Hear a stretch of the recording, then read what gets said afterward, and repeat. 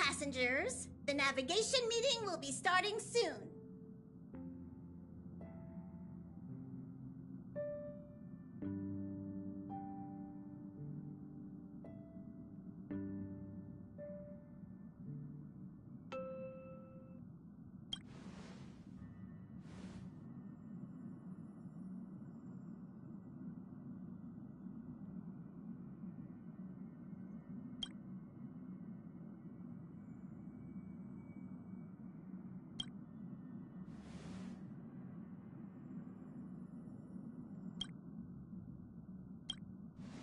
He isn't joining us for the navigation meeting. He went to the party card arrest.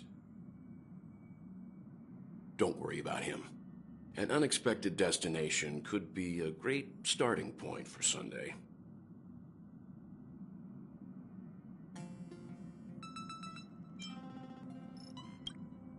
That's unexpected, all right.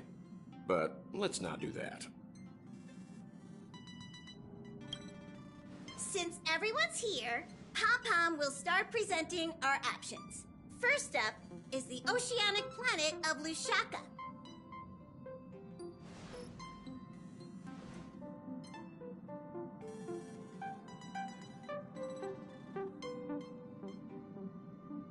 Next, we have Malustanen, the agate world.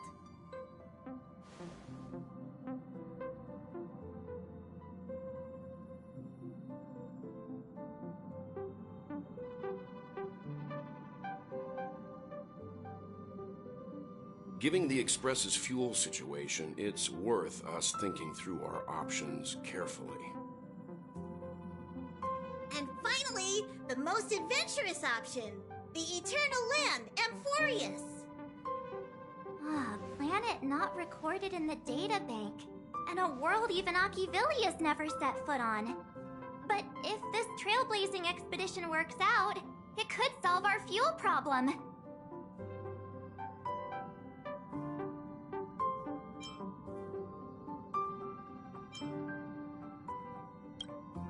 They suffered an ambush by the Antimatter Legion some time ago. According to the IPC, the enemy was repelled, but Edo Star placed their planet on temporary lockdown. I'm afraid there's nothing we can do there. Amphorius does have something to offer, unlike the other options. Plus, it's a completely unknown world. What better place to trailblaze? I feel the same. While we know nothing about Amphorius, we know the other two worlds aren't exactly safe options. Anyway, if it's a risk we're taking, we might as well throw in some adventure for good measure.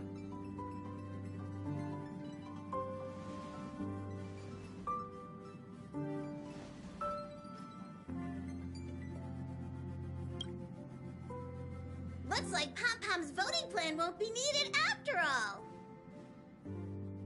It's official then. Our next stop is Amphorius! Great! I'm looking forward to the conductor's jump announcement.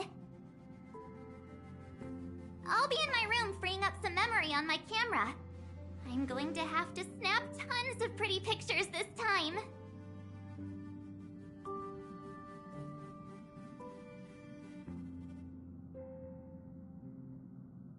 I'd better start packing up too. Or should I go chat some more with the others?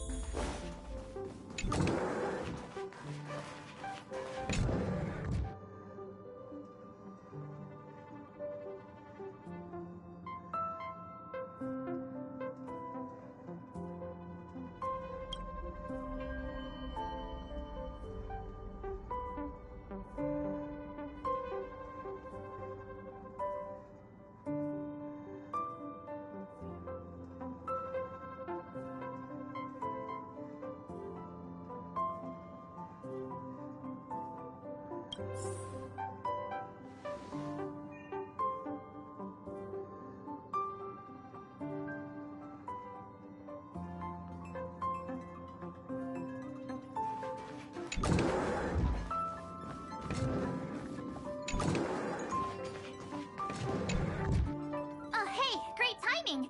I just turned on my camera and was looking through some old photos. Can I ask you something? What's your favorite part of a journey? From start to finish?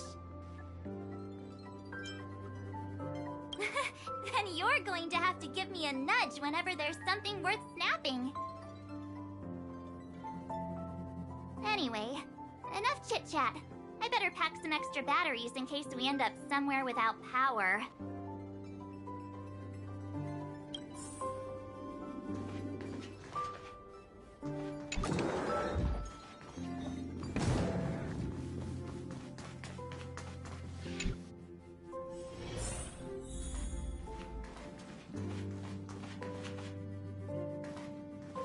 A world yet to be explored by the Trailblaze. No self-respecting nameless would turn that opportunity down.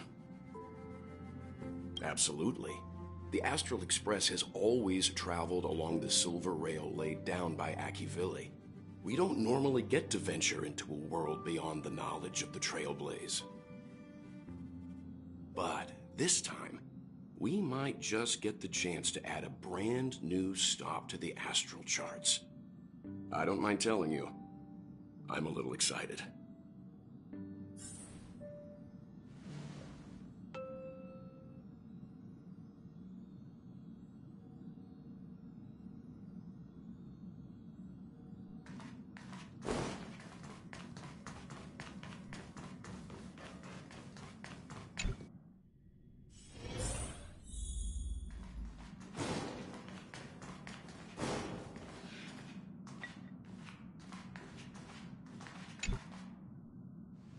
Ah, you're here.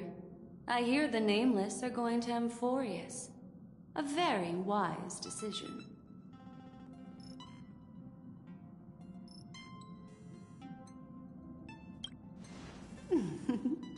I am a memo keeper after all.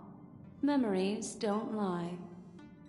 Memo keepers traverse the worlds only to collect precious memories. Have you heard that before? It's my duty to salvage unknown memories, and the Amphorius that has been revealed by the garden's mirror is like a treasure inside a display case.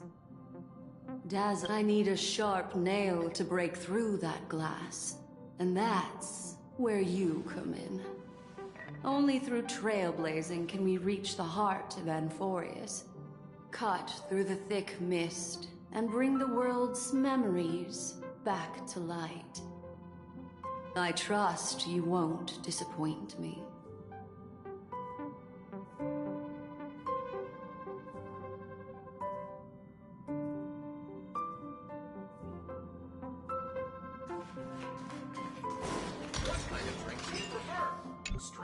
Looks like you've decided on your next stop. I see.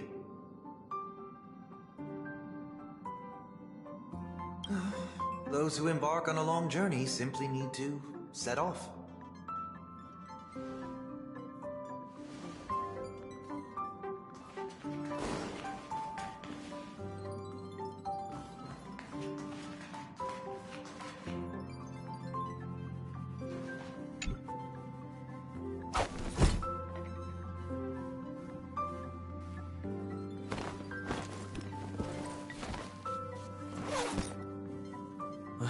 Looks like it's about time.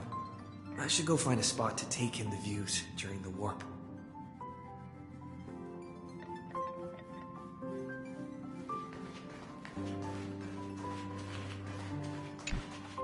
Attention passengers! The express is about to make the jump. Please be seated and hold on.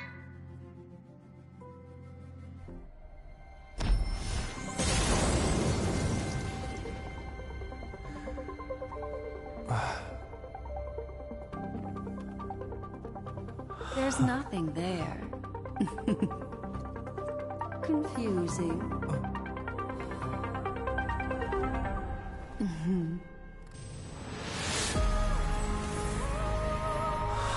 The answer lies hidden in the starry sky. Here it is, the isolated world that can only be seen through the garden's mirror. The eternal land, Amphorius.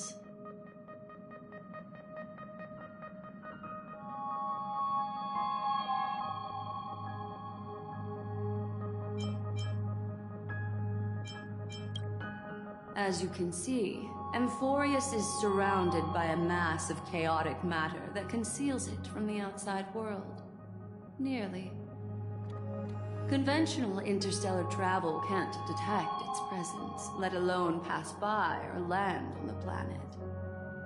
Yet the Garden caught a glimpse of this place, and along with it, discovered ever-shifting traces.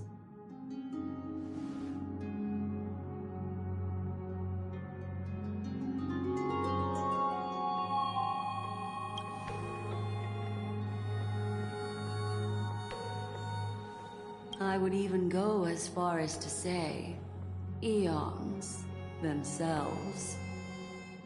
For a world to have nurtured such marvels, yet still remain unheard of throughout the cosmos? Now that is hard to fathom.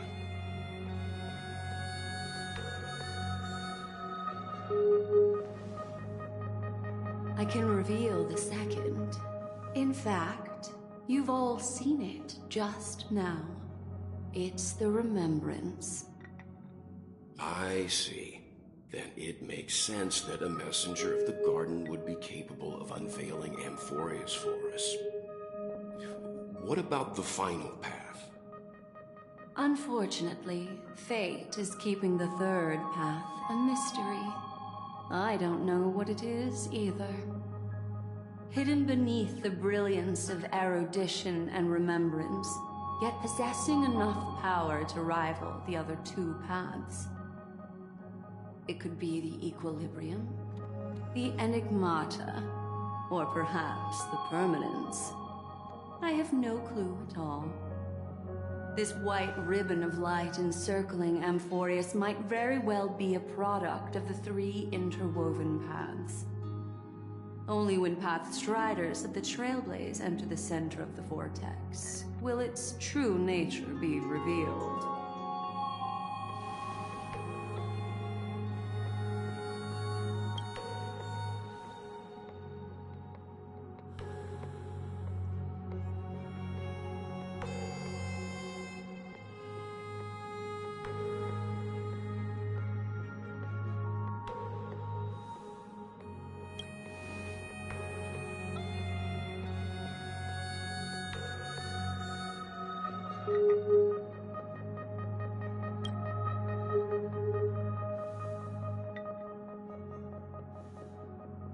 Wait, I think we might be missing someone.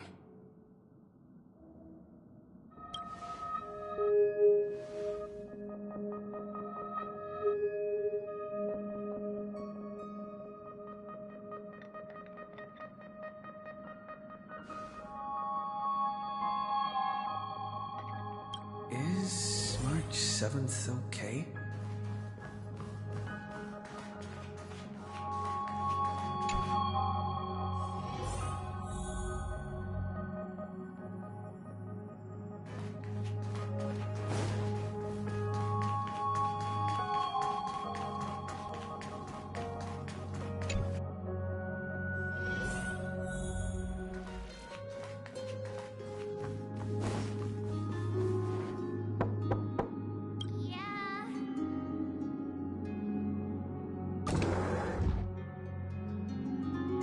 Sorry, guys.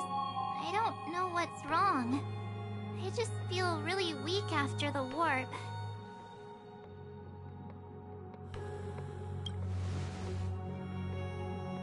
I doubt it. Pretty girls aren't supposed to get sick.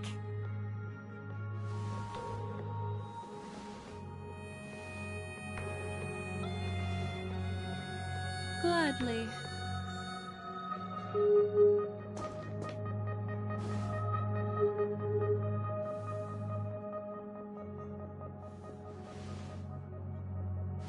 I'm seeing March 7th hit by a sudden bout of weakness in her memories, as if something was weighing on her.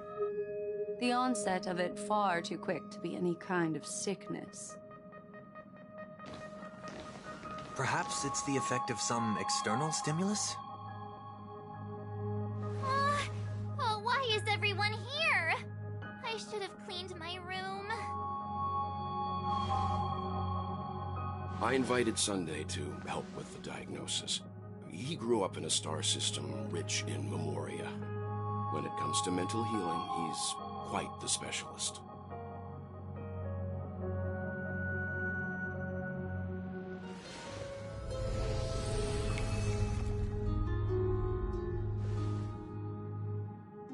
You've all been to Penacony before. I presume you are aware of how some might find themselves in a synesthesia dreamscape after warping to Asdana. I'm guessing this is something similar. Miss March appears to be affected by a certain external stimulus.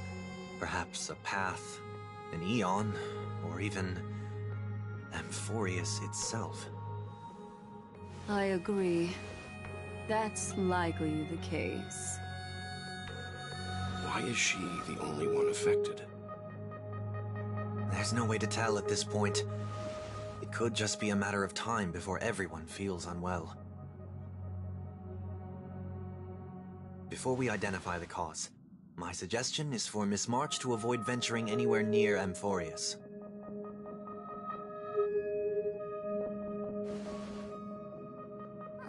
It's okay, Himeko. I'll be good on my own. Go ahead, guys. I'll catch up once I feel better. Here. Take my camera along. I was planning to take photos when we got there, but looks like you'll have to help me with that now.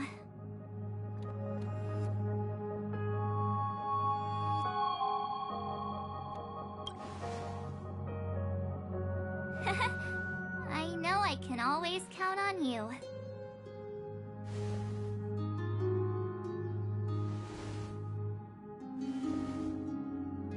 Yeah, you guys go on ahead. Don't worry about me. I'll be back to being my hyperactive and adorable self by the next time you see me. Now, don't forget about those photos, okay? I'll be checking the camera.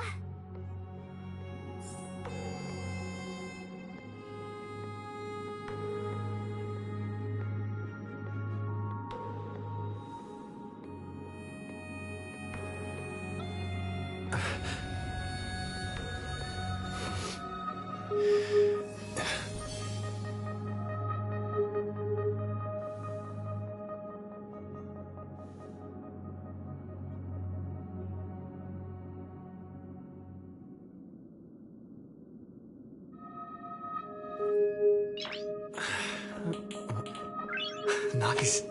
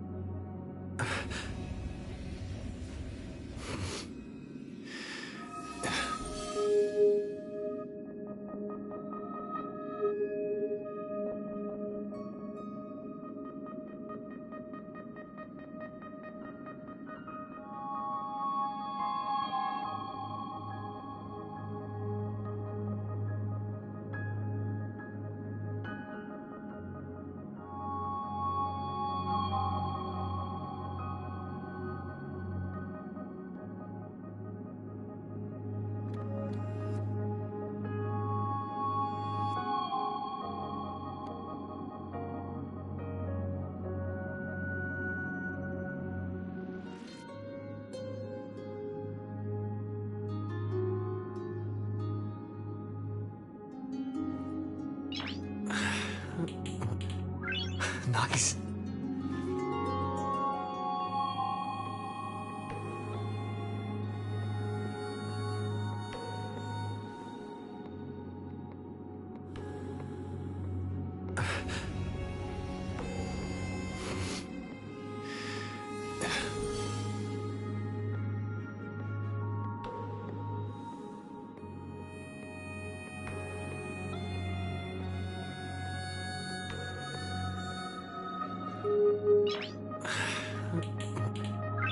Nice.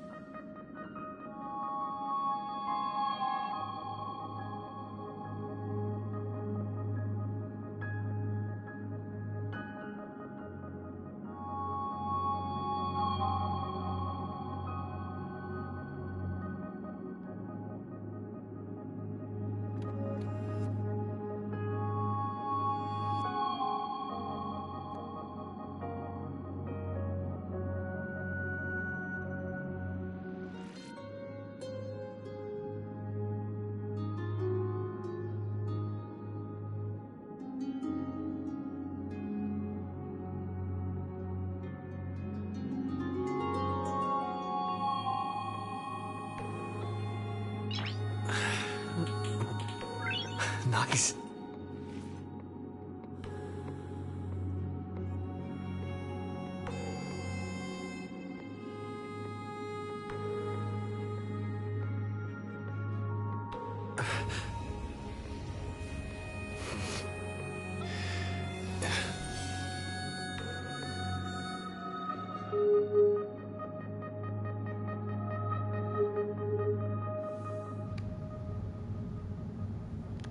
How about now?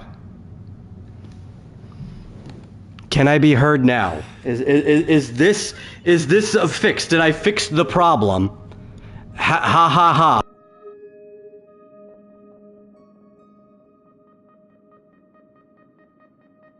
Okay. Sorry, this is my first time ever streaming for the PlayStation. I was talking this entire time from the beginning. God, so much commentary was missed. They, which actually, even though, like, the Yeti mic is better, I almost want to switch back to my headset mic so I can walk around.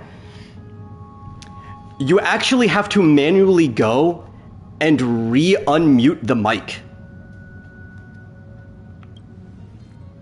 from the live broadcasting setting. It's really stupid. I can't explain how stupid, because I had it set to where it should capture my mic. In the normal PlayStation settings, I had it set to where my mic was not muted. There was yet another separate window I had to do to unmute my mic from the stream itself. So I've been streaming for nearly 30 minutes, completely muted, and people could only hear the game audio. Yeah, I was talking about, like, how we were skipping straight to Amphorius. I was talking about our plans for streaming in the upcoming week, because there's no way that we're going to be able to catch up to the story before the new patch comes out next week. So we're just going to try to slowly, over the course of the week, catch up as fast as possible. And the whole point of doing it directly from the PlayStation was to make the streaming less scuffed, but the beginning of the stream, at least, is a little scuffed because I didn't know about this stupid second option that shouldn't even necessarily be there. I guess it's so, like, you can mute yourself from stream if you want to talk to your party, if you have party chat, and it kind of makes sense. But at the same time, it's like, I told it to capture my mic, it should just capture my mic. Yes, seeing how this is going to be a Should be fine now, though. Pom-Pom and the Navigator have come together to prepare a special trailblazing gift for you. Your very It's like a game show.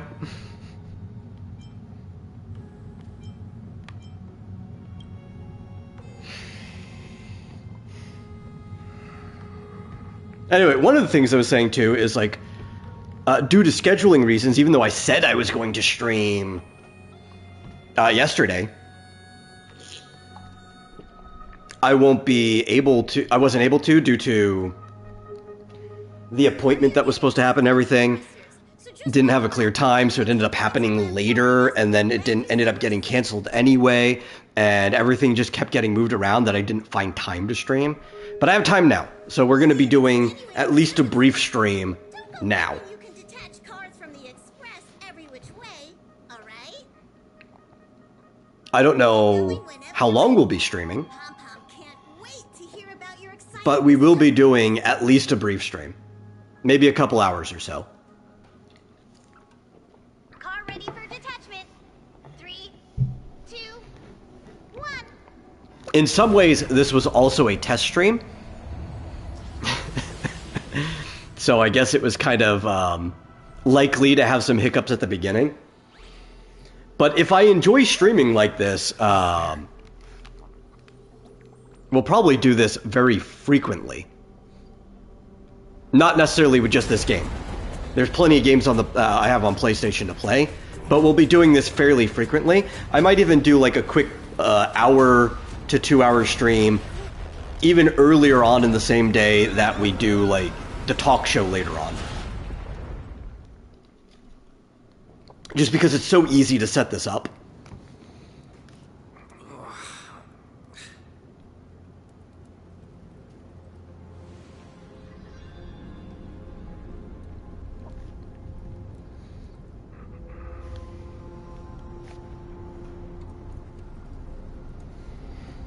The only downside is, at the moment, I think I only have it to where I can see on the phone. I think there's a way to have it on screen. I'm not sure. It says it has an option. I just didn't want to do like a test stream and it looked like really, really stupid. Maybe we'll try it next time with the chat on screen. The problem with the video game is like, if it doesn't box it, because I know the old PlayStation 4 streams actually boxed the screen so the chat could be on the side. If it's like an overlay now, I don't know what it's going to be covering up or how long it stays on screen. If it's like a pop-up that fades away, that's fine. Because it's so hard to find a place on any video game where it's not covering up some important part of the HUD.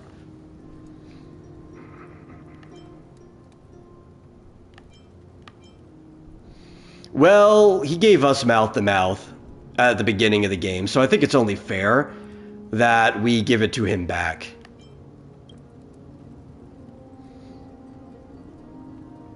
Sorry, Donham.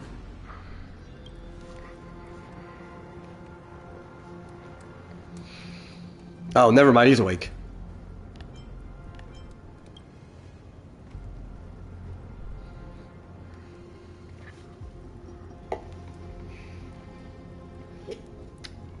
But I can't see the chat on my phone. That's the important part.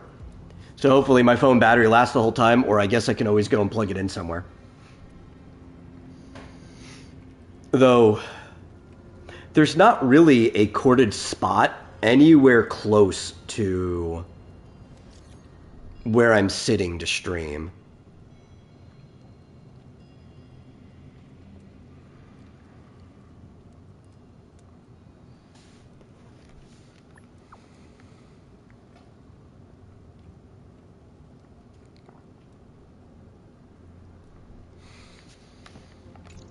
But realistically, I haven't done the math. We're probably at least 30 hours of gameplay behind when it comes to the Amphoria story.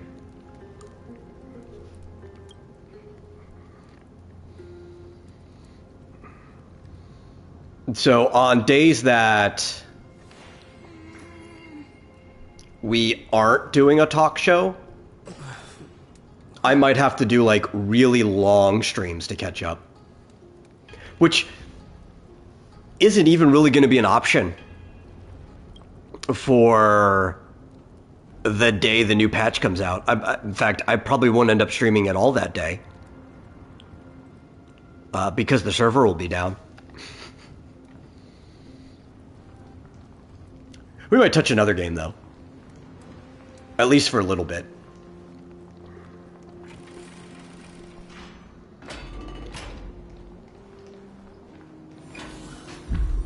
Why is it so dark?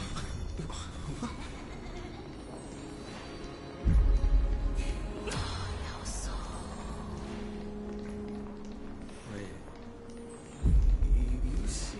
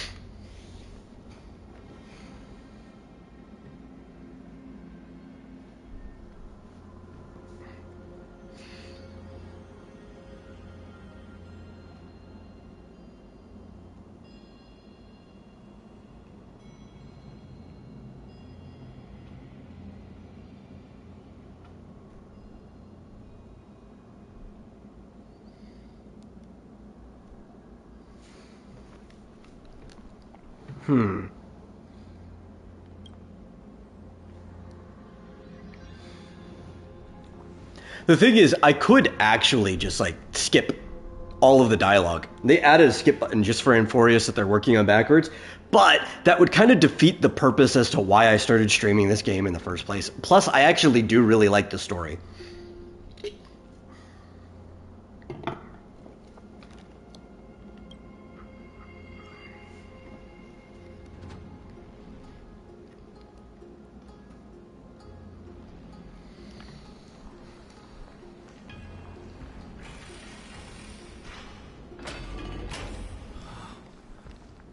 That's one monumental city gate.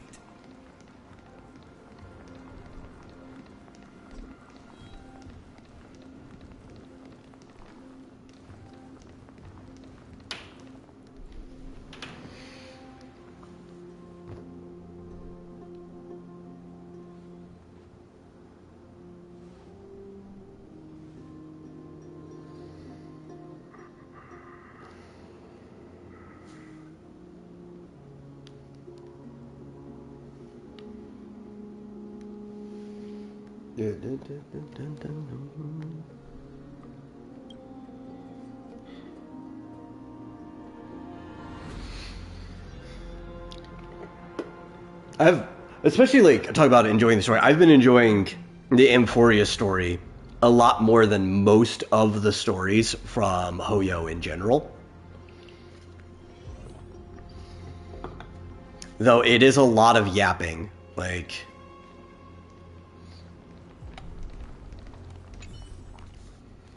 They sure took a long time to tell the story.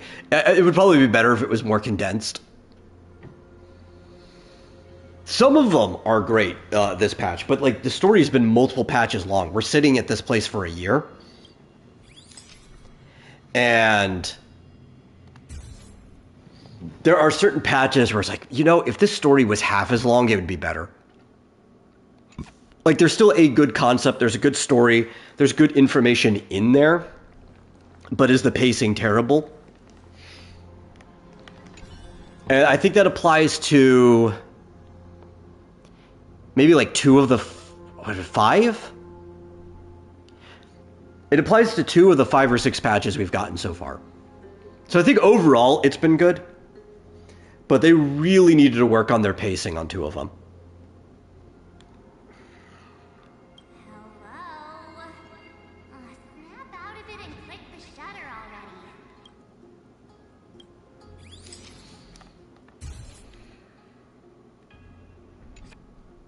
These turned out great. They deserve the most prominent spot on the photo wall.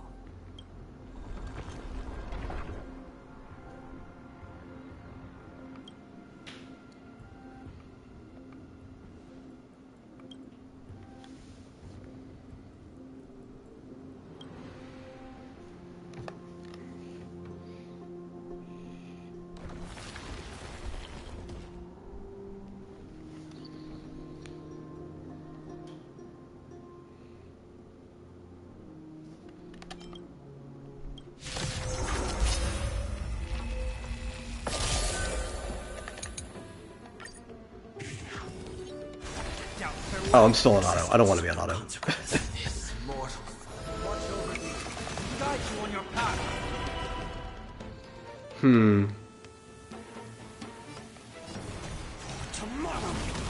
Victory now rests in my hand. Step onto the board. To the defeated, oblivion. To the your downfall is absolute.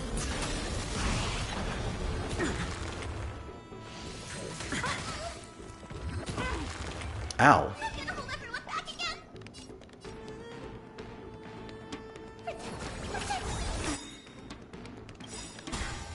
In the coming days, I shall grant you honor.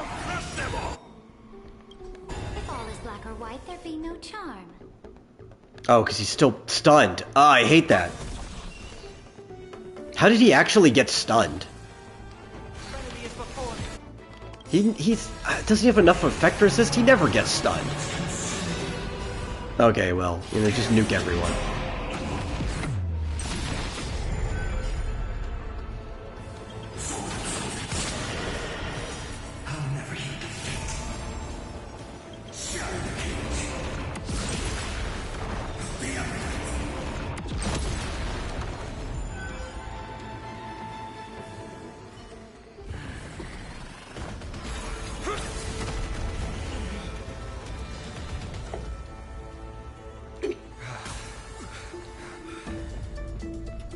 Actually, you know what? I increased his crit damage recently. Maybe I got rid of what little effect res he got when I switched out that piece. That is highly likely. I may have made him stronger, but also more stunnable at the same time. I bear no harm. Just want everyone to be safe. Roaming around a place like the Abyss with weapons in tow is a show of provocation. Those soldiers are minions of the Strife Titan. They're not known to stop until all invaders fall under their feet. If you continue brandishing your weapons, you won't only be putting yourselves in the crossfire.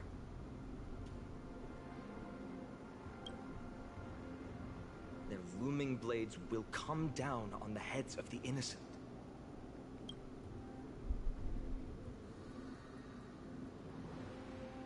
It's difficult to tell if you're friend or foe when you appear out of thin air. Even without your weapons, a great power still lurks within you. I could be putting myself in harm's way for all I know. I'd be unwise not to take precautions. So, care to share the reason for dropping in on us? Visitors from above. Fine on. Look what you did again! Taking off only to get yourself into trouble? You even ruined his weapon! I've really gone and done it. This is no way to be treating strangers! I was just trying to fix our problem in the safest way possible. How is this safe? Hello, friendly strangers. Let's all simmer down and cool our jets. We're all humans. No need for things to get so heated. Snowy's just worried you're baddies from above, but we know you two are nothing of the sort. Oh, right, you don't know us yet. We are Treeby from Yanisopolis, and this is Snowy. Hurry up and apologize to them. All right, if you say so, Treeby. I apologize for my earlier behavior. I was overly wary because both of you landed in this tumultuous region. Put me on high alert.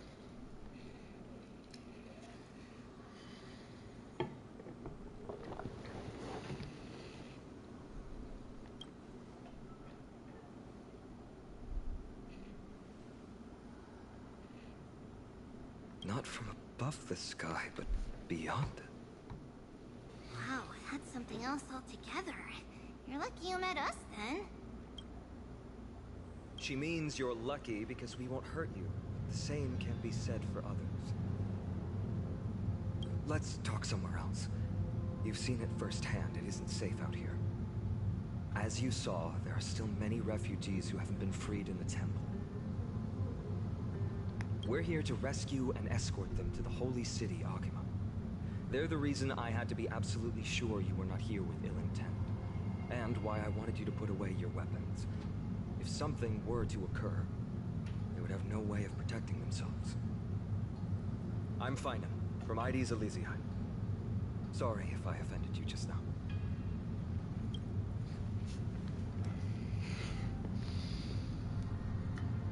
Oh, always galactic baseballer every time you introduce yourself. That sounds mighty impressive, but I'm guessing it's a nickname? We're meeting each other for the first time, so shouldn't you tell me your actual name? Friction really does spark friendships, huh? Here, you can have your weapon back. And here's your spear.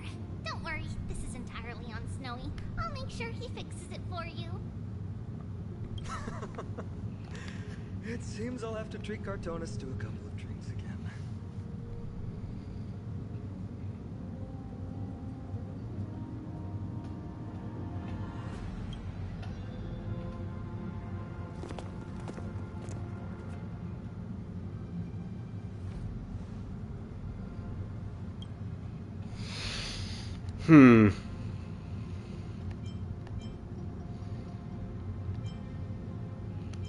I think we're going to skip all of that bonus dialogue because Dan Heng doesn't speak. Yeah, he has a voice in the most recent stuff. I would have figured by now that they would have recorded all his voice lines and like retroactively fixed the older patches where he was missing, but I guess not. To ask the Chrysos heirs for help? To bring us into their so-called holy city, no less. We are priests of Yanis, born as footless birds. How could we possibly endure being confined to one place? We've lost far too many to Nikador's forces, Mr. Noldus. I only want for everyone to settle down somewhere safe and to be able to sleep soundly. Lose your faith, and you lose everything. Do you seriously think you can seek shelter in Akima? Nowhere is safe with the end times looming. I've said my piece. Leave if that's what you want. Everyone else is staying in this temple, where we enjoy the protection of Yanis, the gate of infinity. Don't make this decision in haste, sir. I appreciate the concern, esteemed Chrysos heir. But please, respect that we have the right to choose our own fate.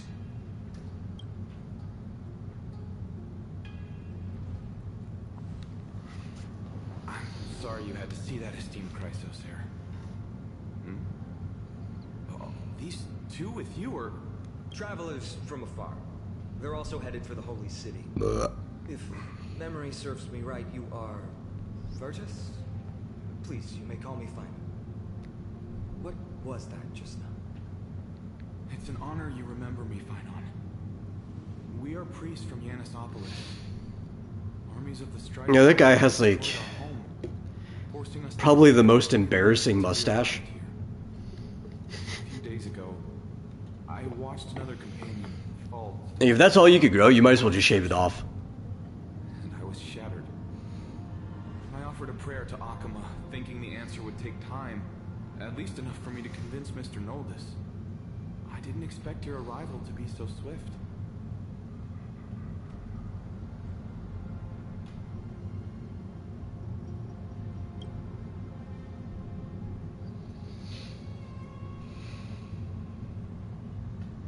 Excuse me, sir.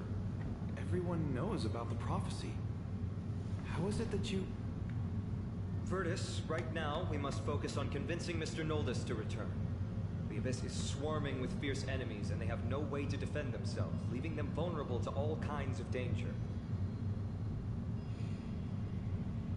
My friends, I have a rather bold request. The two of you are quite capable. Might I trouble you to fetch Mr. Noldus? Treeby will join you. She can also answer any questions you may have.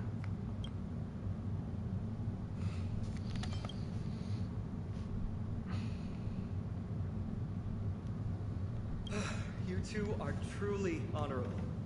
I'll stay behind to guard Virtus and the rest. Go quickly and come back safe.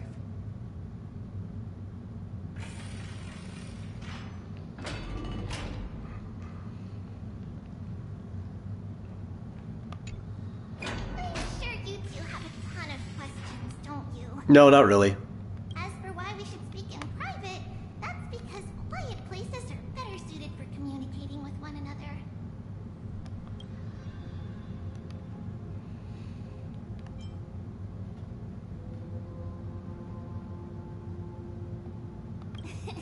Judging by your reactions, you aren't lying about being newly arrived travelers. In that case, don't blink or you'll miss the next part. Also, Snowy wouldn't dare make plans for us. It's more like the other way around. All right, silence, please. We are about to summon a miracle. We, thy humble descendants, doth surmount the myriad of passages of Yanis to stand before thee and receive the scales of judgment. O selfless arbiter Talantin, declare us innocent in the name of the law. Weigh the fruits of the present in exchange for the sweetness of the past.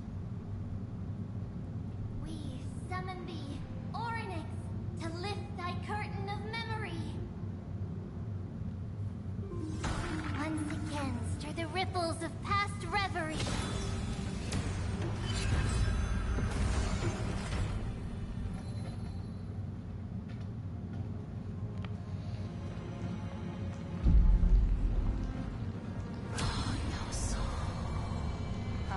How's that possible? Did Orynyx's prayer fail? My two friends, don't stray too far away from us. Stop panicking. As long as we're with them, we'll be fine. No, I don't even see you guys. Guess I have to use my imagination. They're walking along with us.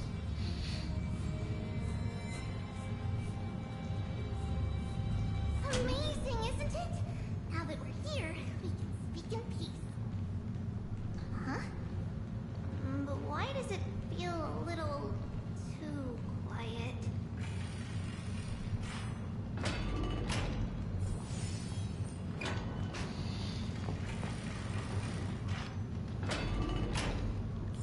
But thankfully, right now, if you notice the green space anchors instead of the normal blue ones,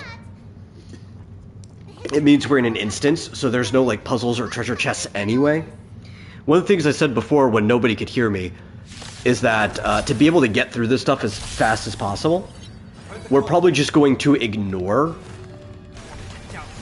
basically all of the puzzles and chests in the dungeon on stream, and I'll go back maybe during like daily reset time or whatever, the amount of time I play in the wee hours of the morning, and I'll chip away at that stuff off stream, because doing that will basically double the amount of time that we'll be going through each of these patches.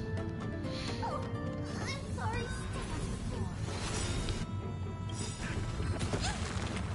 To the defeated, oblivion.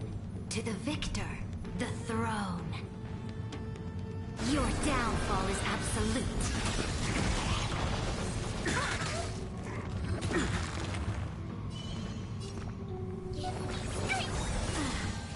In the coming days, I shall grant you honor.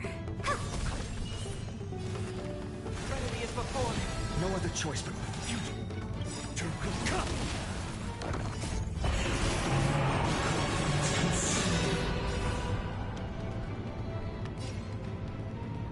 Oh, I don't even need the double. This will probably just kill him anyway.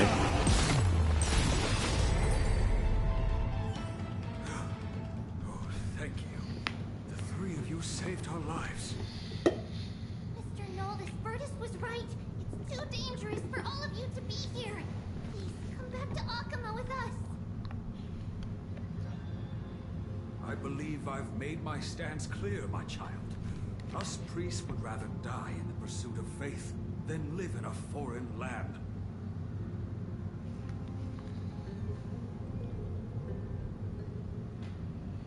Sir, we deeply understand your faith in the Titans. Perhaps in your eyes, Kefali, the protector of the Holy City, is but a god from a foreign land. But But we swear to you, in the name of Yanis, the Gate of Infinity that so long as the Chrysoceres live, Akama will protect all followers of the Titans. You swear in the name of Yanis? Who are you? Don't you remember, Noldus? Our name is Trebios. What? You're the High Priest? Why do you look like a child? Oh no, to think that I, a mere tribal priest, dared lecture you on faith. Oh, how ludicrous. Please, forgive my transgressions. Noldus, we do not wish to force you, but please think of the people in your tribe. The young place their trust in you, just as you place your trust in us. If you stay, they will remain here too, doomed to fall under Nikodor's spear. If that is divine will, then I have no reason to disobey. High Priest, please guide us once again as we spread our wings on this long journey. Mr. Noldus, I'm glad you're all right. Virtus, I still disagree with your methods, but it doesn't matter now. Let us place our trust in the Chrysoceres. The Dromus caravan that's supposed to meet us isn't here yet, so let's all rest where it's safe for a while.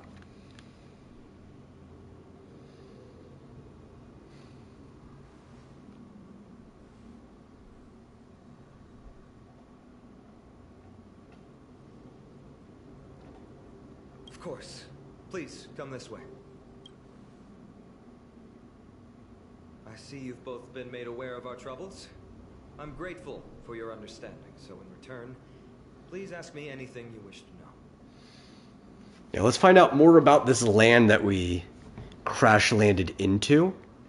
Just as the word implies, it's the time of strife before the world meets its end.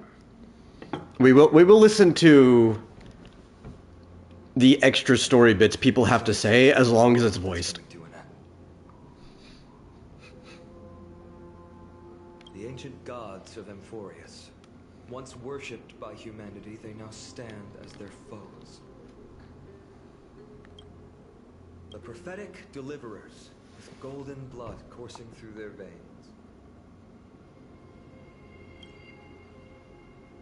It's a gift from the three Titans of Fate. With their blessings, priests can awaken shadows of the past to alter reality. You're putting it too lightly. Don't make miracles sound like a tool you can simply use at will. I mean, they kind of are, though. I'm sorry. I guess I'm not good at telling stories. Yet a tedious and overly long explanation isn't ideal either. Let me think. Oh, right! Virtus and the others are priests from Yanisopolis. You should be adept at playing the lyre. How about playing a song for our two friends? There's a ballad that's been passed down in Amphorius since ancient times.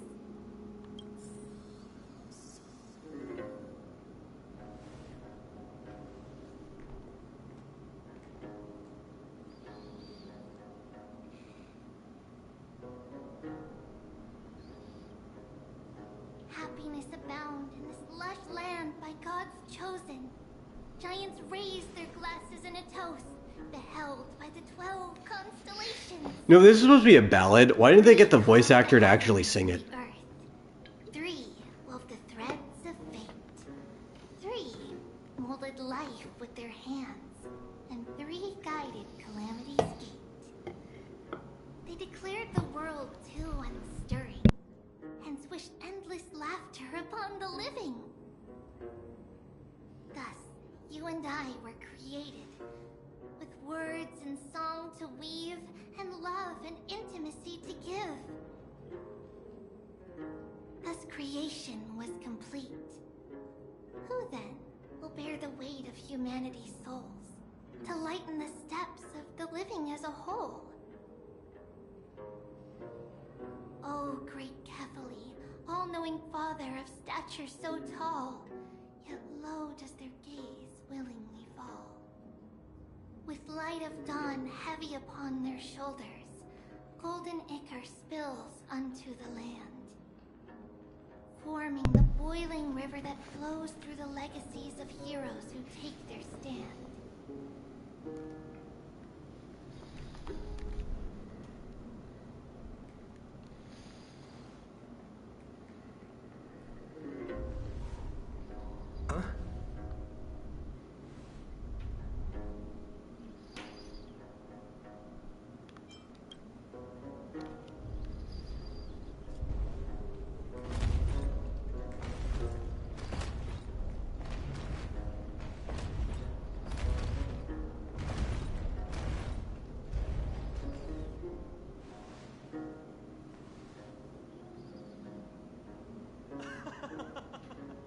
Don't worry, that's just our rescue. Time to get up, everyone!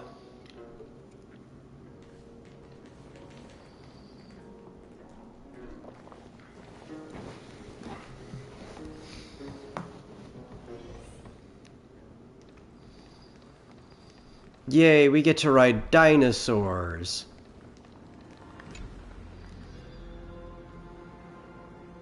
These large, mild-mannered creatures... We don't get to drive them though, we're just riding. They're humanity's most loyal companions. We'll be relying on them to get us through the rugged mountain roads on the way to the Holy City. Dromas are very docile. Even first-time riders can steer them easily. Here, give it a try. Remember to hold the reins tight.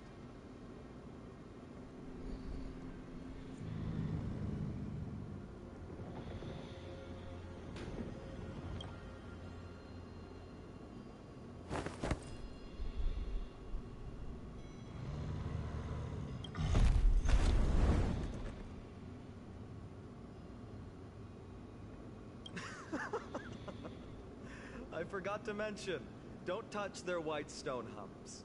When the Earth Titan blessed these creatures, it said they also stuffed their ill tempers into these humps.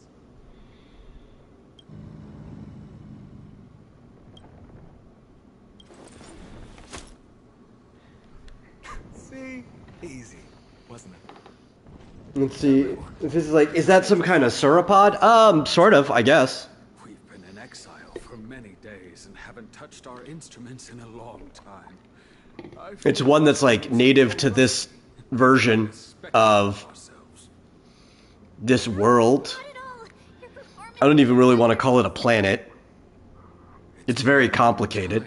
But yes, I think these things,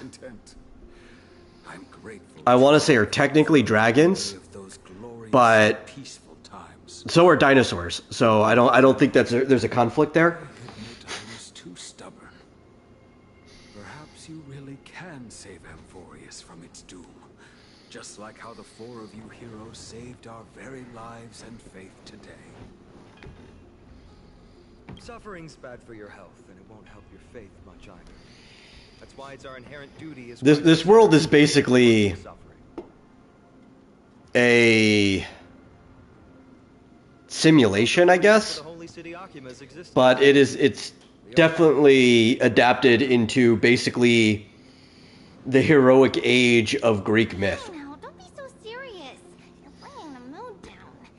Anyway, in short, the Holy City is absolutely safe. Everything will be fine once we get there. Is everyone properly seated? Then we're off! Next stop, Akuma!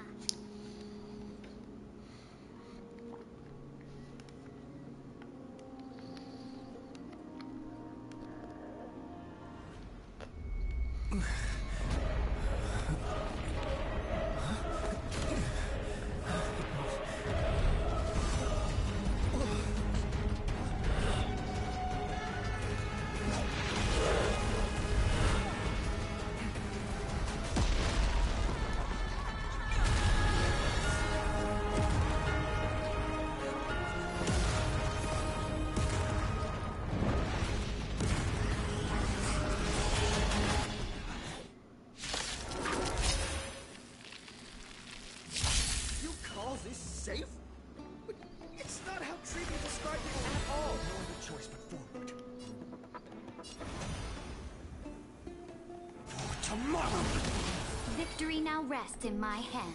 Step onto the board. Oh, this was not thought out very well. This is not thought out well at all.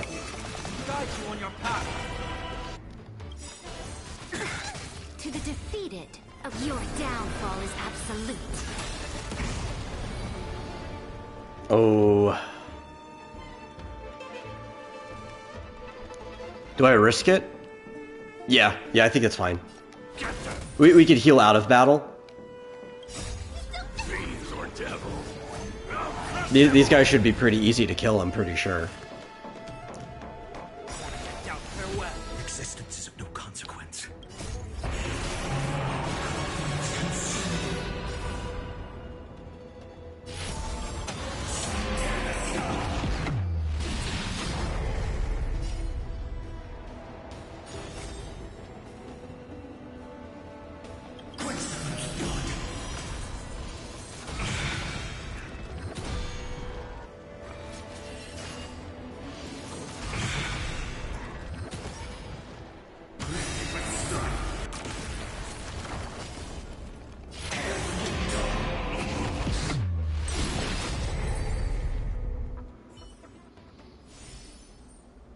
You both fought so bravely.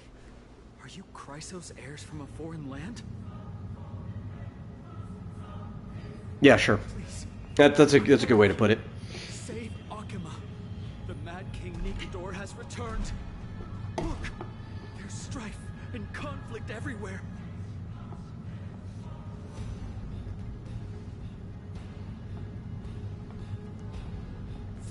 Thank you.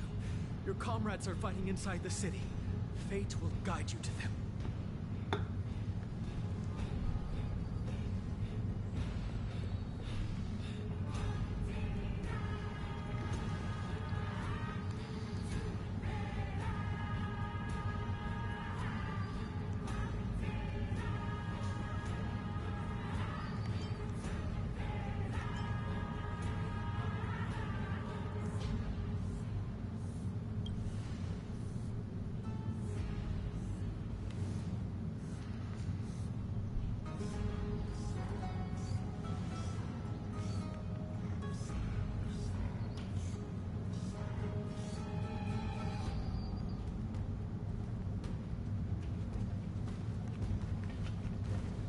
The main road's been blocked off. Freebie? Don't panic. Leave this to us. Summon the Oryx!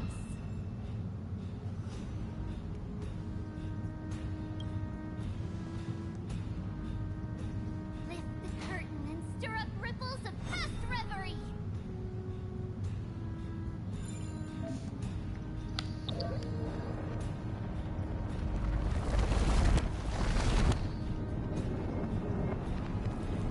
Oh boy, this sure is a mechanic, ain't it? There's a couple spots where at least you have to, like, let go and start back up again or else it fails, but it's still one of those things where you might as well not even have to do it.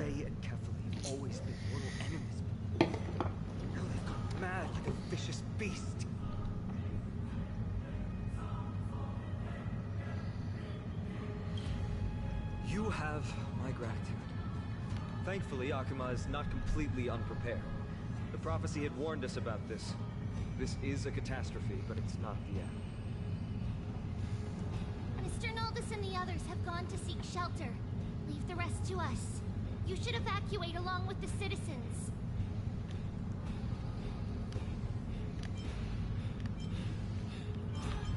I don't doubt your skills, but... Very well, but please remain by my side. These pests can't hurt you, but our companions, those known as the Chrysos heirs... Their attacks do not discriminate between friend and foe.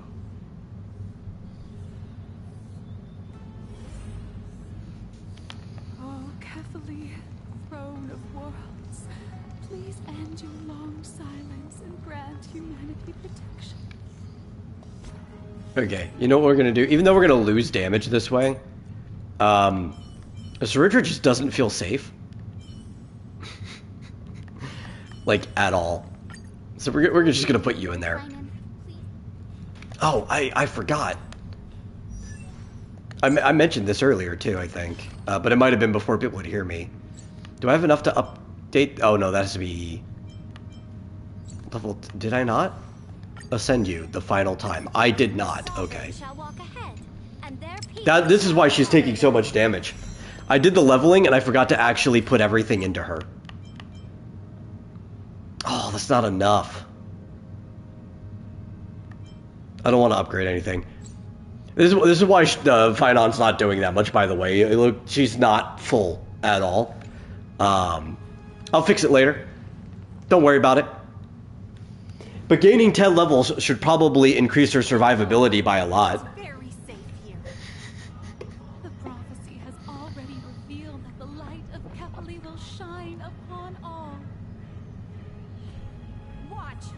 No one will die. The heroes will protect the city. Leave them be. Just as Mr. Noldis reveres Yanis. Faith is all some people have left in a world teetering on the brink of collapse. To honor their faith is the sacred duty of the Chrysos heirs. Minions of strife, you shall not harm these people!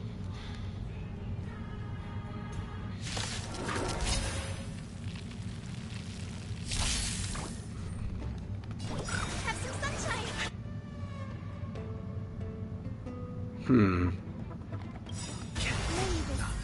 Dispel the gloom! Restore the skies! In the coming days, I shall grant Overcome you the thorns. honor. Trinity is before me. These mortals watch over you, guide you on your path. Victory now rests in my hand. Step onto the board.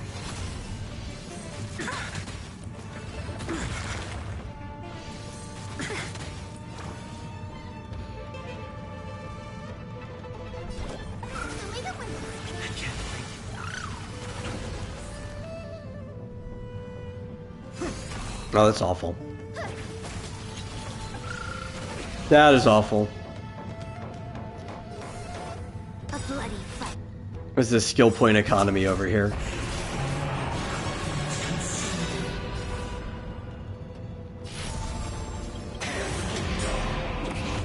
I should have just autoed with Hyacinth.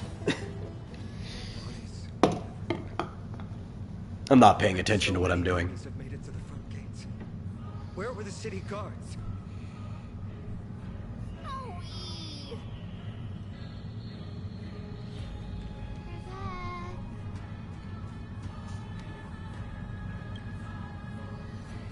We are Trian. We are Trinan. We are Trivi. Wait, no! Now is not the time for introductions! Snowy, Dee has been trading blows with the main forces for what feels like forever. From the skies to the city. Hurry up and assist him! I knew it. He gets reckless once he gets the urge to kill. I'm relying on you three to handle the task of getting the citizens to safety. Don't worry. With us here, we can just use the Sentry Gate to whoosh the people to the safest place in Emborius. Wouldn't that be Akama? Stop messing around and help the people! Anywhere is fine. Just send them to somewhere safe. Don't worry. Although they are a little childish, the trio are experienced Chrysos heirs, and one of the pillars of Akama. Therefore, they can definitely be trusted. Well, let's keep on moving then.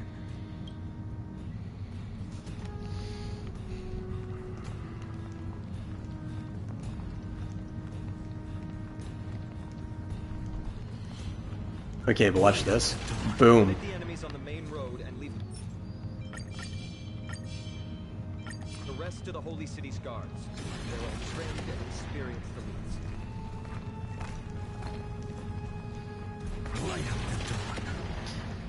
elites. Just eat everything. Doesn't matter. Leave that up in case we need it. Lord Finan! Him! Quick, save the Grand Craftsman. He is surrounded by enemies! What? Tonus! Hang in there!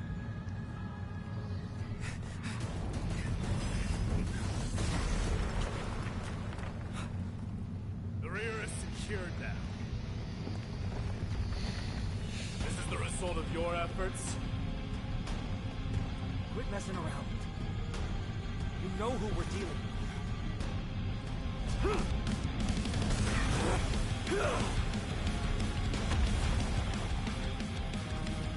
Carelessness will be your downfall. Deliver.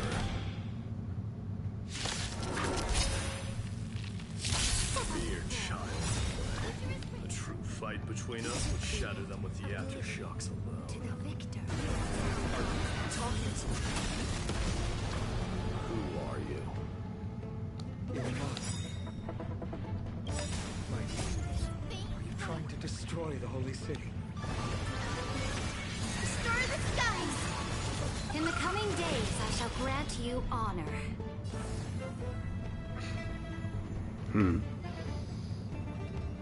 A bloody fight.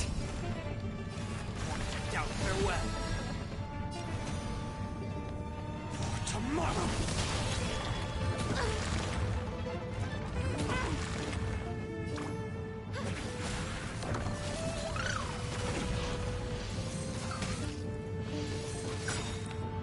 Hey, leave Little League alone. May this faint light. What did the little unicorn do to you?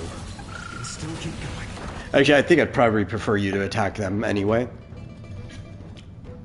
That little unicorn's the tankiest person on my team. The only problem with that, though,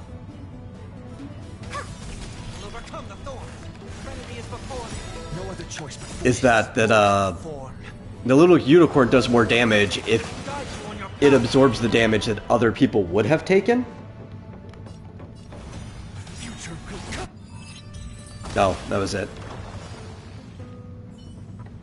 Tonus! Finan. I'm glad that you're okay. As for you, Mighty, if I'm not mistaken, shouldn't your responsibility be protecting the citizens? What is that supposed to mean? Who are you implying isn't a citizen here?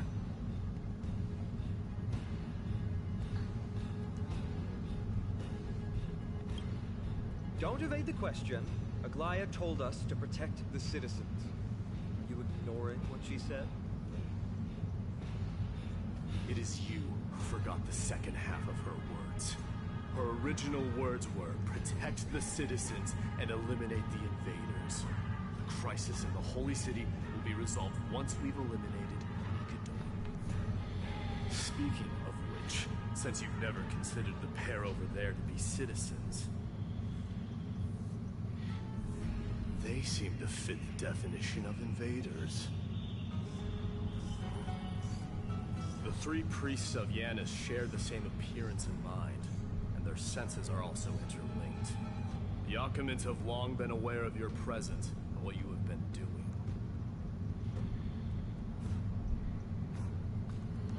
You trust him that much? I suggest you think twice. Provoking your allies at such a critical juncture. Whose side are you on? From the moment we first met, I already told you that regardless of whether it's in the past or in the future, the people of Kremnos will never agree to make peace with the likes of you. As the successor of Kremnos, I, Mighty, am not able to act independently on such matters. Furthermore, things have escalated to a point where I must warn you, esteemed guest, that your host is anything but proficient in the ways of hospitality. Enough. The time for internal strife now is not. Still on the offense, the Mad King is, and must be stopped by the Chrysos heirs. I have not forgotten about what needs to be done. Stand down. I'm more than capable of taking care of what's ahead by myself. As for you, Nikador is in the Marmorial Palace. Elia told me to stay out. It's one of the things I like about this game. Go ahead. Since we're like travelers running around, it feels a lot like Kingdom Hearts in this way.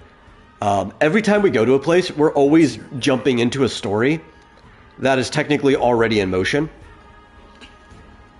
And it's the start of the story from our perspective, but there's always a little bit of history before we get there. Is that not also strange? Well, that's the Chrysos heirs. Revered as heroes by the masses, but still imperfect mortals at their core.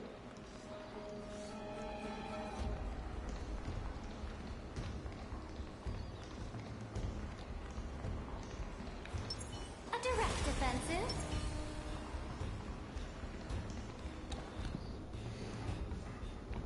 What a mess.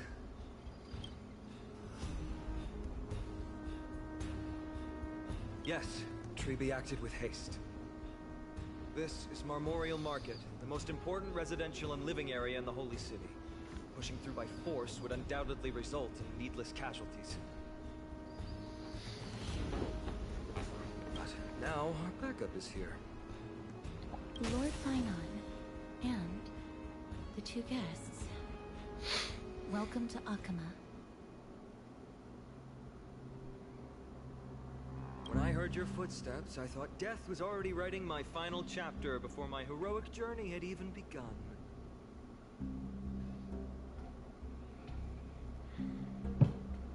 Miss Casterus? An abrupt ending to an epic that has barely begun might also amaze the people. But today, Lord Finon, Akama needs you. Well, if the Mortician of the Holy City says I'm needed, then it sounds like I'm gonna live through this mess. Well, that isn't for me to decide. All I can do is clear the obstacles and guide you to the place of Nikador's descent. Dear guests, if you would, I'd like you to please follow me, and kindly keep 5 paces distance. In the face of death, strife will also cause hesitation to arise. I am the shadow of death.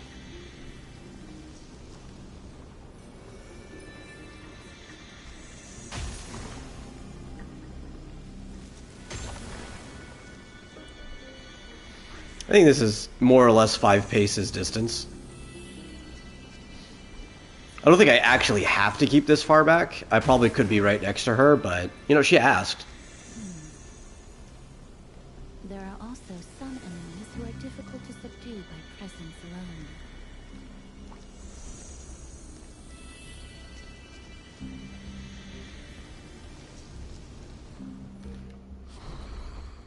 The scent of blood. Are you an attendant of the Hand of Shadow? No, I'm nobody's attendant. You can try to avoid and hide it. But you obviously came from the world of the dead.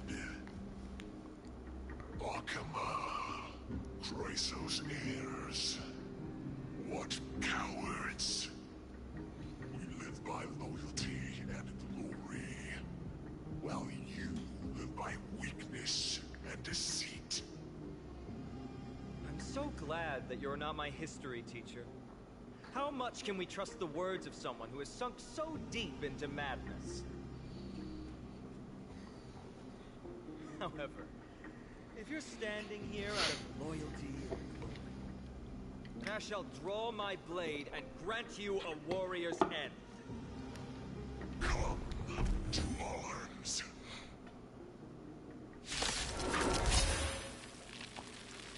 Step onto the board. You're lost. To the defeated, oblivion. To the victor, the throne. Your downfall is absolute. Have some sunshine! victory now? Still keep going. I've heard the call. Humanity is before me. Existence is of no consequence. For tomorrow. May this faint light dispel the gloom, restore the sky. Thank you. I can still keep going.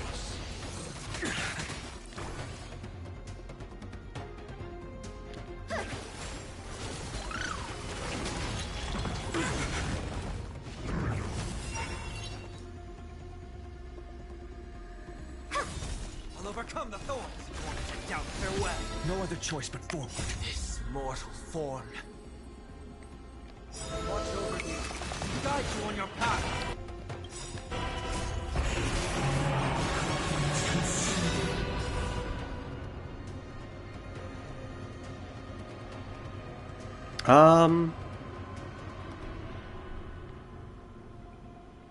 I got a better idea.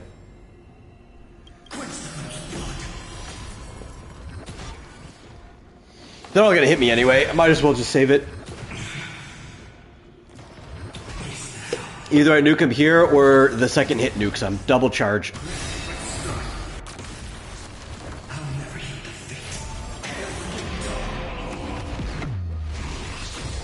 Oh yeah, they got it. As you wish. This is why I wasn't worried. Like, these story enemies are so weak that even though my Finon team is not fully built or particularly strong, I have the power. I'm not worried about killing anything. I was about to say the same. I keep settling up the double skill that Saridra gives to Finon, and he keeps killing them in the first hit before he gets to skill again for free. Let's go. It's time to face strife. Once there, you must turn into birds and fly toward the final battlefield. Miss Castris, why aren't you joining us? I must. He'll be much stronger once I fill out all of Saridra's talents, though. Or her traces, as they call them in this game. Vast majority. There are still quite a number of citizens who care more about their worldly possessions. I understand, but There is no need for worry. The citizens have already been evacuated, and the only living things in the vicinity are the three of you. As Lady Aglaya instructed, no civilians will be affected by this. do excuse my impropriety. Well then, I'll see you later, Miss Castris. Then, could you all quietly leave?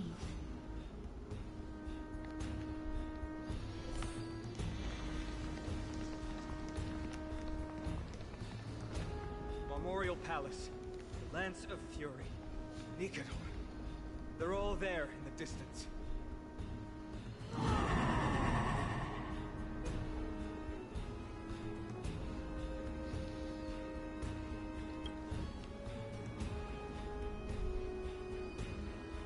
That battle cry once crushed all in its path. It knocked down foes and allies alike, leaving people as fragile as reeds in a gale. My limbs trembled uncontrollably as my weapon clattered to the ground. I could hear nothing but the frenzied and shameful beating of my own heart. Fear. This is why the Strife Titan is revered. If a warrior can face this terror and still step forward, no trial thereafter can shake the weapon in their hand. You too. If you wish to retreat, this is your final chance to do so. It's fine, I've already died a number of times before. Yeah, I guess that's technically true. Hail. What an interesting concept. Surely on your world there must also be a Titan which is revered by the masses. No, not really. There's no need to further confirm your resolve. I think. I don't know. Cross swords with the embodiment of strife. And yet faced against Don Hong's world, your resolve. they revere something that's higher up than the Titans here. And we actually have no idea where the Trailblazers world is, because Amnesia Child, so... Today, we inherit the duty of the gods, safeguarding the inhabitants of Amphorius. Stand with me and become heroes!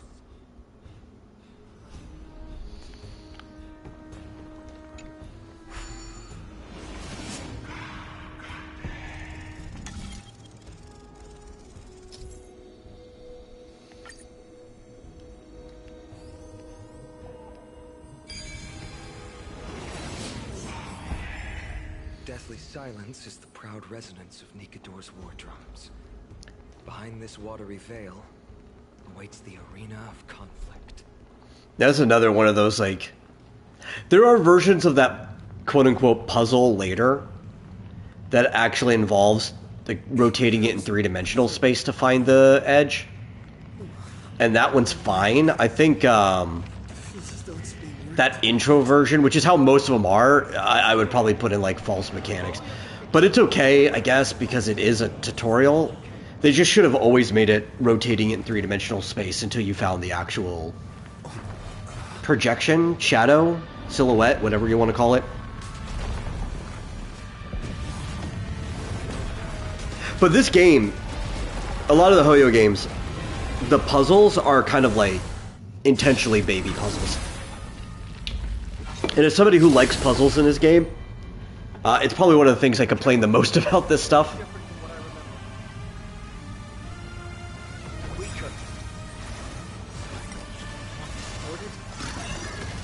I do not recall this part. Like, I am absolutely certain it happened, I just don't recall it. If all is black or white, there'd be no charm. Step onto the board. Magus, dispel the gloom, destroy the sky. But this story is also so long, like I said, we're like maybe 30 hours behind. That, I don't remember every part exactly the way it happened.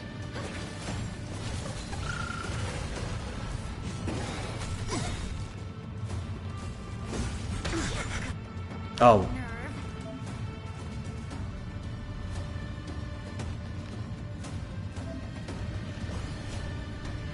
Well, I guess at least it like auto unfroze us. To the defeated, your downfall is absolute.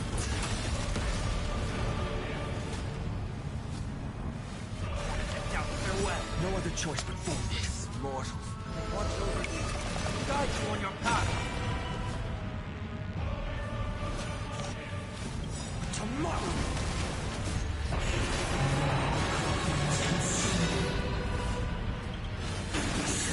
Okay. Now I think we'll actually get the double burst off.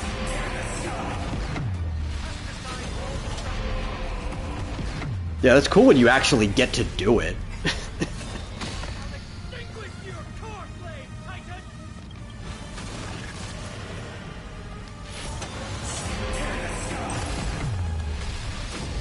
I really like Finon. It's really cool to have like that boss as a playable character phase in combat.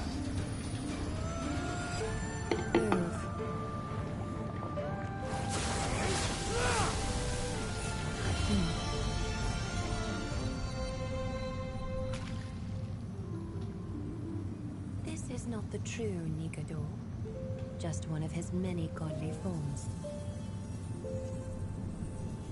The core flame isn't here.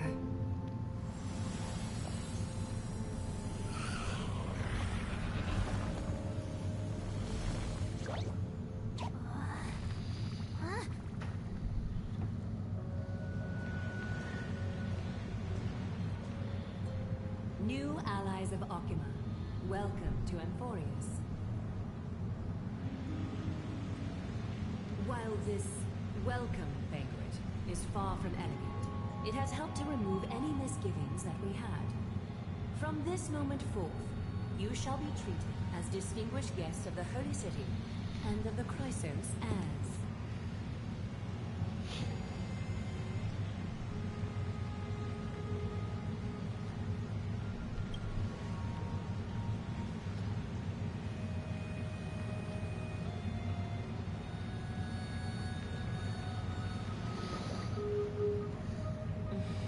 Curious about my eyesight?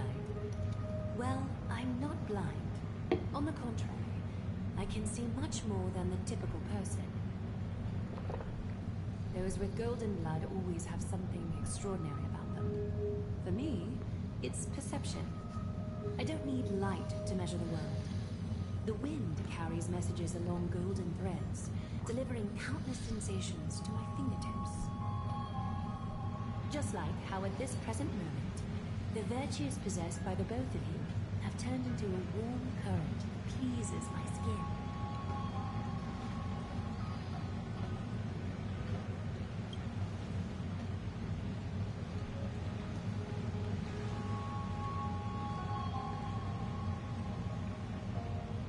A manifestation of Nicanor.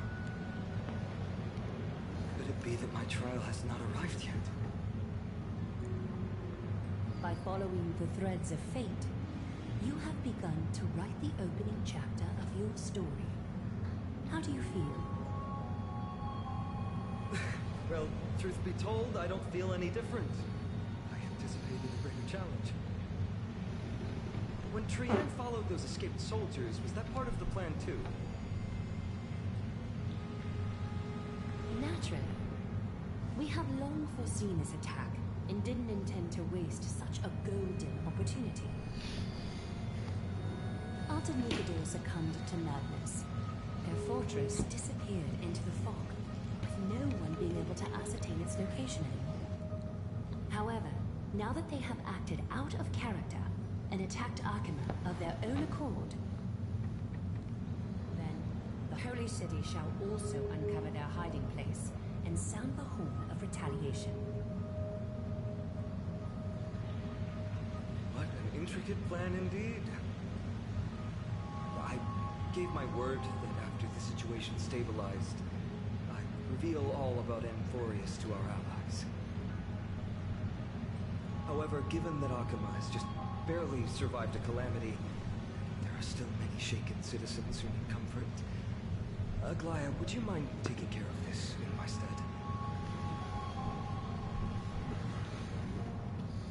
Distinguished guests, since you have spared no effort in aiding the Holy City, I will naturally take care of you as well. I've woven many unforeseen events into the tapestry of fate. This is but one instance. You two can find me at Marmorial Market after you've grown tired of listening to her tales. In any case, I owe you my hospitality.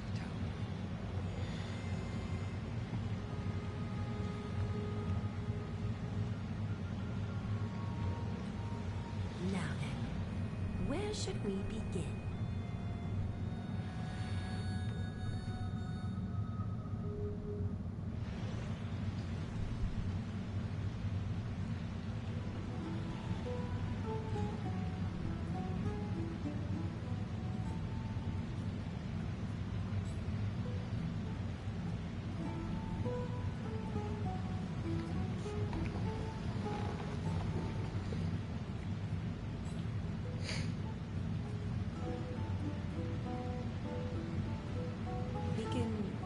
Trailblaze.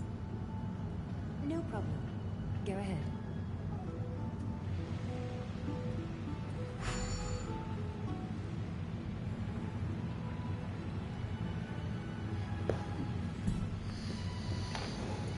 Yay! We established our teleporter!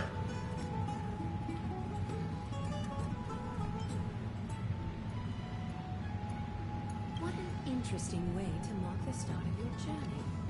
I grow more and more curious about your cause. But please, let me first properly extend my hospitality to you. The conversation we must have will likely be quite lengthy, so why don't we go somewhere more suitable for that?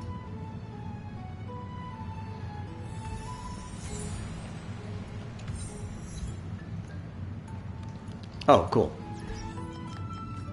We have access to menus and stuff again.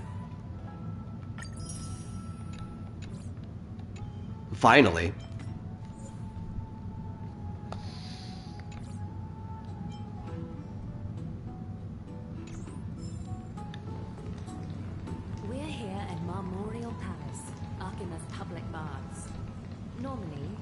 place would be much livelier. This is a good place for our chat. Both of you are new here, so it's only natural to be confused about the prophecy, titans, and Chrysos heirs that have been mentioned in passing. But I'd like you to learn about Amphorius' history before I tell you more. The bath sprites are excited to begin. This bath contains spirit water that has been blessed by the ocean titan. It can guide you back into the distant past. Go ahead, step in, and listen to what the comforting ripples have to say. If it'll make you feel better, I can avert my gaze.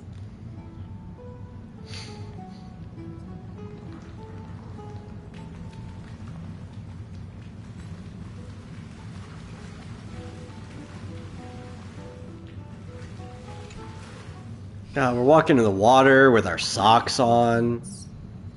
Feelings are far more honest than words and can better satisfy your curiosity. Close your eyes and feel the warm ripples of water embrace you. Feel the delivery of this account from the seas. The spirit water shall show you Amphorius' distant and recent past. Okie doke, make yourself comfortable. Time for a history class on Amphorius. Amphorius started off as a ball of chaos. The 3 Fate Titans wrote laws to govern the world. Another 3 Foundation Titans created the earth, ocean, and skies.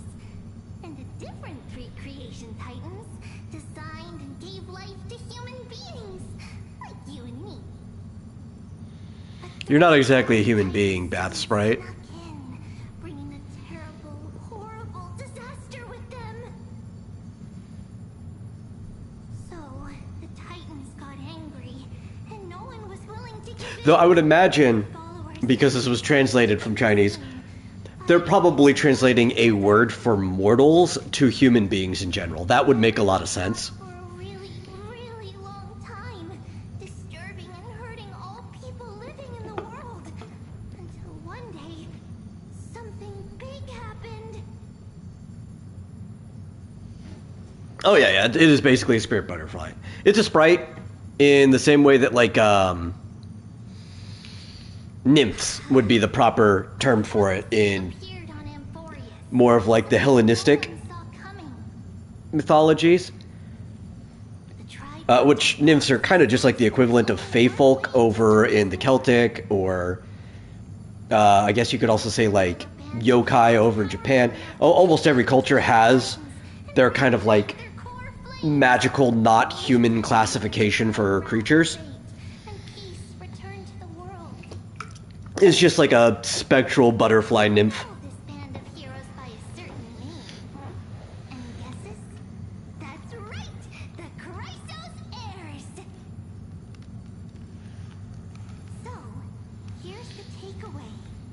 But if the word just meant mortal and they localized it as human being, that would make sense.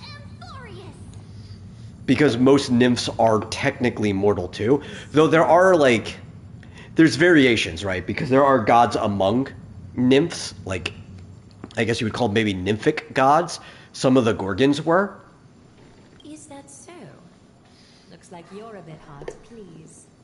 Trusting and perceptive at the same time. Rough patch.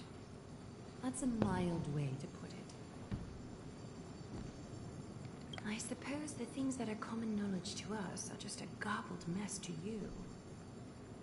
If we want to straighten out the threads of this world, perhaps I should explain things to you myself. I seem to hear a note of pity in that question. Perhaps you find us to be weak and defenseless. We can move on to the problem at hand, now that both of you have some understanding of Amphorius' history. Come with me.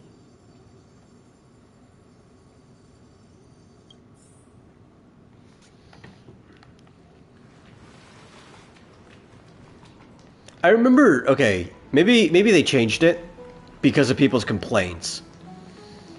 Or maybe there was a different way to access it.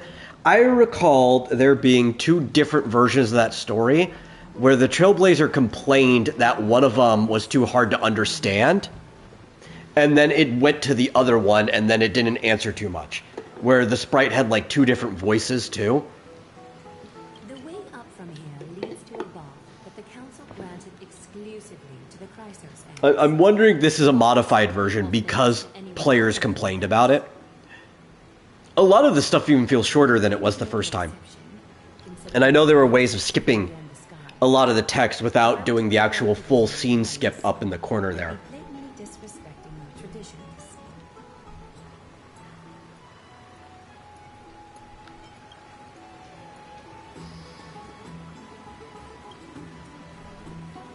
But I think that only applies to this first one, because this is the one people complained about. I think everything from the next patch on is already the way it was going to be. So, if we save any time getting through here, it is only going to be this very patch that we're currently in.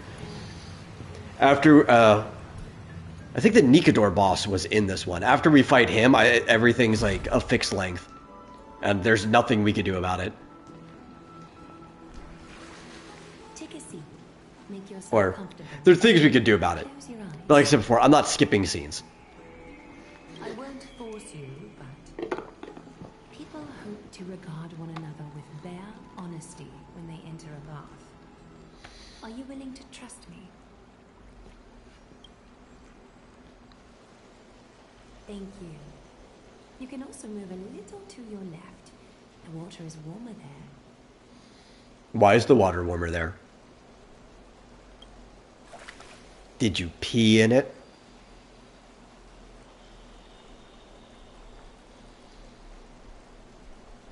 No, it's actually probably, if they have jets or something. It doesn't look like a place that have jets. Maybe they have coals underneath the baths to heat them up. Now place your left That could be a spot where like the actual furnace is. your arm with your palm facing forward. I'm trying to think like logical reasons why the water might be warmer in a specific spot. Yes, you're doing great. All right. It's about time I formally introduce myself. I am Aglaya the Gold Weaver, Dressmaster of Akima, and one of the Chrysos heirs of Amphorius. The trust placed in me is how I came to lead the Chrysos heirs in our mission today. My duty may be to weave lavish I know they kind of have like living flames heat up the bath. Because we can find them somewhere else in the in the what's it called, Akima, in the bathhouse and everything. Is where we can drop our cloaks of pretense. For the waters shall bring us closer together. It's weird that they can adjust the baths too. It's like I'm not going to question how it works too much. I think it's mostly magic. And as long as things are magic, I'm perfectly fine with that. I don't need explanations. You're not wrong to think of it that way. The golden threads of Nestia entwine us, capable of sensing even the slightest quiver. We are bound to speak the truth to each other this way. You will learn the truth about this world from me, and in return, I ask for you to promise me something. Fulfill this pact between us, and you can expect your journey on Amphorius to be free of troubles. You learned the legends of Amphorius from those bath sprites a while ago. But that was a sanitized version. It spared you from the harsh and bitter realities of our history. The pantheon of titans that once ruled our world has become the very affliction that eats away at Amphorius. An unfathomable power changed something within most of these titans, inducing their rage and madness. Amphorius has since fallen into eternal night, the black tide engulfing our world. Akima is now the only city to still receive light, and we owe it to Kefali's protection. The Chrysos heirs gathered here are Emphorius' only hope.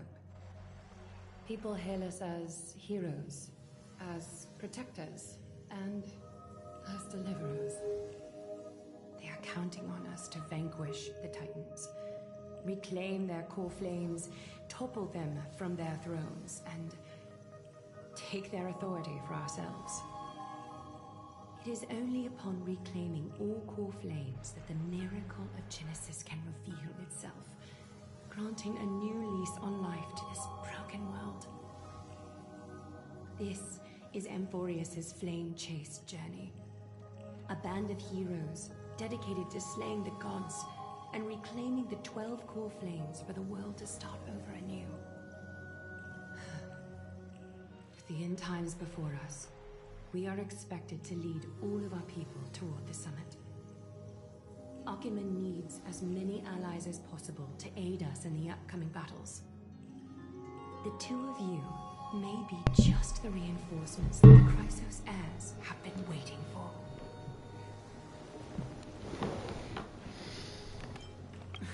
You must have been blessed by many miracles to say that with such unwavering confidence. I may be getting ahead of myself, but for Emphorius, I am willing to take a chance on you. I have laid my heart bare, and in return, I just want you to make a single promise. Promise me to never tell the people of Akima about the worlds beyond the sky, no matter what may happen. I'm glad to hear that. You know, I think, and I might have said this before while playing this game or talking about it, I do not wish to give my people, but I think one of the drawbacks to this game, to me personally, is that even though it's a turn-based RPG instead of an action game, the way they handle it feels a lot like Kingdom Hearts, which is not an insult. I really like the way Kingdom Hearts handles its like world trotting and its smaller stories. But I think that's the problem, is that they want to spend more and more time in each place. Like this one, they wanted to spend basically all of 3.x, like from 3.0 to, I think it's going to go to 3.9 this time. So they basically want to spend a year just here in Emphorius. And you can kind of do that occasionally. But because all the stories have gotten longer, I don't know, I feel like a game like this that is all about hopping worlds and getting to see interesting places and all of that stuff would be better with smaller scaled adventures. Like when they spent possibly 3 patches earlier, I think that was fine. But even then, I would love a lot of microcosmic adventures where we just go to a place for a patch or 2, and then we go to the next place. And I understand that's harder to juggle characters unless you have just more world-trotting characters that you can bring back. Be like, oh, hey, we haven't seen you in a while. Fancy meeting you at the same place. And if you design characters that way, you actually can reuse characters more. You kind of question with the way Emphorius works, whether after this year is done, we're going to see any of these people again, much if at all. And it's not bad, I guess. It's the way they want to do the game. I just think it's because I would love that Kingdom Hearts style of doing things. It's just a little bit disappointing to me. And especially with so many of their games, I could tell that's one of the influences on them as a company. A lot of the Genshin, kind of like mini games and stuff like that, feel very Kingdom Hearts, especially recently. Honkai Impact 3rd Part 2, the way the combat's evolved feels very Kingdom Hearts as well. It's definitely not the only influence, but it's definitely a big influence at the same time. And it's like, I would love the world trotting in smaller portions. where we could have like a new shorter story every so often. And when you do it in smaller portions, it also gives you more desire to come back to the place and catch up on people, right? Like, I think people love Belobog, Eurillo 6, the very first planet that we go to after the tutorial, because it's so short. And when you go back there, it has that Kingdom Hearts feel of like, oh, this is the next episode on that world. But you don't really get that after the first two places.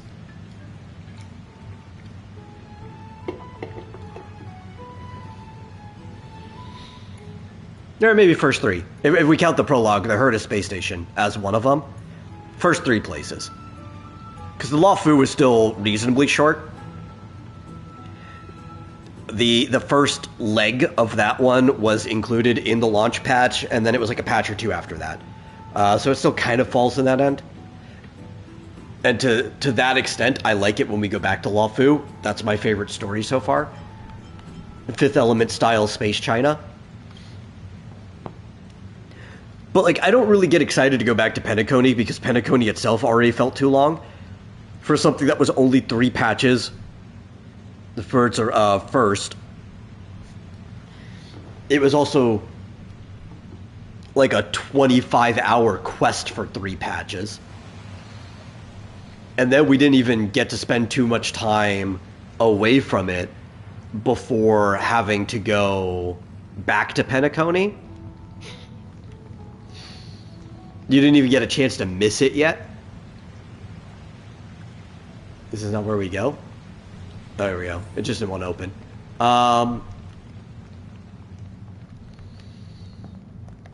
So yeah, I would like some more microdose adventures. Those have been my favorite ones so far.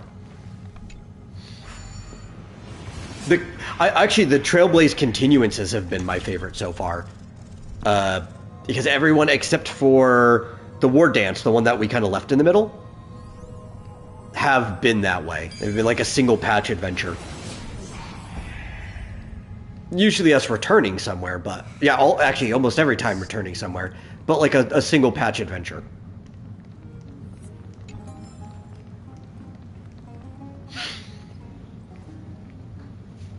And I think that's the way it should be. What strange clothing and accent you have. Oh, are you the warriors that followed Lord Flynon back from the frontier?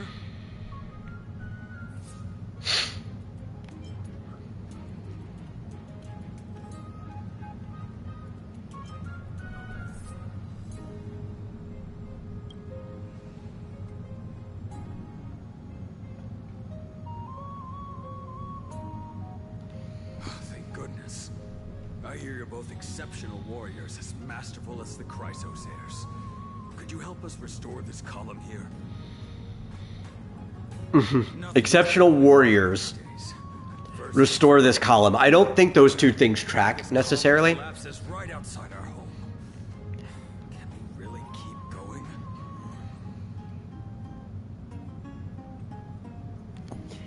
If you said like skilled adventurers, maybe that track a little bit more, because adventurers tend to be a little bit more towards jack of all trades unless they're in a larger group, because you never know what you need when you're on the road or in the jungle or wherever you're going. But warriors is like, what's a warrior skill? Killing things. Yes, killing things should totally help us repair a column.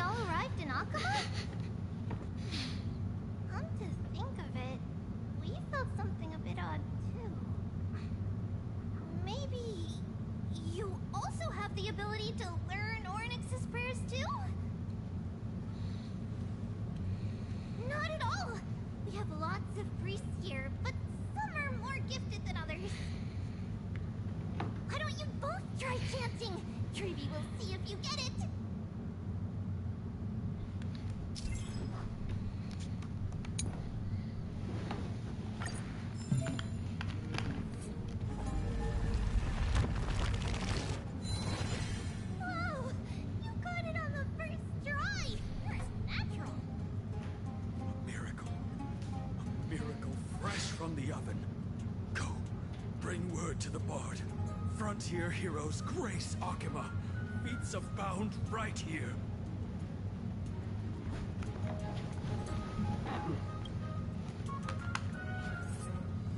That's okay. There are many others like you.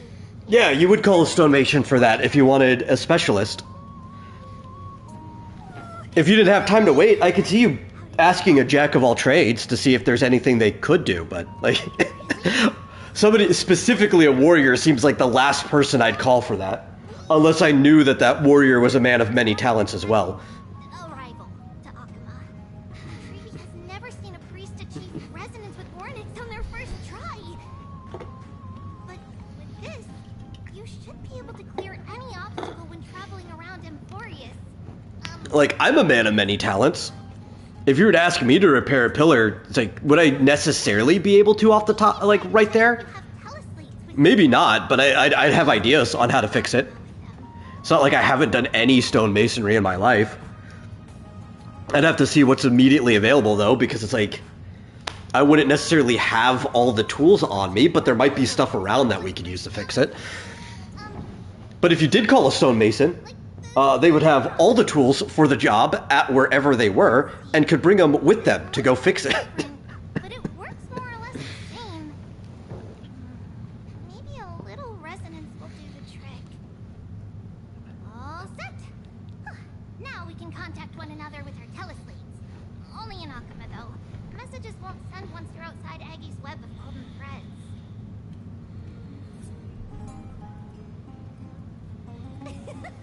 Did you think we were some backwater people who don't understand anything? You can also use any currency you have on you. Talantan scales will determine the value of all items, so there's no need to worry about being penniless in the Holy City.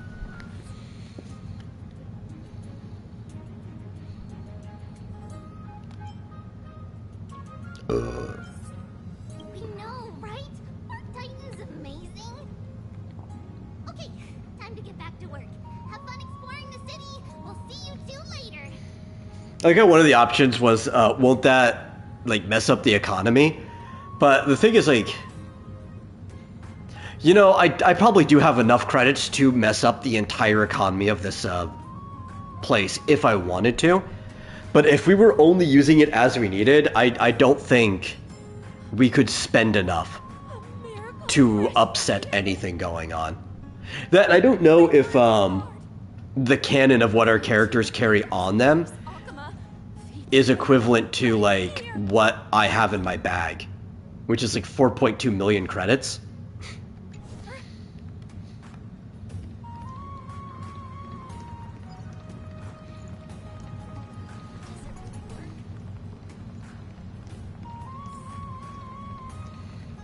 But yeah, it's possible that if I... Did I miss something? I'm not going out of my way for chests, but if there's one within reach, I'll grab it. It's possible we could probably mess up most of their economy, but... What would we even spend 4.2 million credits on? What are you two doing up here? I know you. Oh, you're the heroes who helped defend our city, right? Damionis, saw your valiant figures in the battle.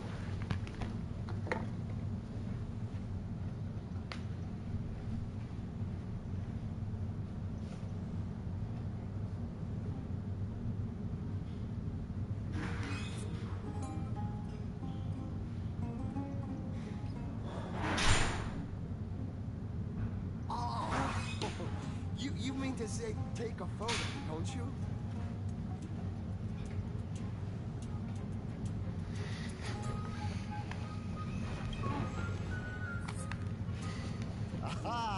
So you met the right person. The name's Damionis, and I may have some humble insight on travel and photography.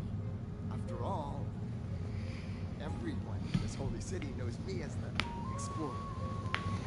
All right, pass me your photo stone.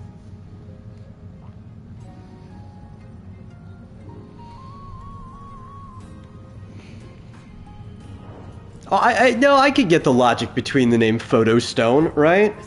Like a stone tablet. But that's not gonna stop me. which a lot of people would either shorten to either stone or tablet, and it takes photos, which are light. That's where the word photo comes from, is a word for light. So it's a light stone. That makes sense. I'm not going to question it too much. Oh, it's no biggie. Okay, strike your poses and look this way. And we're done. Here, have a look.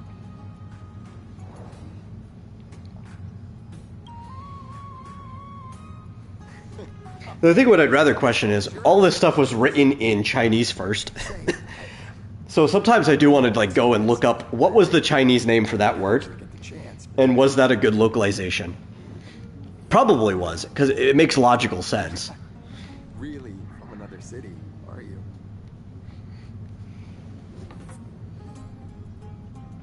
I've heard some things here and there. I mean, refugees that just came into the city are saying that the people Lord Finon picked up are from beyond the sky.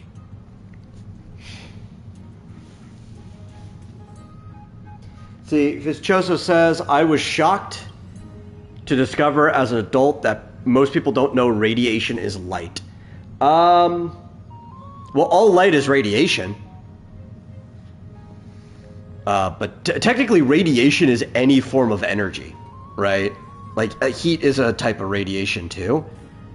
And you might have invisible light waves associated with the heat, but it's separate. But I think the reason why people don't think about that in their head is because when they think of light, they only think of the visible light spectrum and not the fact that that also includes microwaves, ultraviolet, X-rays, everything across the light spectrum.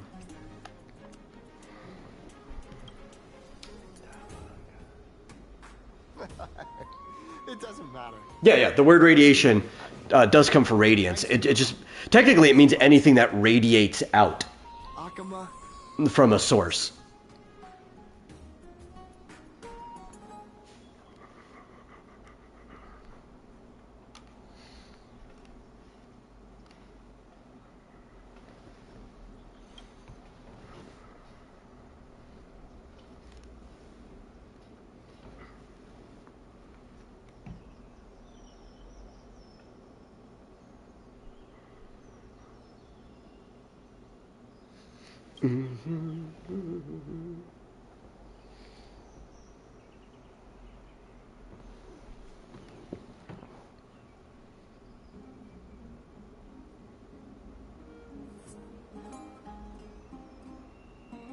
Where should we go next?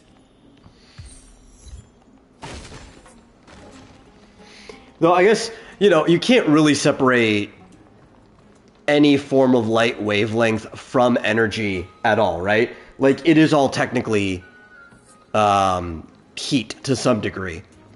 Even if it's not enough to change, like, the temperature gradient of a local area.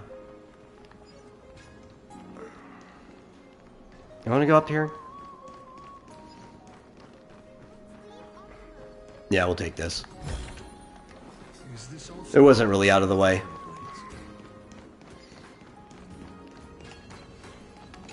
Okay, we want to go down. No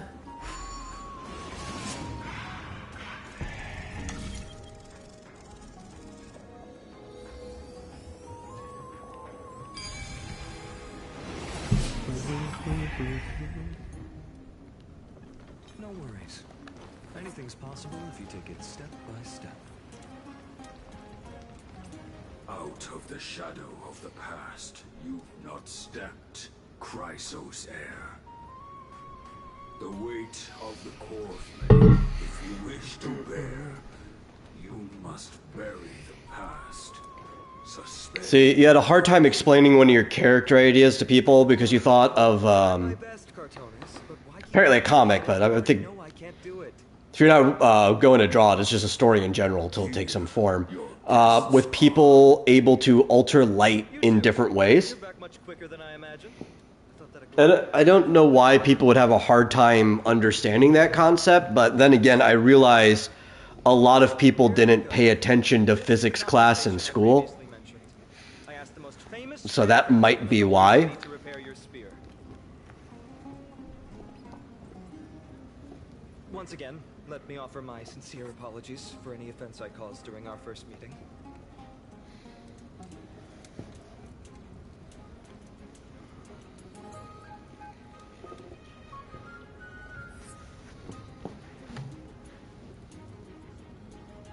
One who crafted this spear must also be a renowned master. I guess there's always someone greater out there. Although I still can't imagine a world outside Amphoria's. Or perhaps I've just never given it much thought until I met you two. You've probably now heard about the tripartite prophecy that descended upon Amphorius and the mission of the Chrysos heirs. For us, pursuing the prophecy is the purpose of our journey. Therefore, thinking too much about other things is unnecessary.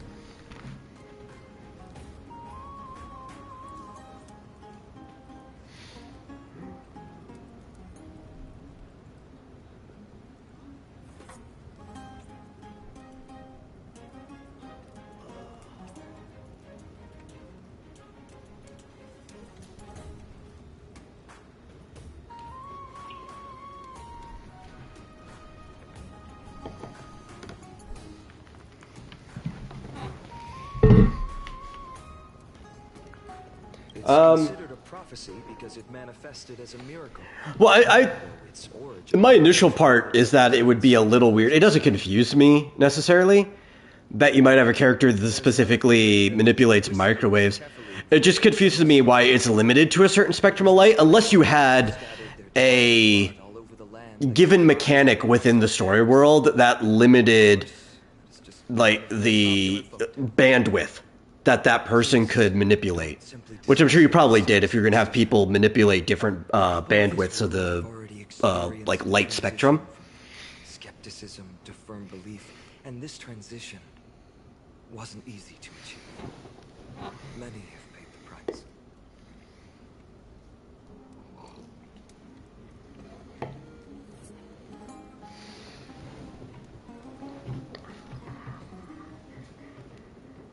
Me? I'm still seeking that answer myself. But if the gods favor me, I believe that my core flame won't be far.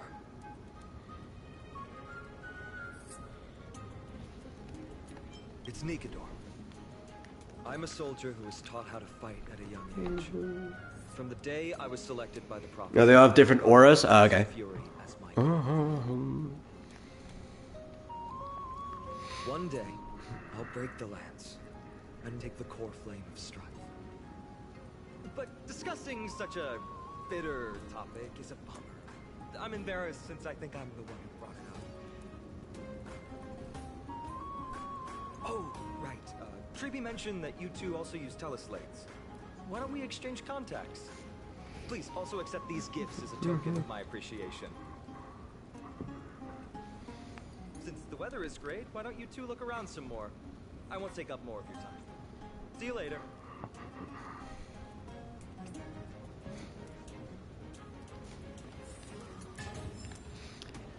Let's see. A lot of this part is just sort of a guided tour of the city.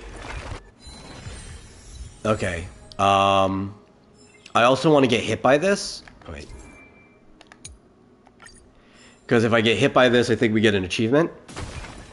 There we go.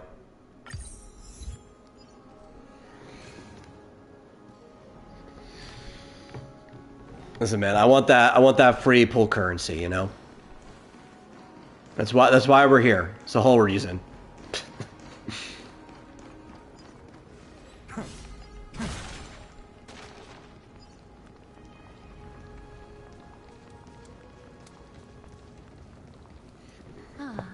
It's our two distinguished guests.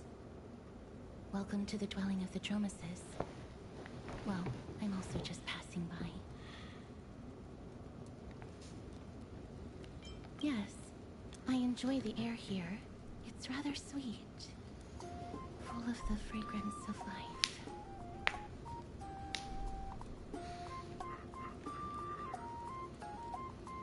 Yes.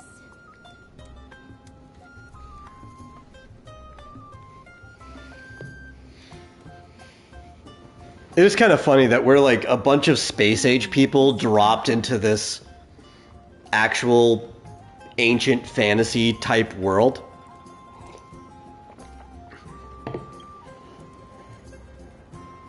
But I guess it's not too different than when we were dropped into Belobog, which has a kind of Victorian era steampunk-esque vibe to it. Their feet is dry red soil, and it's very. But this is like even further back. And it was like, yeah, no, we're just, you know, it's almost like Star Trek, right? Where in mostly the original series, though it happened a lot in the later ones too, they would just beam onto a planet and it could be Just a small piece will do. basically the equivalent of any time in human history. And you just got these space age people in their jumpsuits just sitting on like a Wild West planet or something. Yeah. The bomb.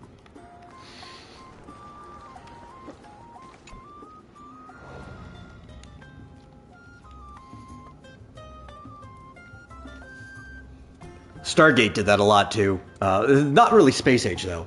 They were more of just like contemporary modern military human to the time that Stargate was made, which wasn't that long ago, 90s, so still pretty much contemporary to now.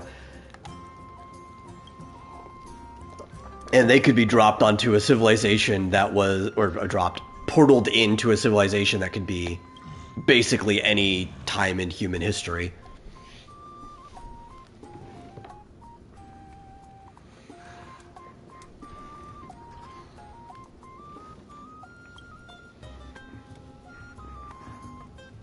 Which, I kind of, if I had the time, and there weren't so many new things that I needed to be watching, I would probably go back and rewatch Stargate SG-1.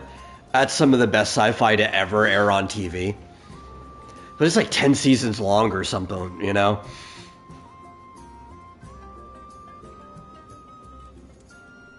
And I've already watched it more than once anyway. If I run out of new things to watch and finish some of the things I already had on the back burner for rewatching, maybe I'll put it on.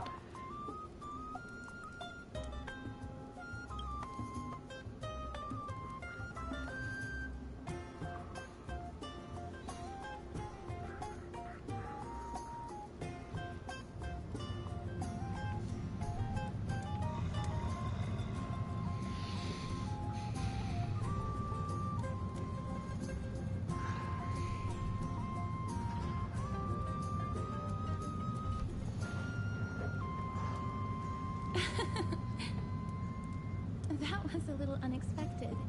Don't worry, there's a lot more feed over there. Just go get another piece.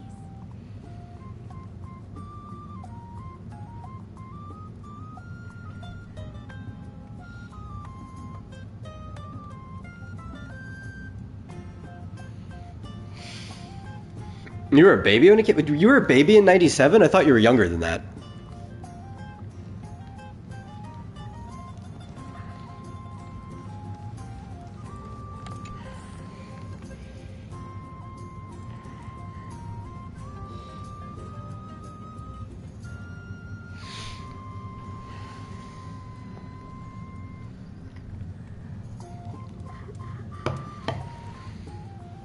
I mean, I guess you could say, you were a baby when it was still running. That's for sure. Absolutely. No matter what.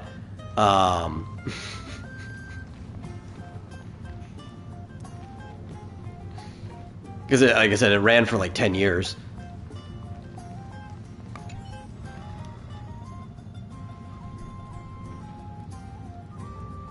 Yeah. It was on in the early 2000s. Because it was like 10 seasons long. So I think the original one, was it 10 seasons? It was pretty long. It probably ran close to like 2007 before switching over to some other stuff. And it had other Stargate stuff too, right? There was Stargate Atlantis, was it Stargate Universe, I think was another one. There's a lot of Stargate.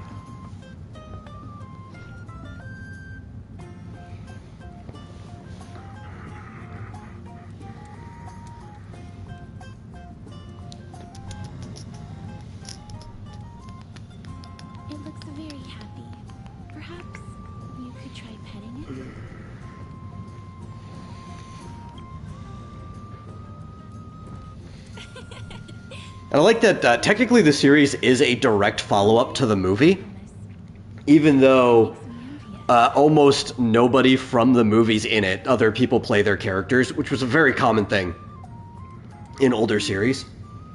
The movie's great as just a standalone thing. Like, you don't even want to get into the series or anything. I think the movie is still worth rewatching. Or even first time watching for anybody who's never seen it. It's like top tier sci-fi. Please don't misunderstand. When you helped Akuma, you already showed... Nobody remembers the movie? Anybody who's an actual fan of Stargate remembers it. Yeah, but like, yeah, outside of it, no one. I think there's a lot of older people that know there was a movie. maybe my age or older know, but I wouldn't be surprised if younger people don't even know it ever existed. It was pretty popular when it came out, though. In that case, I might be able to help. Yes, it is an interest of mine. No problem. Please place the photo stone on the ground.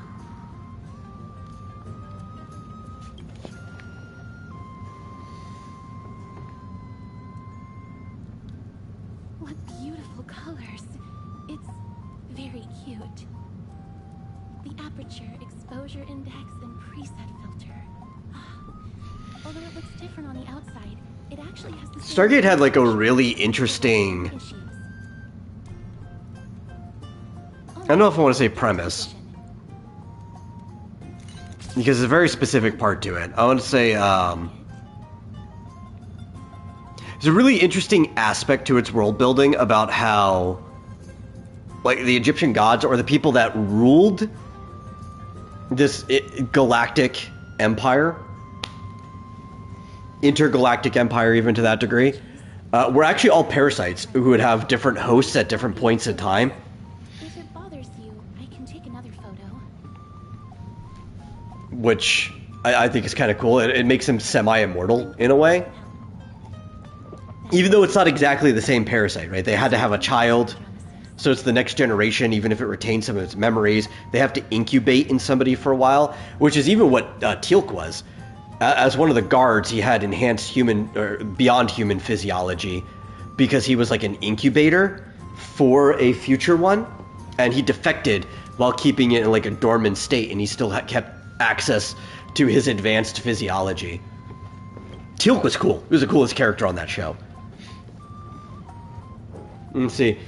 How do I feel about Alien introducing new aliens that aren't xenomorph? Alien Earth does that. I have absolutely no interest in Alien Earth whatsoever.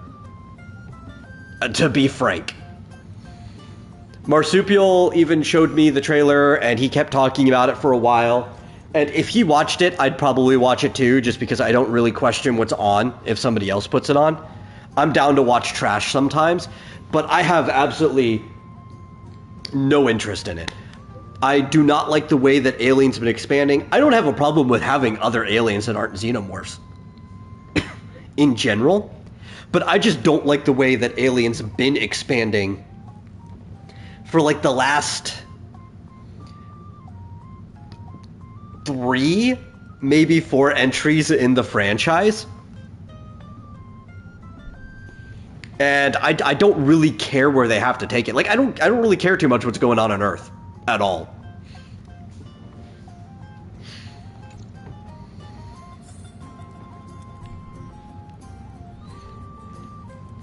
And I guess outside of like the horror thriller aspect, I never really was that interested in the world building for Alien, and I think that's where it loses me. Where am I going? Optional, continue to explore. Yeah, let's go south. Yeah, I never really cared about the world building too much. Because I think the more I knew about the xenomorphs and everything, the less appeal it had to me. I liked that they were just like this weird, mysterious, mutantish alien thing that you didn't necessarily need to understand.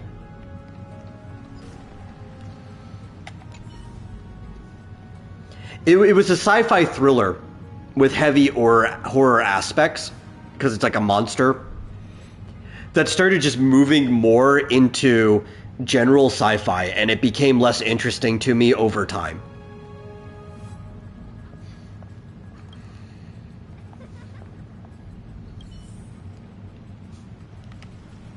Especially when they added the whole engineer thing. I think that that basically destroyed all of the world building to me. It made everything less interesting. I just don't care. And I'm sure, like, if they have different aliens, these probably have nothing to do with them, and that's probably cool, but kind of like the alien universe, for the most part, has been kind of destroyed for me.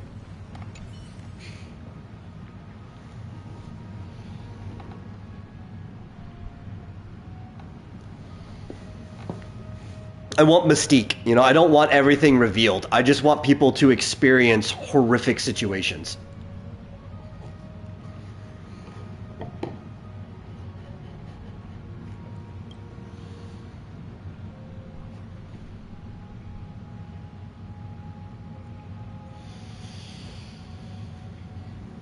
Okay, so basically, Cyborg, I hate.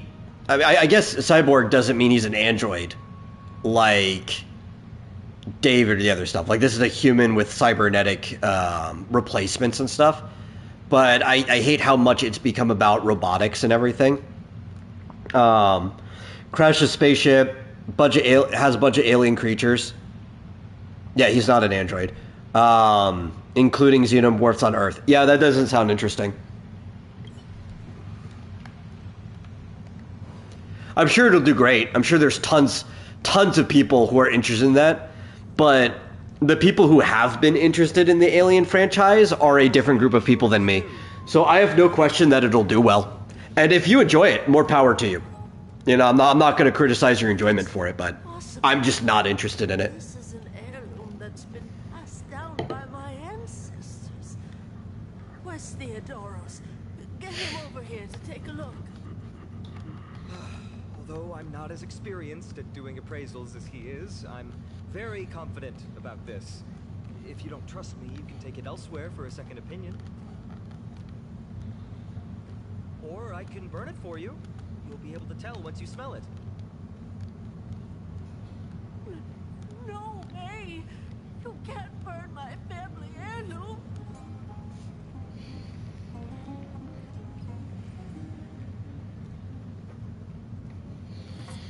I do still go back and rewatch the original, though. Like, that's just a timeless masterpiece. The rest of the series has not retroactively ruined it for me.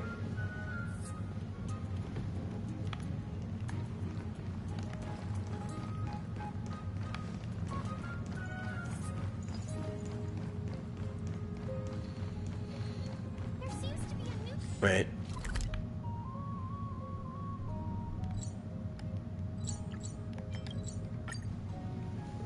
Let's see. Main alien in this show is a sentient eyeball parasite that steals bodies. I don't care. Celestial Maiden? It's getting more popular by the minute. I don't see you in there yet. Hurry up. It's filling up quickly.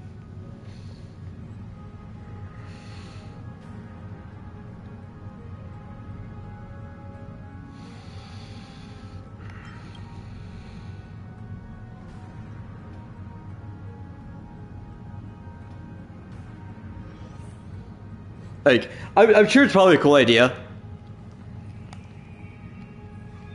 I would just probably be more inclined to care about it if it wasn't Alien at this point. Like, if it was just something else.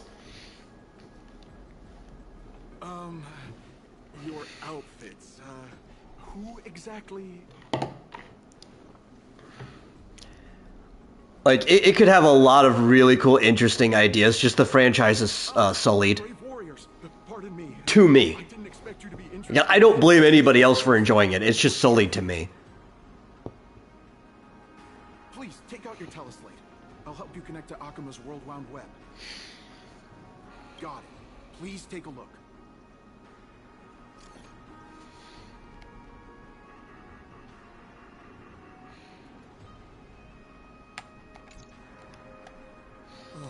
no. Oh, we're in trouble.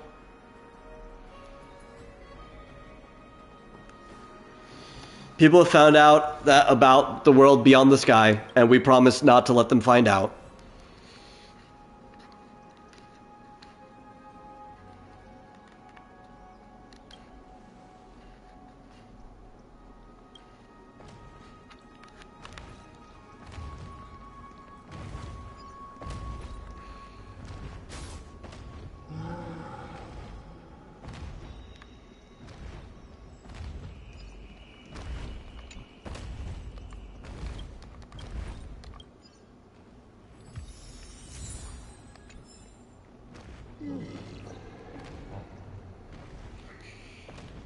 This is not what we're supposed to be doing at all, but I wanted to ride the dinosaur.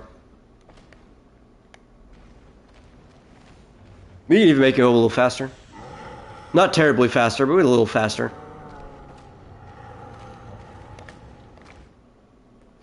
Okay. Back to what we were doing.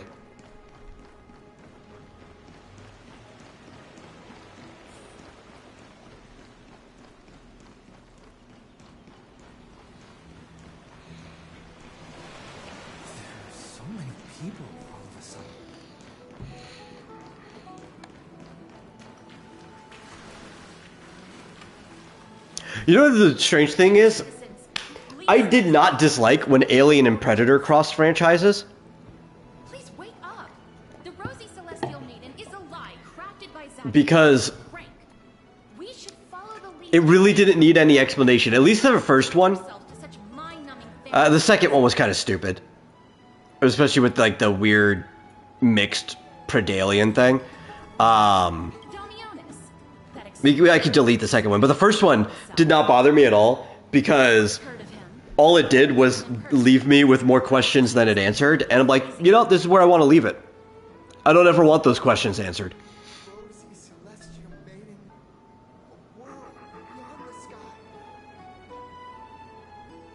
What's that commotion? It was kind of just like a really stupid, chaotic mess that a bunch of humans found themselves stuck in the middle of.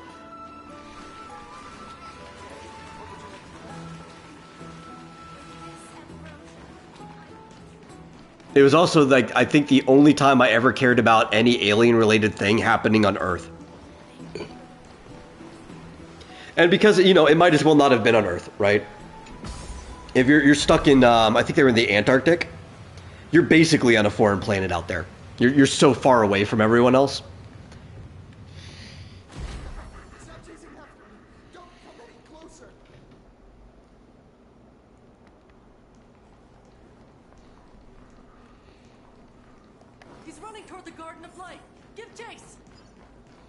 But yeah, that second one sucked. That guy barged into the Chrysos airs? What's all this fuss? Celestial Maiden! Celestial Maiden! Citizen, calm down. Don't do anything foolish. This is the Garden of Life, the holy ground of the Bow of Rift. Are you trying to defile the gods? Defile the gods? No, you guys are The next Predator movie has a Wayland android in it. I'm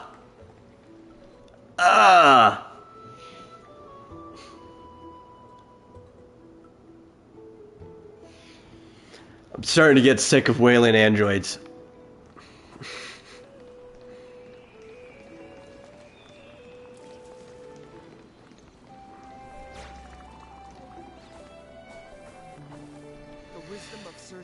The android in the first one was a cool set piece. It's now become the least interesting part of the entire franchise. The sky, proving to everyone that a world beyond the sky exists. Wings?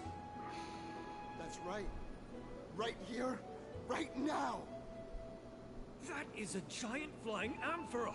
You're going to fall to your death. Ridicule me all you want. I shall prove myself and remove all doubts.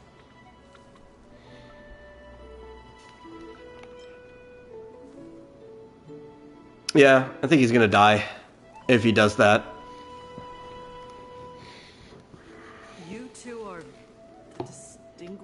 guests of Lady Aglaya?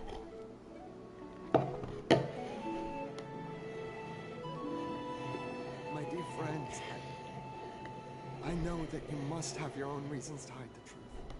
I think I also have a problem of them tacking the name Alien onto everything, because already it's becoming such an expansive franchise. They're kind of, to a degree, permanently hooking up the Predator and Alien franchises, right? That, like, when Ridley Scott said, I want the Alien franchise to focus more on the androids, which he's like basically not even a part of the franchise anymore. He's kind of pulled off completely. But he said he wanted to focus more on the androids. I'm like, okay, that's fine. I'm sure you could make an interesting story I'd care about with the androids. And it could take place in the same world. Could we remove the word alien from the title, though? If it doesn't actually focus on the aliens. Like, Alien Earth, I guess is fine. It does have aliens involved in it. But, like, his original idea where he wanted to focus just on the androids themselves, like, you need to not put the word alien in the title if that's the case.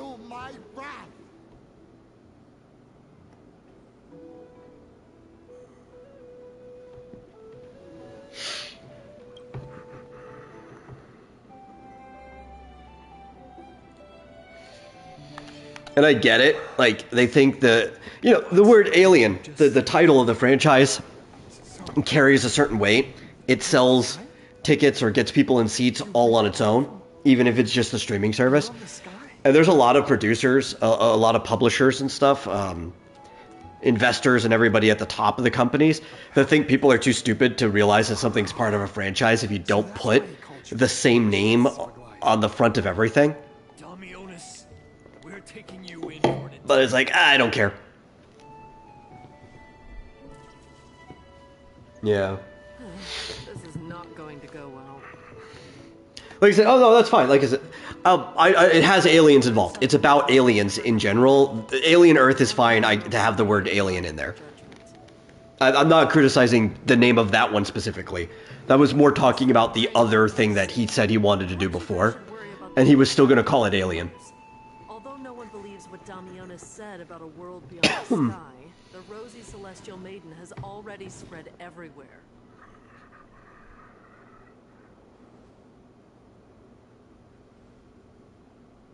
It's all right. I think there's only one thing you can do right now. Go to Varric's Leo and share something even more interesting with him.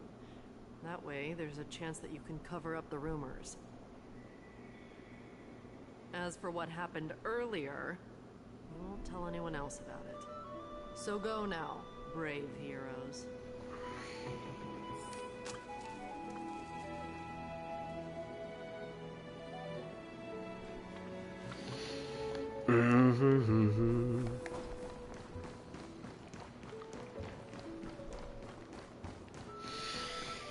See, the eyeball sounds like a cool original monster. You're just not sure if people are fine with it as a main antagonist. I don't know. Like I said, I don't even really care. I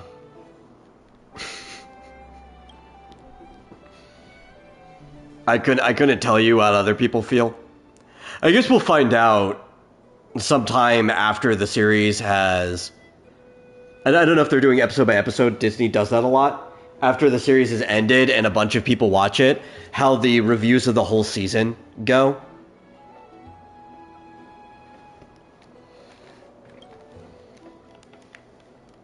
Because the main antagonist is usually the thing of almost any series. It's either that or the protagonist, but even the complaints of the protagonist are usually how they compare up to the antagonist.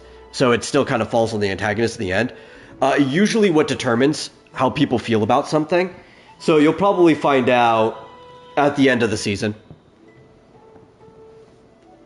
And how the reviews stack up. Okay, so we've unlocked the ability to collect the nymphs. That's going to be another thing I do off screen. Off stream. Which would, to you guys, be off screen. I I'm just not delaying things. This entire part of the story is just a guided tour. Every single part of it. I don't even know if I should be doing this because it takes like 5 seconds to do. And that adds up over time. That one's quick. This door right here, fuck this door. It opened fine now because we're in this guided tour part. I don't know if they fixed it. Later on we come back through here. Sometimes coming from this side to there, it takes like 20 seconds for that door to load and open.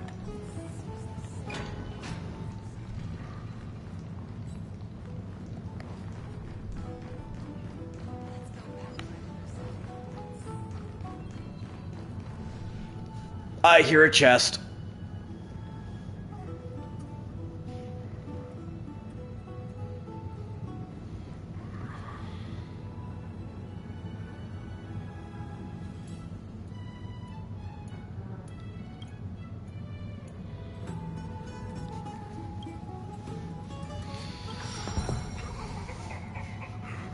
At least, you know, they started Amphorius with enough action that we got some combat. We even got, like, mini-bosses and elite enemies to fight. So it wasn't the world's most boring session. But I don't know how long I'm going to be doing this, because I'm probably going to cut it for dinner, whenever we're going to have dinner. Which nobody's here at the moment. It'll be when people get back. So I don't even know if we're going to make it to the dungeon this stream.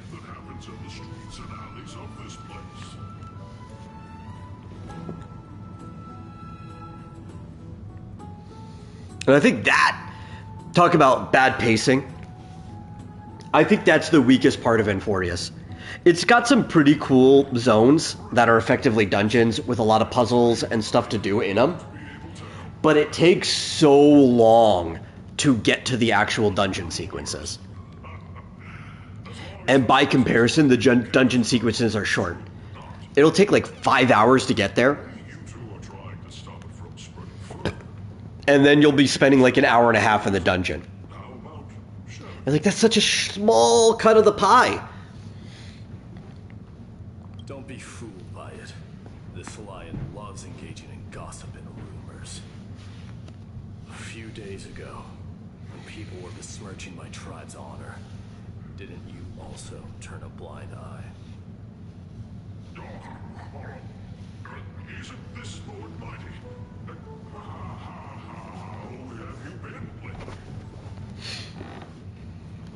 The face of a lion, but the courage. And I don't need everything to be combat, right? Because you need to get your story out somehow. Do anything for the sake of entertainment. You need to progress it. I mean, your story can be more condensed. A lot of the world's like lore information you can do from side quests. You don't need that all put in front of you in the main story. Because it's a game, you have those options. It's not like you're watching a movie or something. You can have more puzzles during the story, especially because it's an RPG. It doesn't have to all be combat. I'll turn you into iron dust with my bare hands. And holding L2 to fix a pillar is not a puzzle.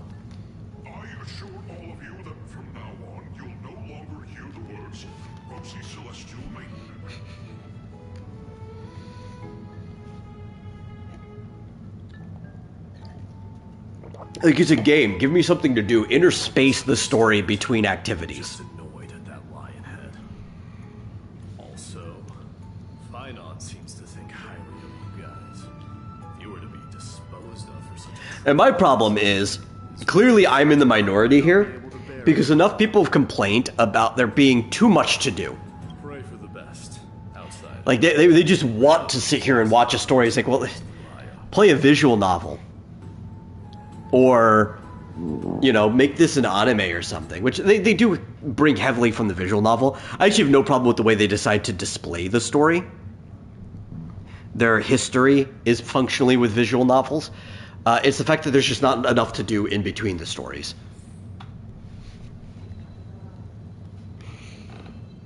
Yeah, it's even lazier than modern Bethesda. Problem is, like, I don't think they'd have to be lazy, though. Right? I don't know if it's fully their choice, because enough people were complaining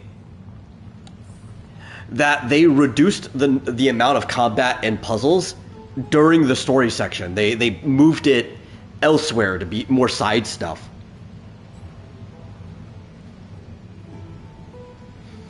And that's a shame. I like doing things while I'm playing a game. I do like visual novels, but like when I hop into a visual novel, I know what I'm getting, right? Like I'm going into a visual novel particularly for that reason.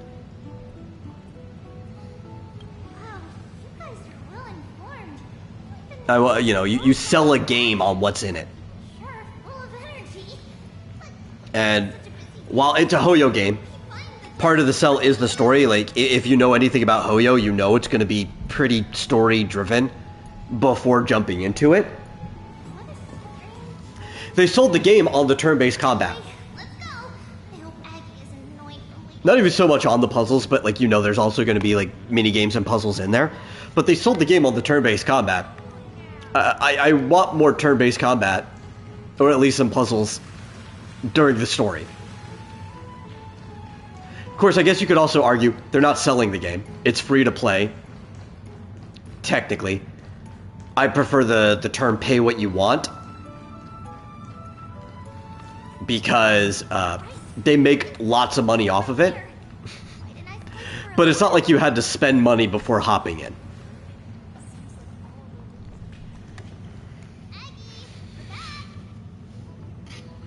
It's like, Is there any news from Tria? there's all kinds of puzzles that could have been part of the story throughout the time being in Akuma.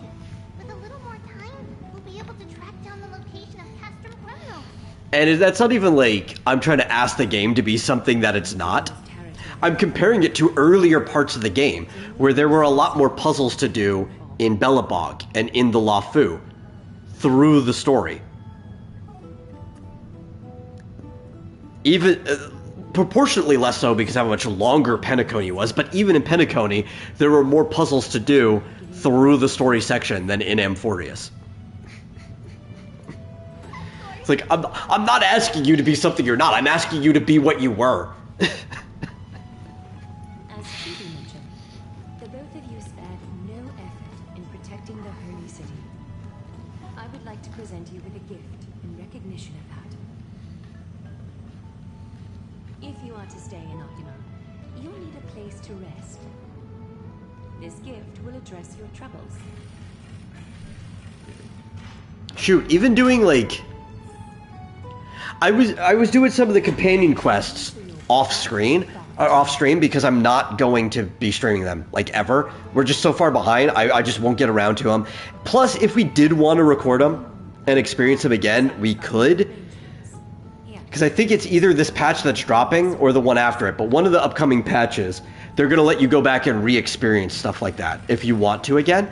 But I was doing some of these older companion quests, which are side quests centered around the characters that you pull, you know. Which they haven't done that in a while. And they're shorter and had puzzles and combat in them.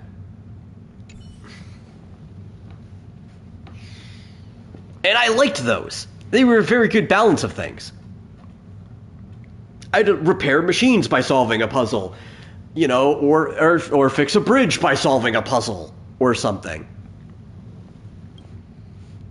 Some of them are sliding puzzles or rotation puzzles, but there's still things that you at least had to mildly engage your brain, at least to the degree that a middle schooler would have to.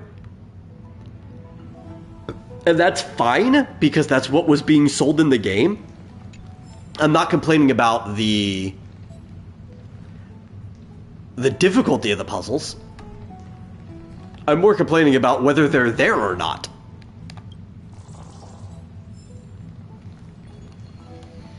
Let's see. It says people complained about Fallout 4.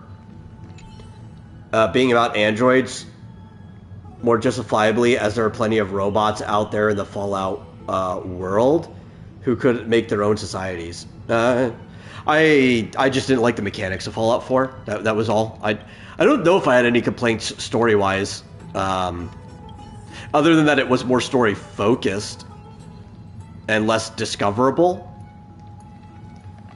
Right? Well, because like a lot of the previous Fallout stuff was more of like you discovering the story through your actions. Not that there wasn't a story there. But, I have no complaints about the stuff they chose to focus on. It's more of just how they handled the game as a whole. Like this, at least the Spirit Thief, this is a little bit more of something. It's a mechanic. You can't just hold it. You have to pay attention. It's still not much, though. Like, this is what the basic version of the thing should have been. And then when you have something like this Spirit Thief, there should have been a much more complex thing, where maybe timing it going back and forth or something to be able to eventually reel it in, like fishing.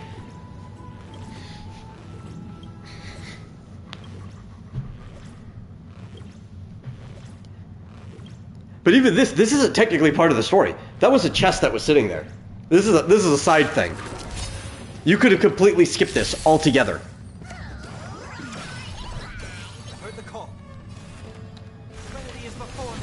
Basic attack? Okay. I need to do that anyway to keep my skill points up. Step onto the board.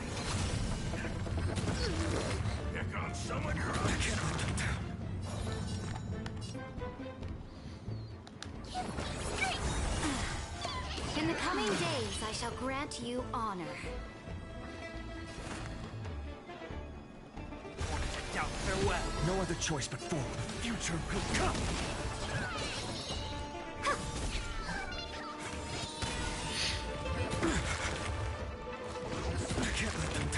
How?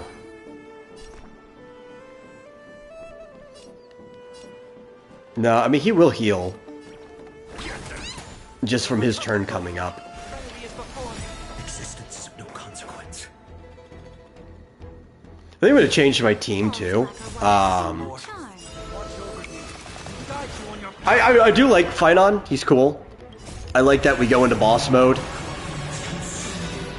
He's very important to this story of Inforius. His team just takes way too long in the cycle to set up. Peaceful days are like carrying the scent of wheat. Maybe we'll go to the dot team. The dot team's like really fast. We could probably play this team like nothing. It's also my strongest team right now. It'll probably speed things up. It's still fun. It's still a fun team to play. I've liked Dot since the beginning of this game. Before Kafka was even a thing. I mean, technically she was there at the beginning of the game. We knew how she was going to play. But before they announced her banner,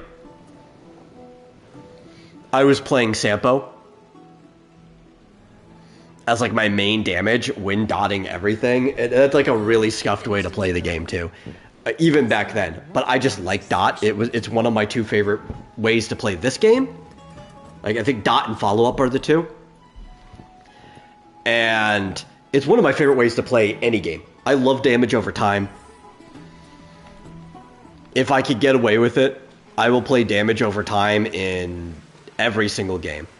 If it's an RPG, I'll stack poisons, bleeds, whatever on people.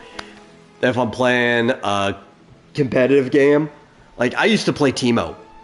I was like a Teemo main in League of Legends, and he's just about poisoning people. It's not your average wash basin. This ceremony... I used to play Red Mage in Final Fantasy XI and just spec into all of the dot skills and just keep dotting things. Healing people in between them wearing off as I cycled my dots. I wish for both of you to witness the journey of... I'm glad that they buffed Kafka, and I can experience and enjoy the damage over time builds again. In ancient times, Fagusa, the Chalice of Plenty, concealed the beginning of the world amidst billowing waves. When the ancient ocean priests discovered that place, they used spirit water to build a barrier in order to prevent the site from being disturbed by external forces. However, they also left behind a passageway. Let's see. When you play RPGs, you gravitate mostly to stealth, magic, or tech. Okay, yeah, but like all of those could be dot related, you know? Like you could stealth around and poison somebody. You could have a damage over time for magic. Or tech too. Like I'm indifferent to how I'm doing it. I just want to watch people bleed.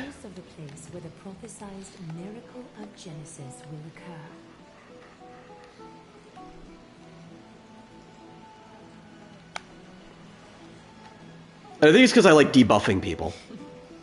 I like to debuff people, and seeing the higher damage numbers come from them being weaker. And hold your breath. Sever all other sounds, and let my whispers fill your ears.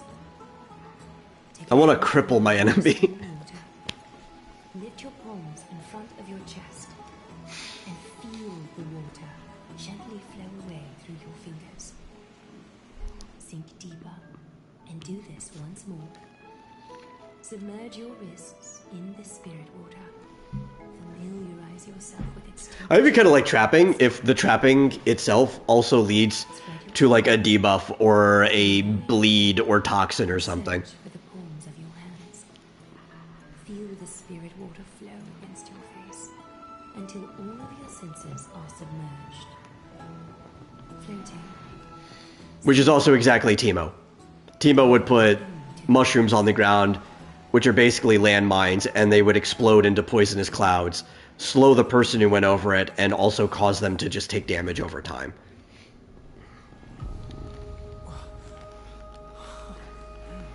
You now stand at the heart of this world.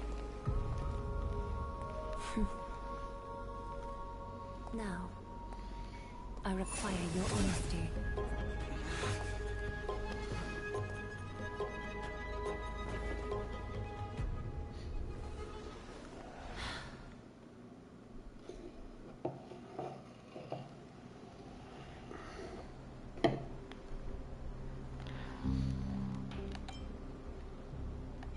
As expected. No laughing matter. It's an interrogation. While the both of you were roaming the city, someone was paying attention to your every move.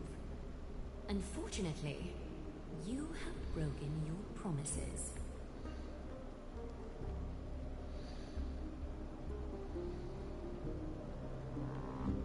The Holy City's fate is as fragile as threat. I must exercise prudence in order to eliminate sources of potential disaster. Oh. I will grant the both of you another chance to mend our broken trust. The golden thread shall judge on my behalf. If you're truthful, you will live. Else, you will perish. We meet again, distinguished guests. Castress will be your executioner.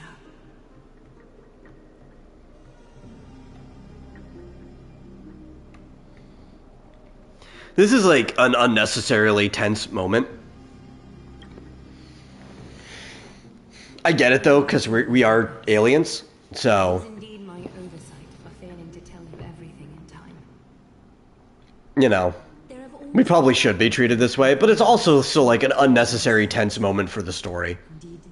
Especially because this like amounts to nothing. That spared no expense in constructing skyships, with the desire to break through the blue sky and reach the stars. However, Aquila's divine punishment fell the instant the fleet of skyships took flight. An entire city-state, along with all of its subjects, was reduced to ash in that moment. It's not that Amphorius is unwilling to head toward the stars. Yet, anyone who even thinks about breaching the firmament would undoubtedly infuriate the gods, causing this land of the living to burn and an entire nation of mortals to perish. The Eye of Twilight is only What's with this camera angle? Why are we staring at the stairs? is forbidden territory which can never be ventured into. Like, if we wanted to look at the scenery, we could have looked at, like, the actual vortex of Genesis or whatever behind, like, the huge starry thing. Like, just emptily staring at a what's it called? A, Blasier, whatever you want to, what language you say it in. As Akima's guardian, And stairs. you must do the same. This is a world dominated by Who chose that shot composition? can only be toppled by the Chrysos heirs. Therefore, the only thing that I can do right now is to ensure that the both of you remain devoted. 3 steps, Castris. Yes, Lady Aglaya. I shall ask you 4 questions. Dishonest answers will cause the golden thread to vibrate, while truthful responses will not affect the thread. The number of times that the thread trembles is the number of steps forward that the executioner will take.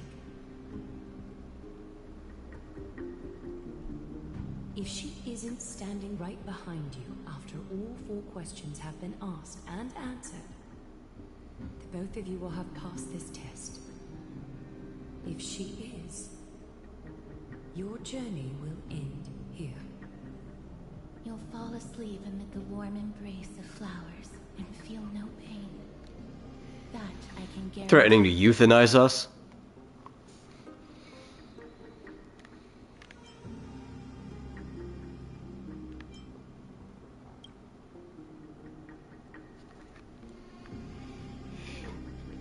I feel sorry for Dan Hong though, because that wouldn't work on the main character. At least the way things are right now. Outlanders, why have you come to Emporius?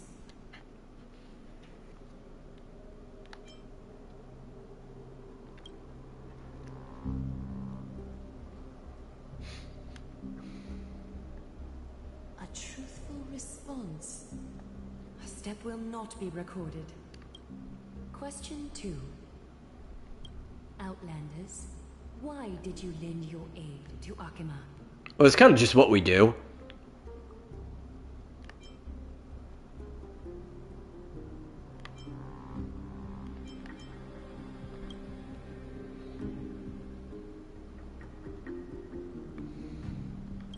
No fluctuations detected.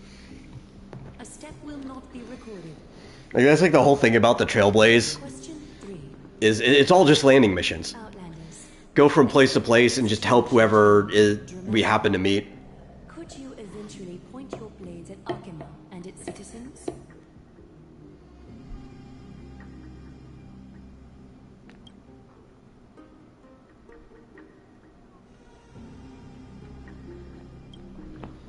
A response that lacks embellishment. You have no misgivings about the friction or suspicion that your answer might cause. A step will not be recorded. Final question. Outlander. An unknown but surging power exists within your body. Are you willing to use it to aid the Chrysos heirs in slaying the gods? You're talking about the Stellaron.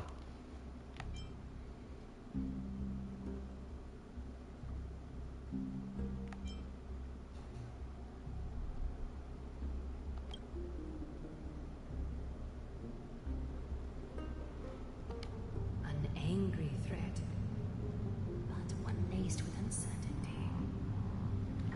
You don't understand the power within your body either. A step will not be recorded this time.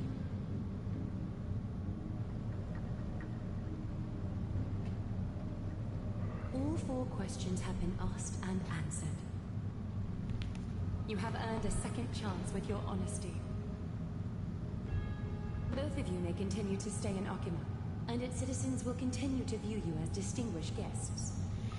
However, I didn't even know they were making a new Anaconda. I mean, the first one wasn't a particularly good movie either. It's not bad. Like, maybe it was one of those ones that was probably worth, like, a first-time watch. I remember watching it when I was younger. Regardless of your choice, But I don't know if I'd go back and watch it again. to follow the path in the prophecy. At least, that movie understood tension. It had that going. But otherwise, it was kind of a schlocky movie. You cannot be allowed to pose a threat to Emporius. But I imagine if Jack Black and Paul Rudd are in the new one, it's going to be nothing but schlock. It probably won't even have tension in it.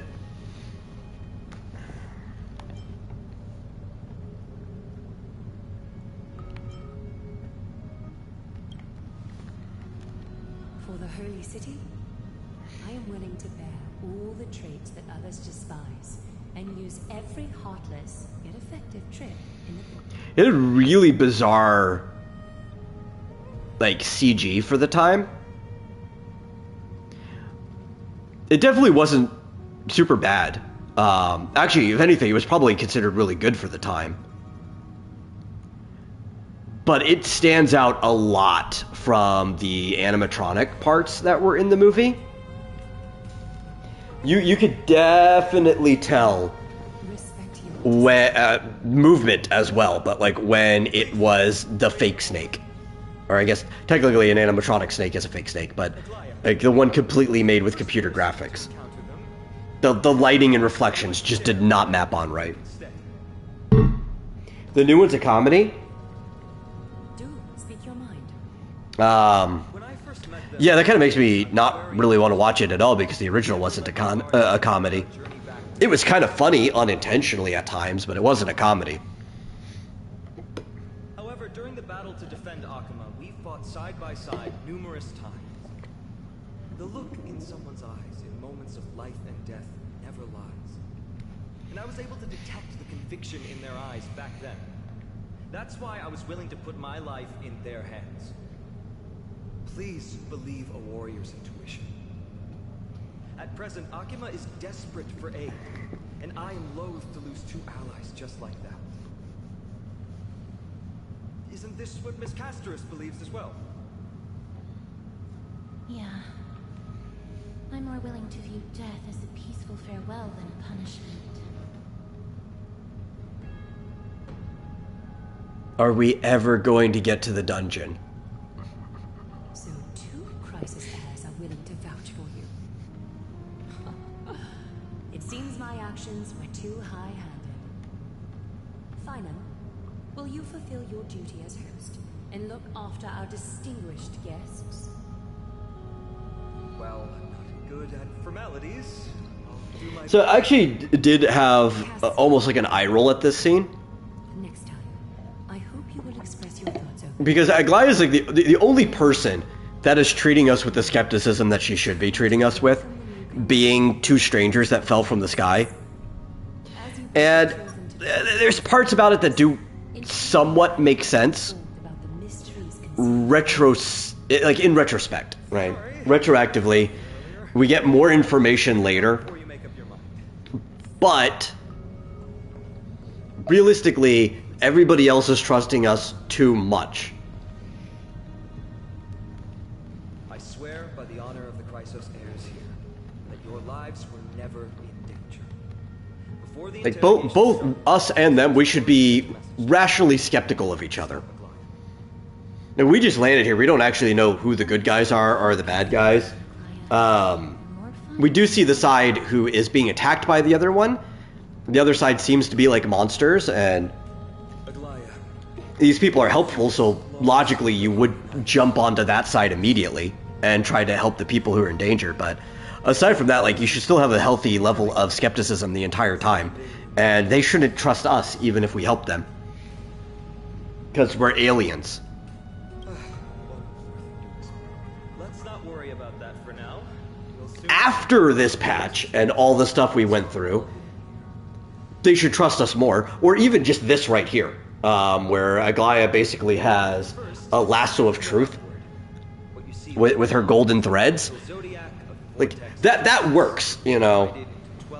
They should trust us more there. But everything prior to that is like they're just way too trusting for no reason of these strangers that fell out of the sky. Titans of Amphorius, while each illuminated constellation represents one core flame that mankind has restored to its rightful place.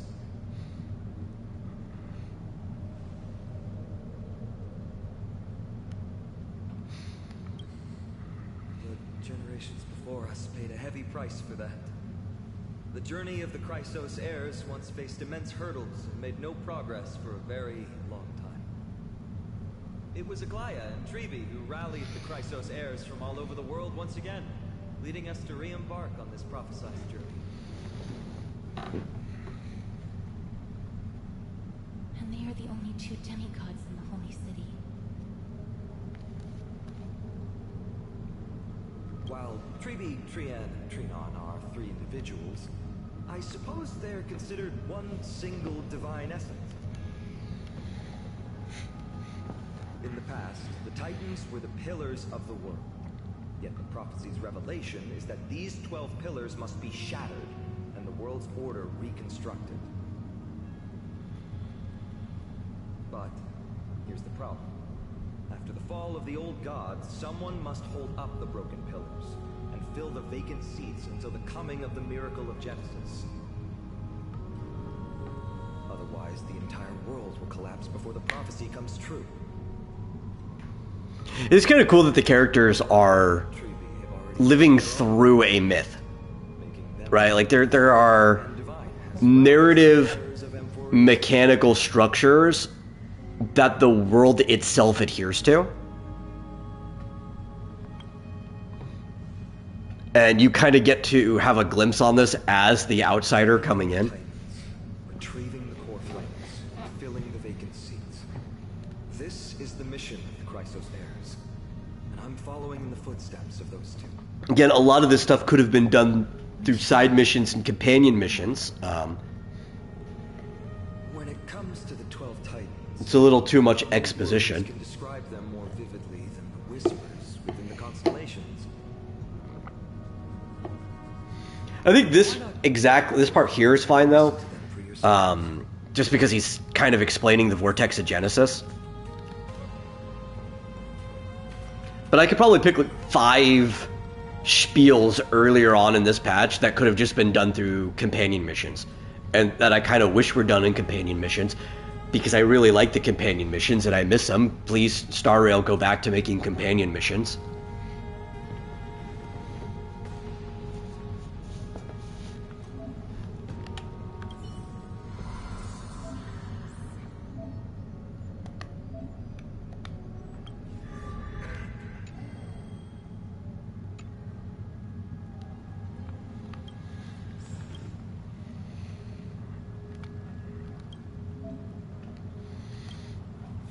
And here's our reward pillar, I guess, whatever you want to call it, that they do in most of their games now. In the current version, it's so far that you've probably completed this one already and moved on to the second wall. I need to complete this, obviously. We're about to get Remembrance Trailblazer for... I mean, you get it for free anyway, but we're about to get early, if I'm not already at that point when the patch happens. I would probably, if we stream regularly, we're going to get there, but for new players, they're going to be able to get the Remembrance Trailblazer after completing Eurillo 6, which is nuts. I was thinking about that when they made that announcement, and could you imagine maybe 3 years from now, there's a new person that's playing the game. They've never played it before. They haven't really looked too much into it. Maybe they've seen some things. They got interested because they watched a streamer play it or something, or maybe an advertisement got it into, a friend finally convinced them to try. But a new player comes in 3 years from now, brand new account, they beat Eurillo 6, and you get 5 pop-ups, right? Because three more years, that means they're going to add maybe 3 more paths, right? Plus the other paths are already available. So you just got Preservation Trailblazer, and then just like back-to-back pop-ups of Harmony Trailblazer, Remembrance Trailblazer, like 3 new ones after that, all at once, overwhelmed. You feel like you've got 6 paths that you need to farm for all at the same time, unless you go and look for outside information to tell you which ones at the time are still worth farming for. I don't know if making them all unlock after Eurillo is the best idea long term. Maybe they should start staggering them. It's kind of cool that they give them to you early. It's cooler when you unlock it in the story. It has more narrative weight. There's like these awe moments of getting them. And it was probably better to do it that way, but they know a lot of people only play this game for the rotating endgame modes, sadly enough. So they want to give it to you as early as possible. But I'm sure for somebody who is interested in the story, that will end up being overwhelming to them. Instead of like having a pop-up that mandatory gives it to you, which I don't know if that is the case. I forget how it works with Harmony Trailblazer because I was already past that point, I think, on each account when that happened.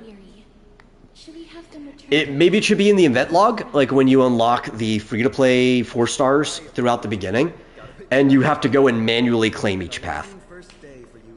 And it could just sit there indefinitely until you claim it or until you reach that part of the story. That would be a lot less overwhelming for new players. That would be the better way to do it.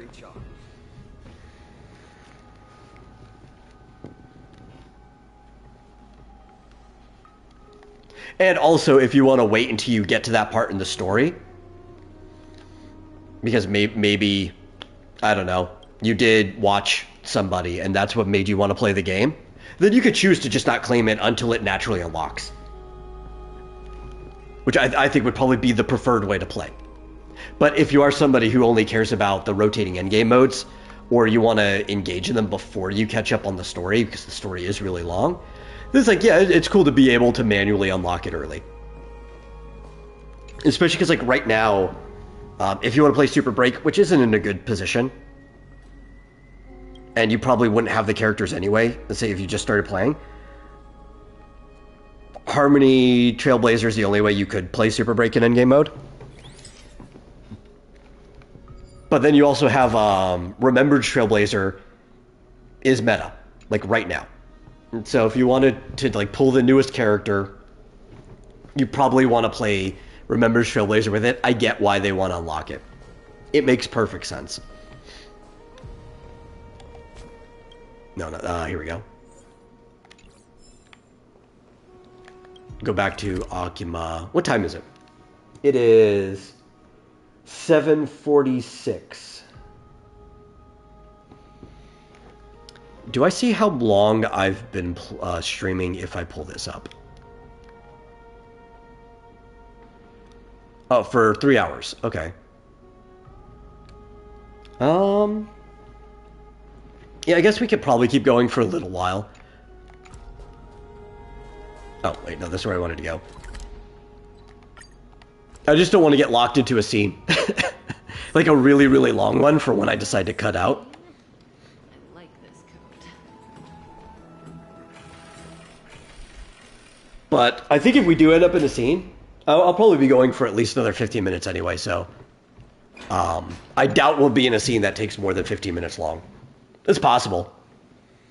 But usually that's at the end of the patch, right? Like, basically at the end of all of these Hoyo patches, you'll be stuck in back-to-back scenes for half an hour straight. And that is fine if you know what's coming. You need your epilogue. But if I forget where I am, and I want to close the stream out before that would end, that would be unfortunate, because then I'd just be stuck in here until it ends. You'd be stuck with me. Maybe you'd enjoy that more than I would. I don't know. I'm not going to judge.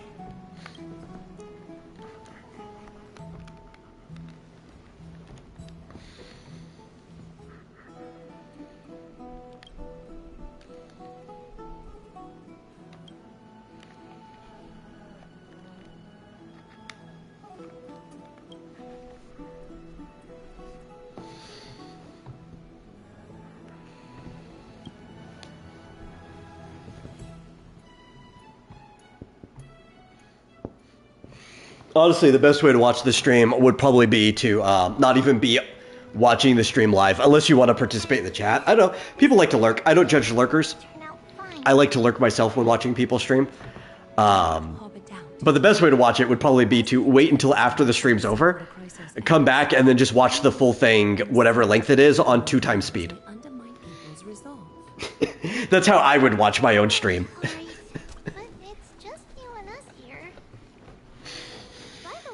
Not that I go back and watch my own streams. If I was somebody else, that's how I would watch my own stream.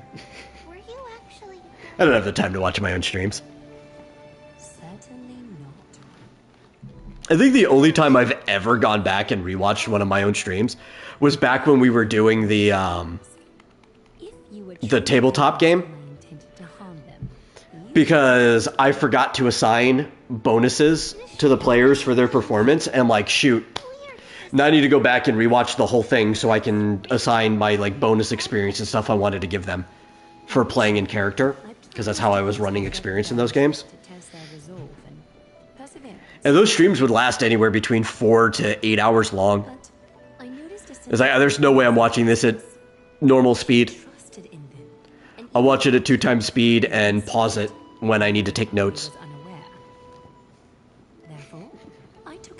I will harm my own view time. I don't care.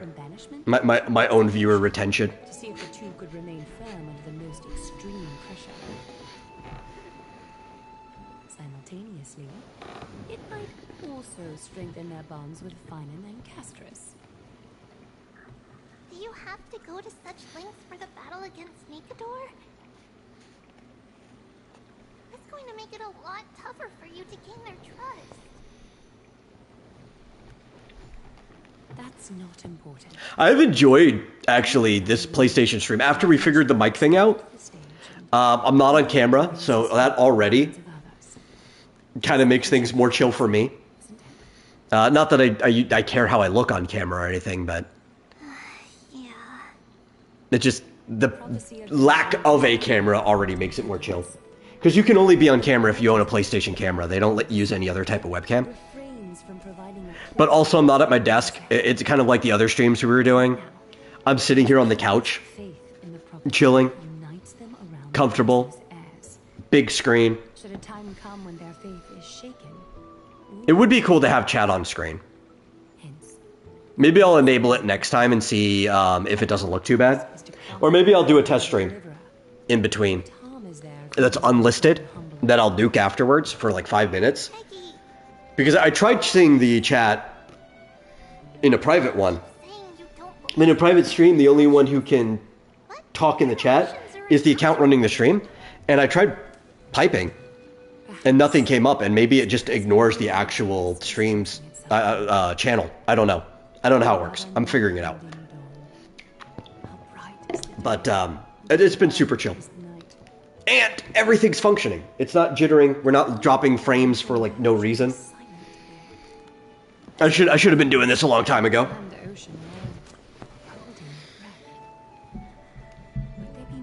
I miss my overlay though. I like my overlay, but I know having an overlay is kind of hit and miss for people anyway, so I don't think most people are missing it. At most, they're probably just missing their chat on screen.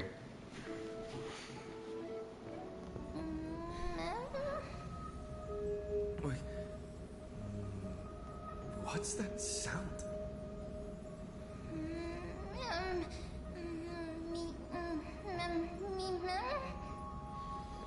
Mem!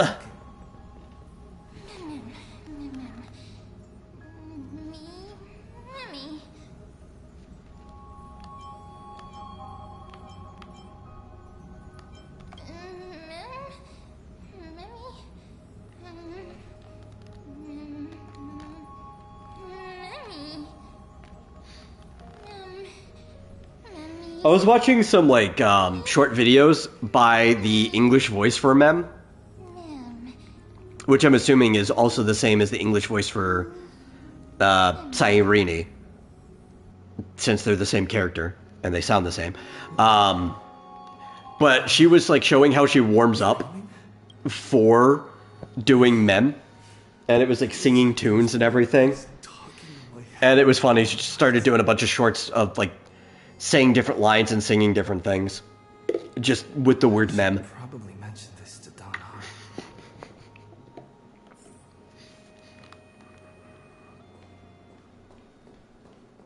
Oh, you know what? Since we're here, we should at least have an Emphorius character out. So we'll have our little mermaid, our siren out.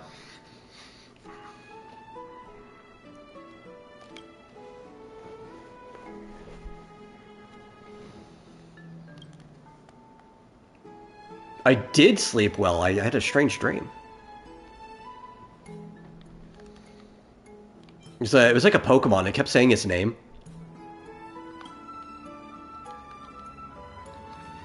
Not that you would know what a Pokemon is, Don Hong. I don't even think I should know what a Pokemon is.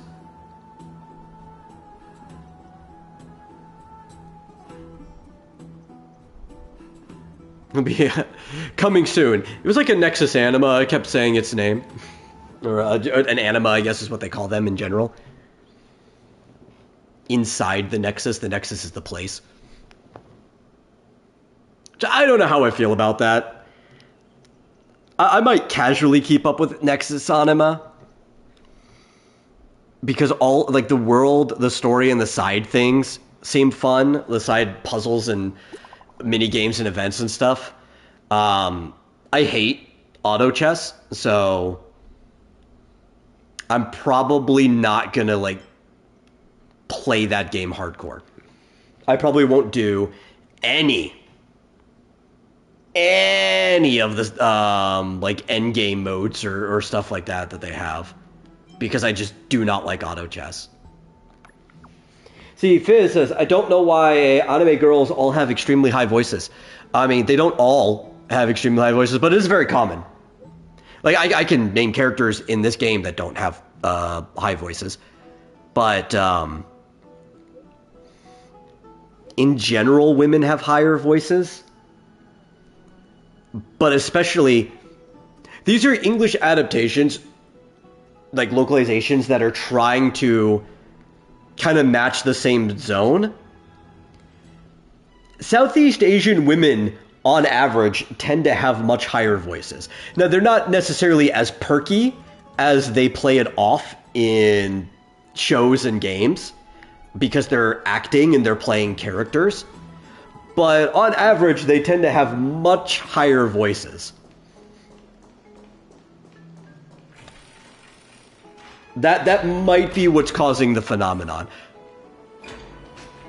But there are women in this game, in localization, but even in the both Chinese and Japanese adaptation of it, that have mid to lower voices.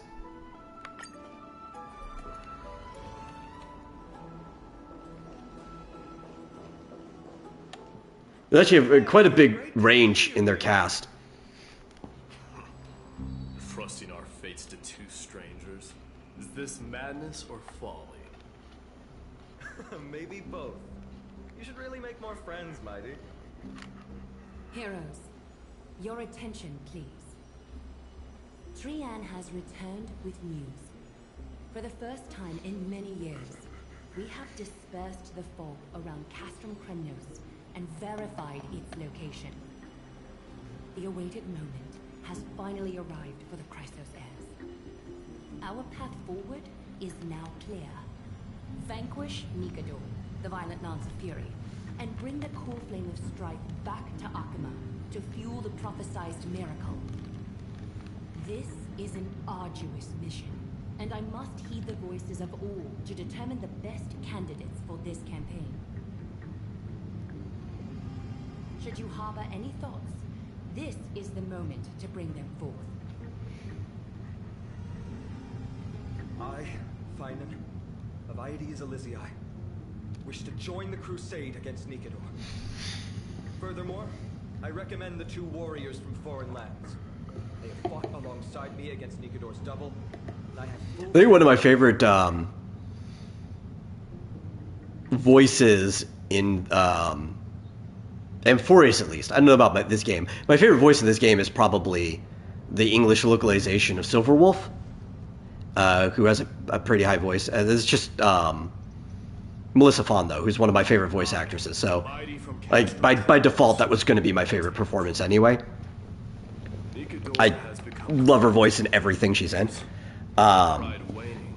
But in Amphorius specifically is probably Hyacine, because her character in all of the, like, the original voice and the dubs, the Japanese one's super talented, will do impressions of the other characters. Like, she'll talk in their voice a little bit.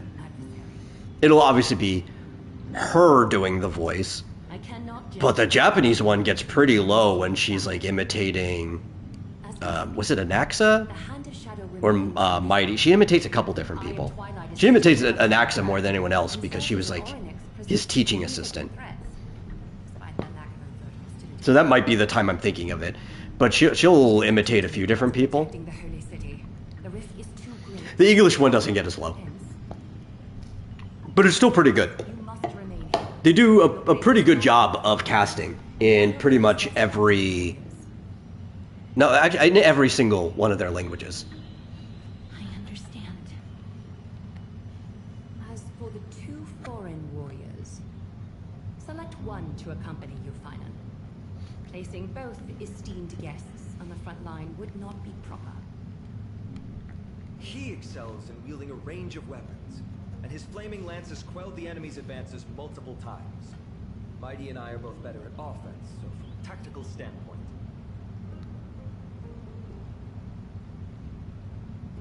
Would you be willing to fight alongside us?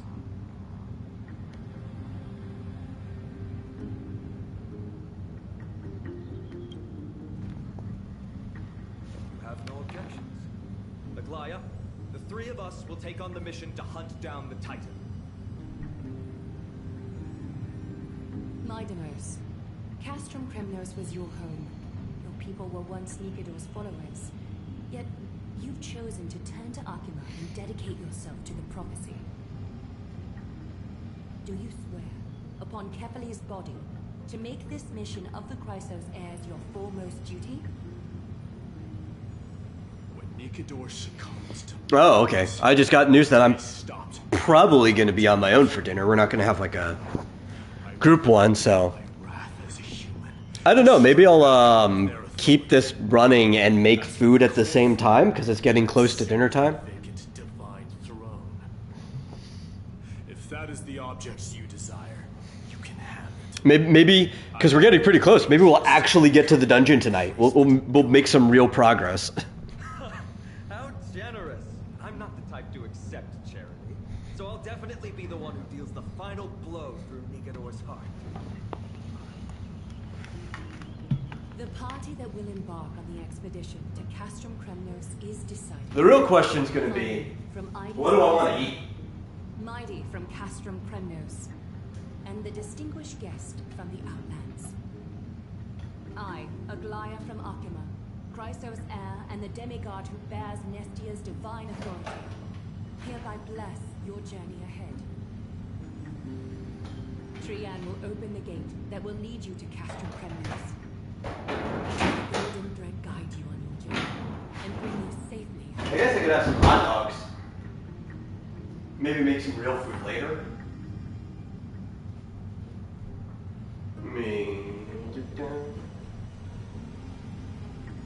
I might be walking all over the living room kitchen area, so if I get further from the mic, I'll try to project.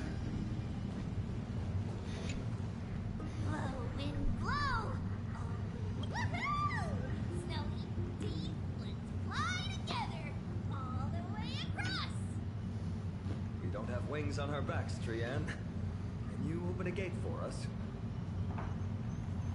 Oh, a gate! Oh. Alright, let's open a gate! Century Gate!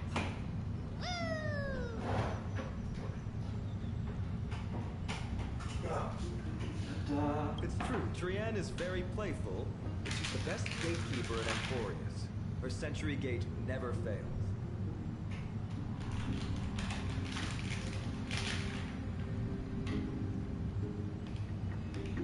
cool that we got like this like a little mini grill on the counter.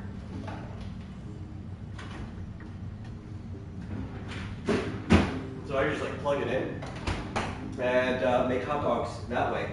It's pretty easy, pretty fast. Comes out better than popping them in the microwave or boiling them.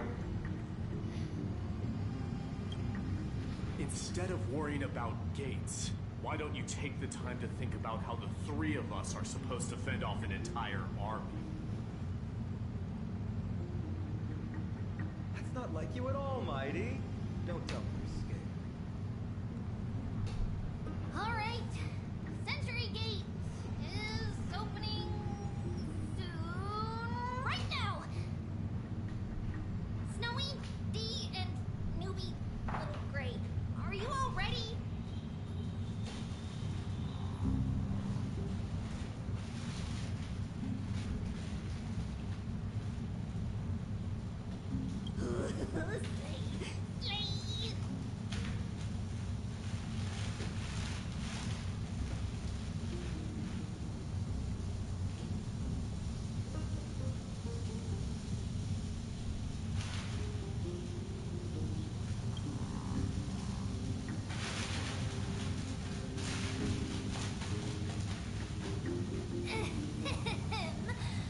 Stand still and listen up.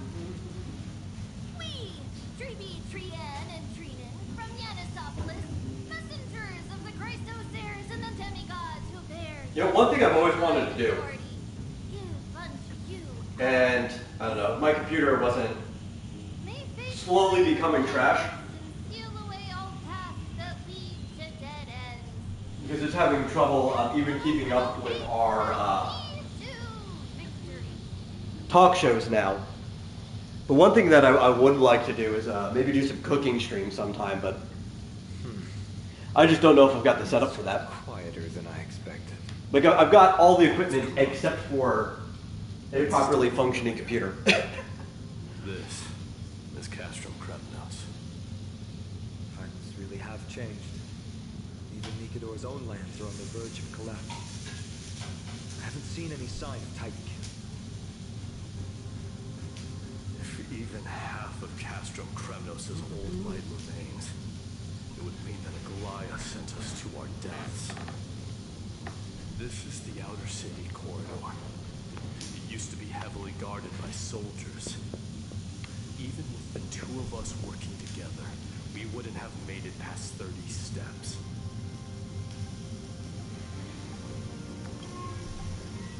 Think whatever you want. Yeah, Kremnos used to be the place every warrior longed for. Kind of a shame you didn't live in that era full of strong warriors, eh, Mighty? If all the heroes of the past had fallen one after another, I would be the only worthy opponent you have left. Are you scared? It's still not too late to run. No, I'm just thinking about the warriors who also braved this very corridor in the past. They all ventured towards the city of the Lance of Fury, all just to set their names in gold. The fortress may be in ruins now, but what we're about to do is no different from what they were striving for back then. Let's go. We'll take back the core flame of strife, or die in Kremnos. Those are the only two paths to glory we can choose from. How does it feel to be home again after so long? Not here. Oh yeah. I lived in the inner city. Oh, as befitting of the crown prince of Kremnos. Let's see. We are in the dungeon now. We can do some dungeoning.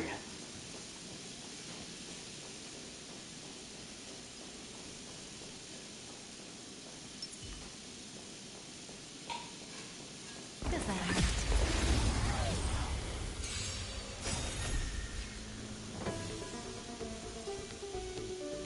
Eternal. Have some sunshine! Like a warm current. My thinking intoxicating. Stand still.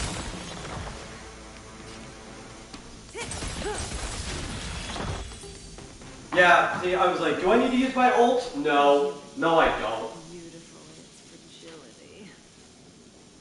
We just do so much damage that we're gonna kill him anyway.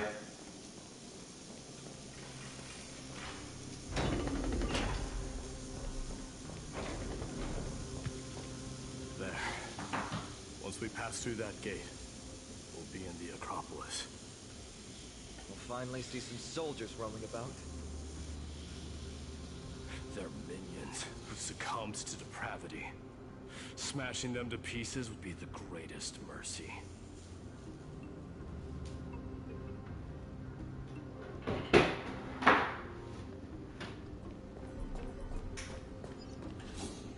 It seems enemies aren't Rude? I was trying to break that object. They've just fallen into disrepair. I suppose even Kremnoan craftsmanship can be unreliable sometimes. Sorry to disappoint. The outer city was built by convicts. No wonder it's so fragile. Maybe these people were taking their grievances out on you. Doesn't matter. There's no shame in resistance here, whether it's from an adversary or a convict on death row. Except now, it's stopping the people trying to kill Nikador. It's moments like this that make me miss Treaty's power.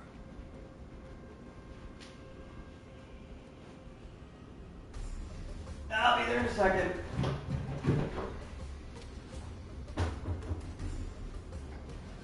Okay. Food's done.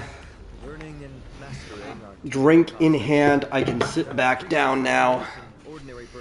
I don't have to scream from across the kitchen behind me. But since you volunteered, please be my guest.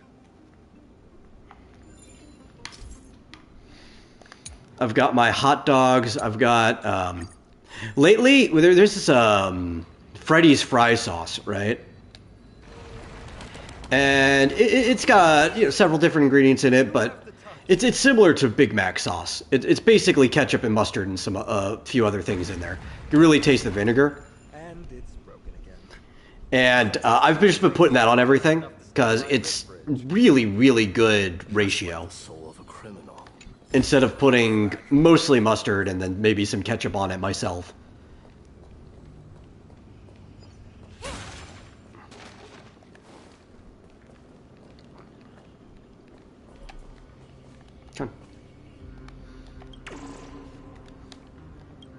I really should just be ignoring all these nymphs.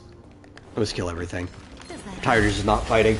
I should be ignoring the nymphs so that when I go back through later, I don't forget which ones I already have. Stay here. But if I see something in front of me, it's hard for me to ignore it. Your cries rise. Stand still. Good times never last. Time to say bye. Boom. Guys, Rainbow Bridge. May this fake dispel the gloom, restore the skies. Like a warm current. Relax. Relax.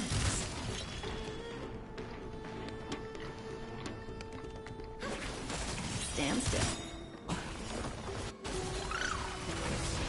Don't let waves open your Every petal, all will be swept away by the wind.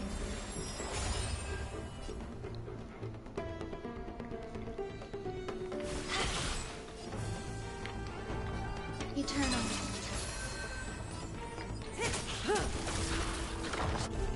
Future is bright. Good times. Time to say bye. Boom.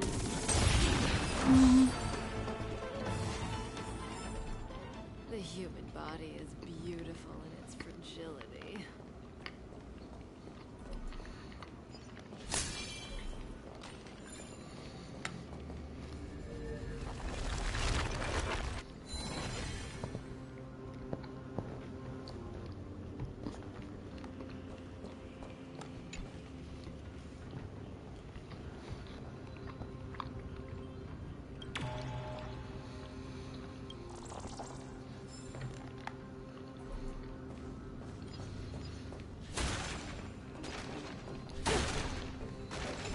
At least this is a pretty easy game to play while also eating a hot dog.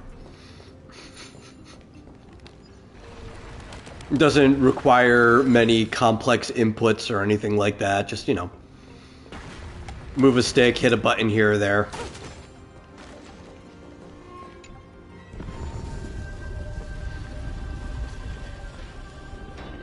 Maybe also some chips and salsa. Genius. You never would have known if you hadn't said anything. Let's go. We can take a detour from the broken bridge.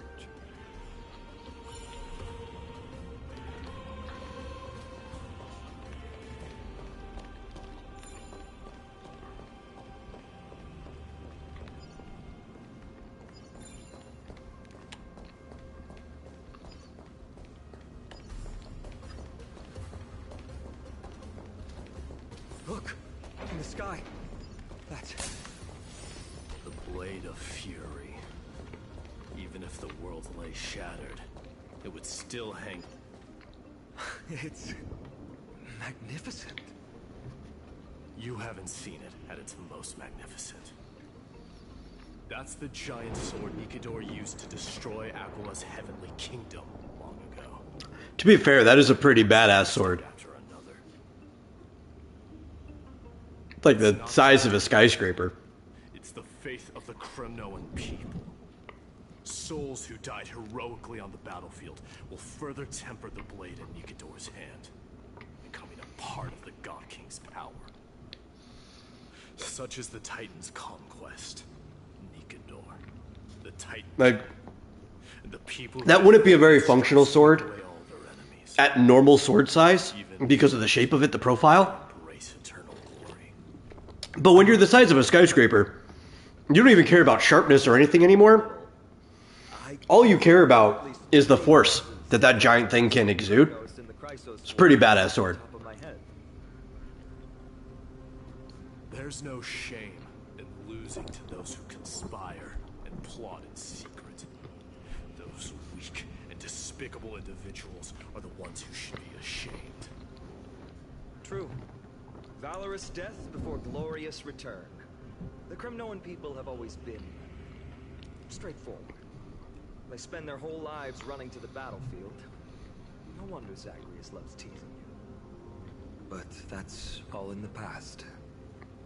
Guess what I'm thinking, Mighty? Probably nothing good. Keep it simple.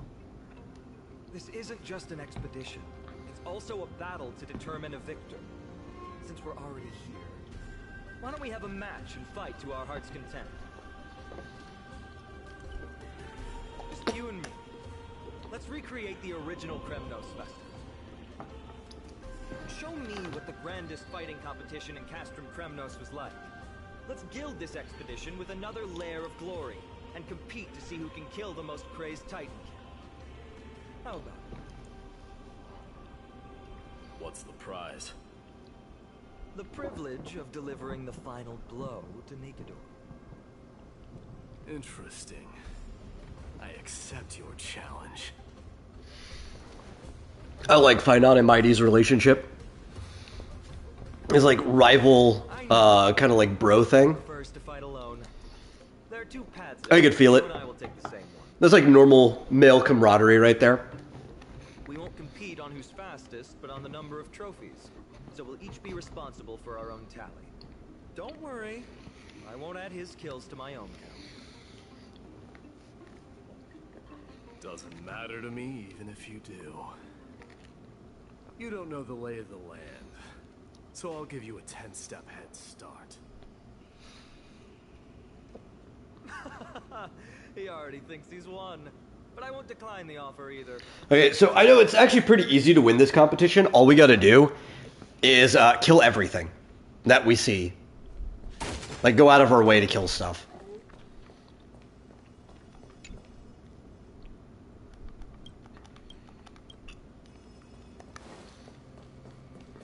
In fact, I guess we have to kill things that we don't see. Technically, right? Like, we have to go around corners and everything. It's not just in our path. I think that's this part.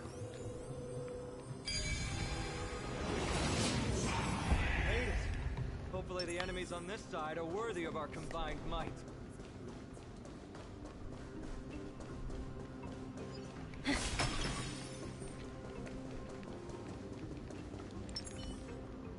Oh yeah, that's right, it doesn't matter. Opponents who look like they can put These aren't fights you can start with a technique. Let's go. We're going to win this competition.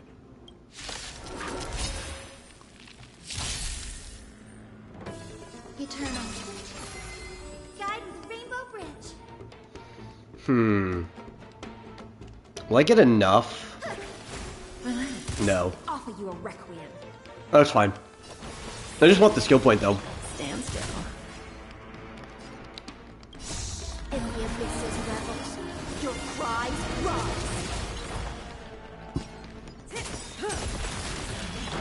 Because this is a very skill point hungry team.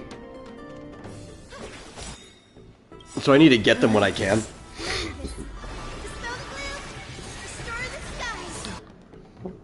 And then, kill everything. Time to say bye. Boom.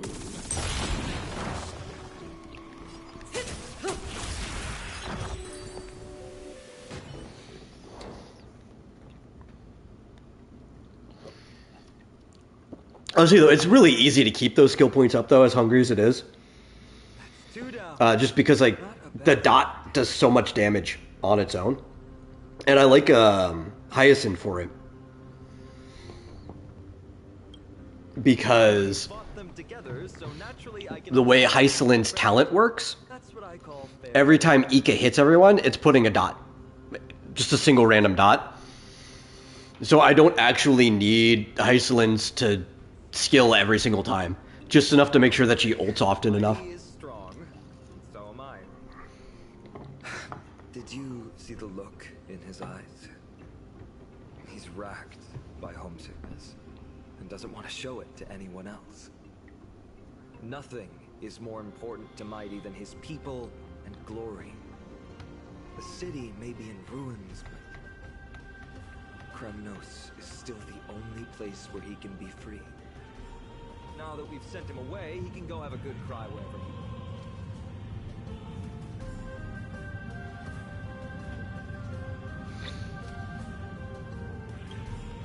He's both my friend and my foe.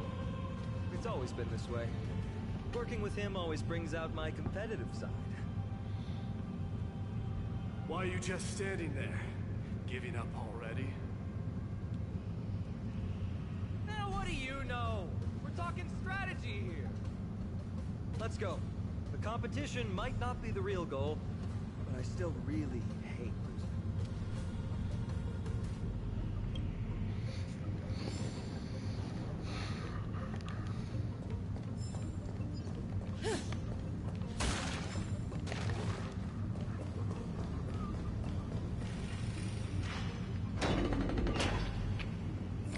Bug.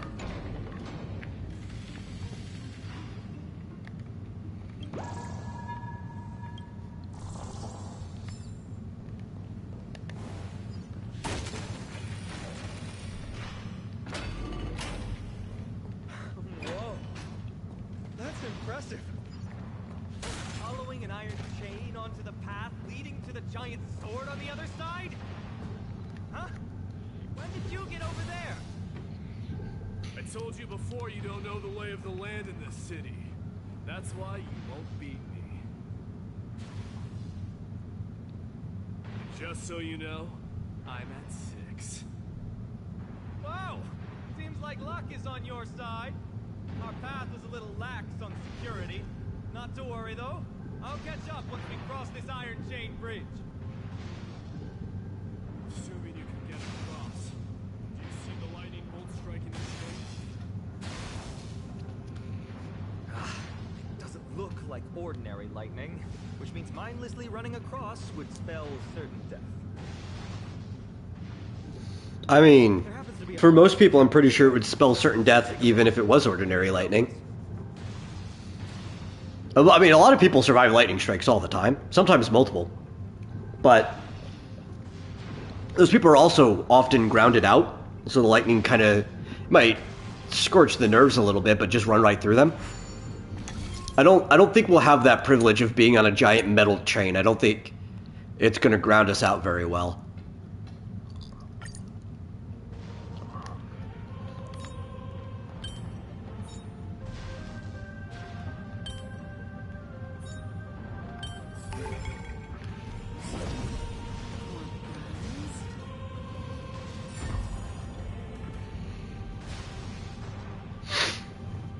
Great. Should be smooth sailing from here. How's it going? Oh, you look stumped. I'll be going on ahead, though. Real lightning won't stop warrior Castle Kratos.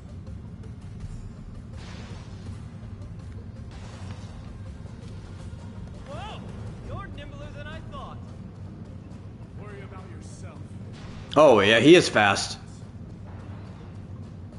I think he's running faster. Oh my god. Why are we just running to the edge? Anyway, I think he's faster than maybe any of the characters that we have. We both have a remarkable sense of balance.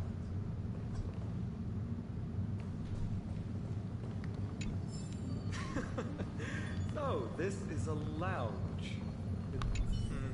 I don't want to read that. You've likely seen them in Akuma, but it's hard to tell. Do they look the same as anyone else? I wanted the treasure. That's what I wanted. Not information on the lounge. I guess we talk to the garment maker for the first time. I don't know if it's ever necessary. I didn't talk to the one... Oh, I did. They forced us in the guided tour. The one in Akuma. I need you. We'll listen to this.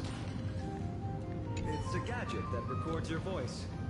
People don't like this sort of thing nowadays. Why don't you hold on to it? It makes a sound when you shake it. Should make for an interesting collectible. Give you something to show for your trip, in addition to the photos.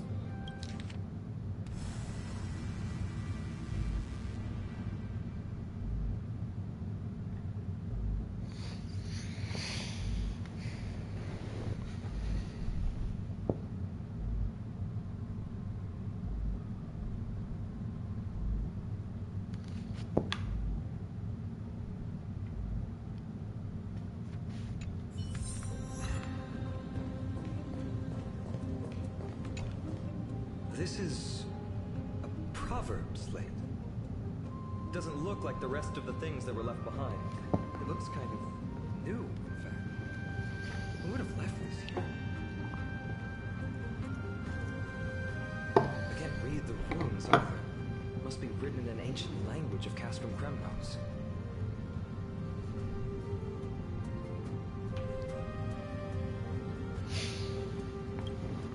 There you go.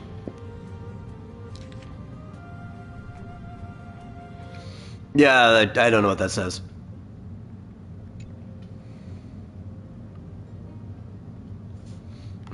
I overestimated myself, yeah. Don't worry. We have an expert next door. We can show it to Mighty when we group back up. Though that does remind me. I've been wondering how you can understand the language and writing we use in Amphorius when you're from beyond the sky.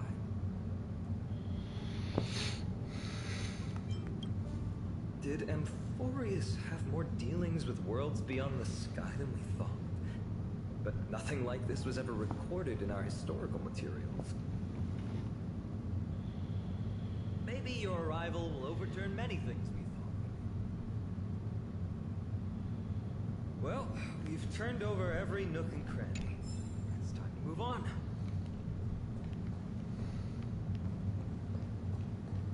Yes, when do we get back to killing things?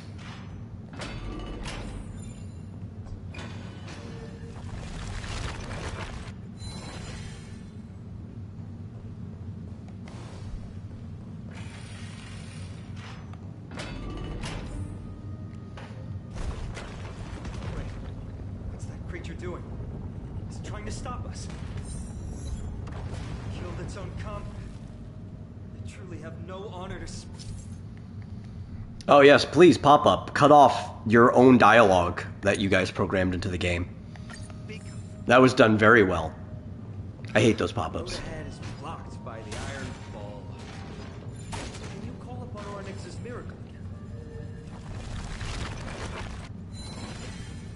Ooh. Bug.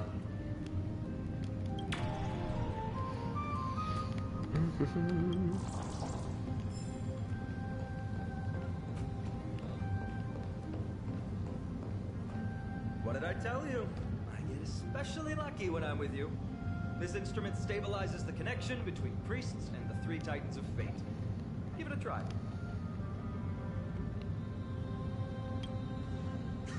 Relax. If something should happen to you, I'll be sure to pass on your last words to Dan Heng, my friend. Don't worry. You'll be just fine.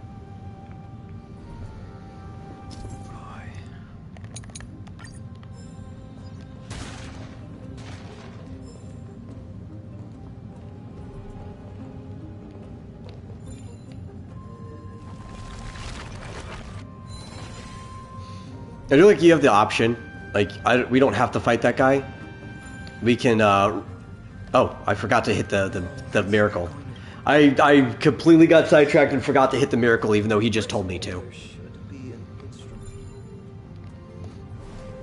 But we have the option of killing him this way. There we go. Now we can do this. Something feels different about you already. Why don't you give it another go?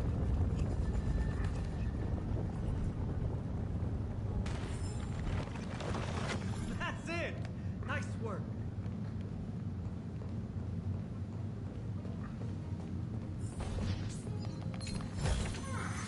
Ow!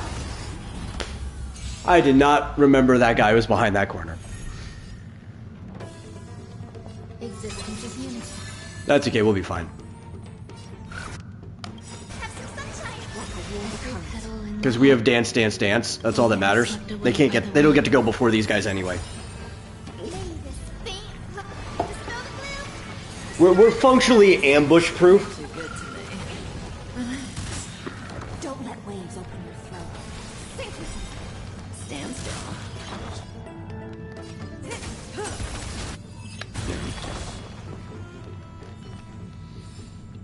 The human body is beautiful in its fragility.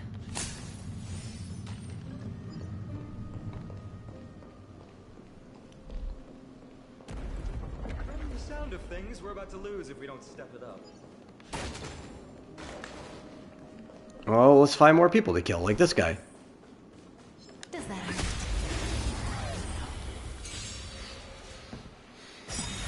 There's more to life.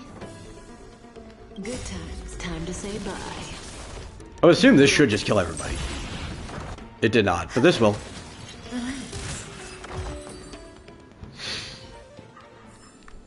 The human body is beautiful in its fragility. Okay, well, we got the calyx that we never use. Ever. Is there anybody else? Did we miss? No, that stuff's inaccessible right now.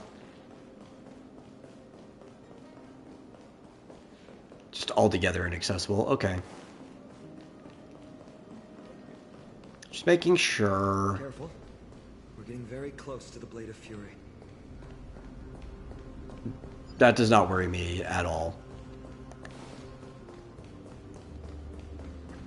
Does that hurt?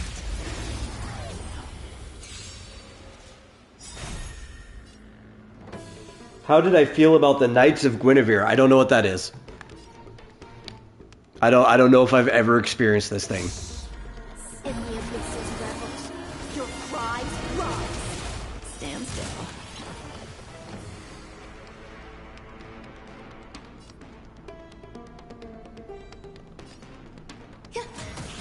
Relax.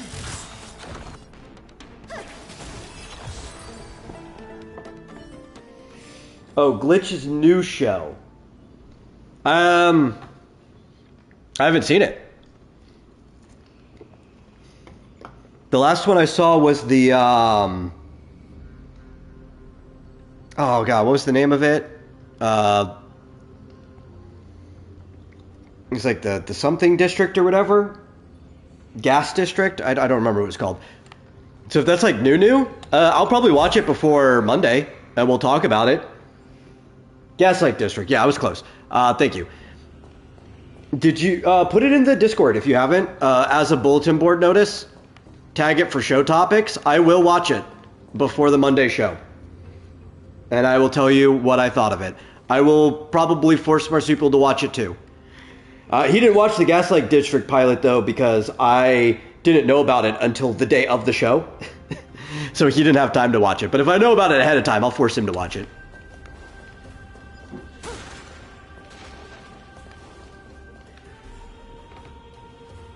This game has a Guinevere. Where is she? She changed her name to Guinaifen when she joined the Chinese space fleet. But this is an isotope or variant, whatever you want to call it. Some people use the word XP. I don't think it applies to characters in these games. But she was a version of Guinevere beforehand. But her planet got destroyed, so she's a refugee, and she's on the but she was on a different Xinjiao fleet ship, but she's on the Lafu now. I like Guinaifen. Hey, that sounded pretty good. I have her semi-built, I think. What is her effect hit rate? I might have stolen something from her. I know I had her effect hit rate above like 75 or 80-ish. But she's like built to work with a Kafka team. I would like to do some funny team where somehow I get Guinaifen to work with Saber, since Saber is, Artoria. So that I have Guinevere and Arthur working together. I know the Fire Kiss can work for a lot of stuff. Where's the Fire Kiss? This thing. Yeah, they receive 7.6% increased damage. So it could still work with Saber. Especially if you ult a lot. Like if it was like an energy regen kind of build. Get the core resonance up. It wouldn't be the best by far. Like I have definitely way better comps for that. But I kind of want to do like a weird Knights of the Round Table team for Saber and somehow make it work. Like I want to clear one of the challenge contents with it.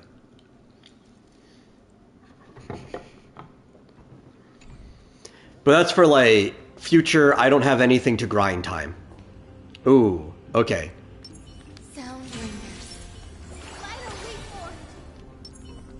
We can't start with the attack techniques, but we can prime the other ones.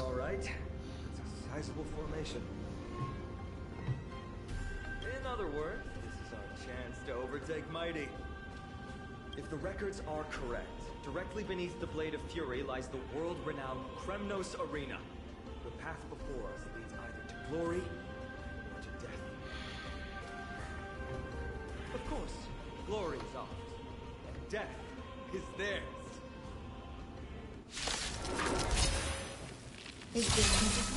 Now, a duo of gladiators whose names strike terror in all who hear them. The one, the only Dark Swordmaster, I never caught that he called himself Dark Swordmaster last time.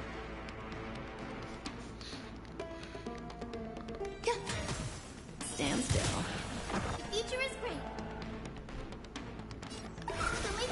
So this is the warmth of life. Sink with me. Relax. May as well kill them all. Yeah, that's fine. We'll start with this.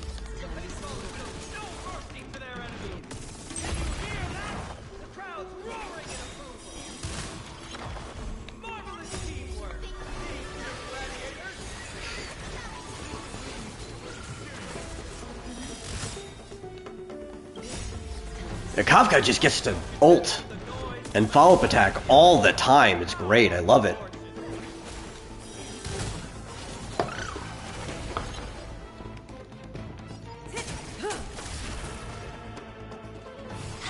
Look at that. They didn't even get to go.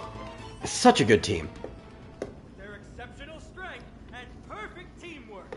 These two gladiators have bested every opponent.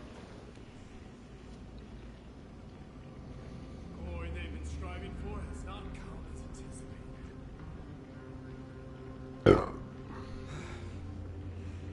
How disappointing. No sign of the Titan at all.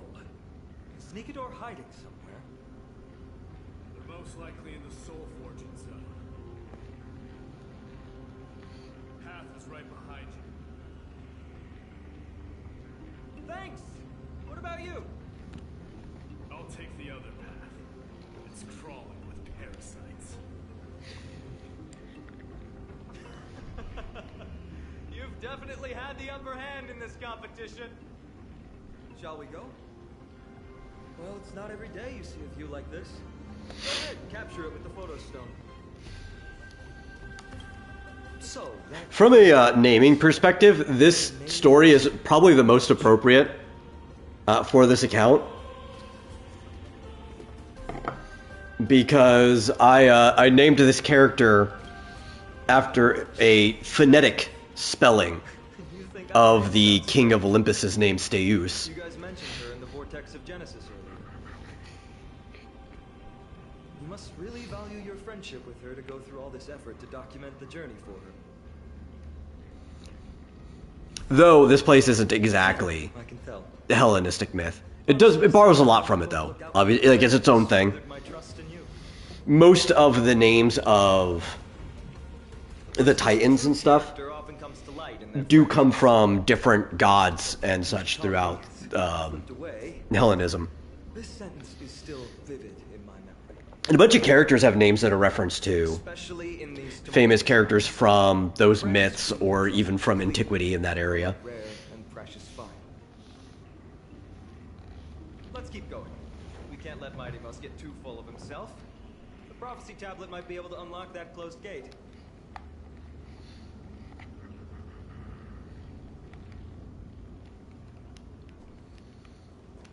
Yes, but I want these. There we go.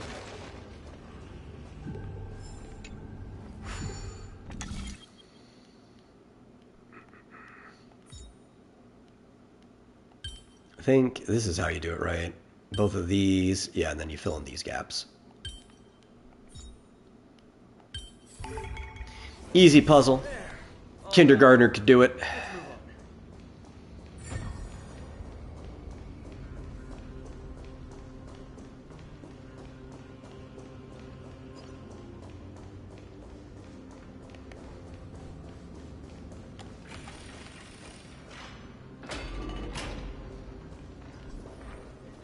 According to Mighty, we need to go deeper into Castrum Kremnos.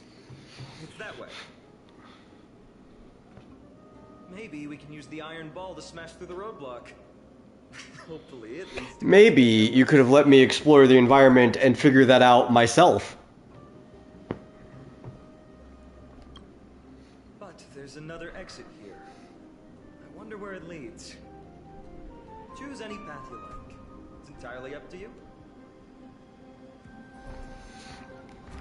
Can any path be every path?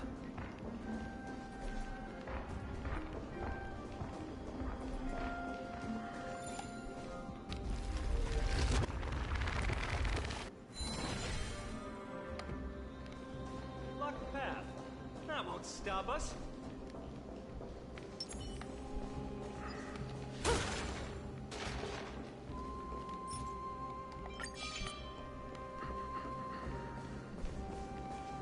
Oh. See, I was waiting long enough to see if there was one of these. And there was. How did that not hit you?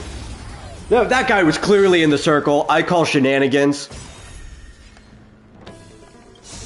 In the abysses rebels, your cries rise. Relax.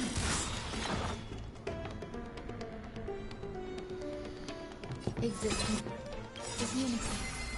Good time to say bye. Boom.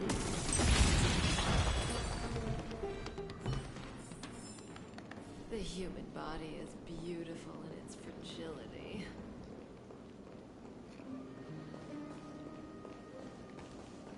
Okay, there was nothing up here? Okay.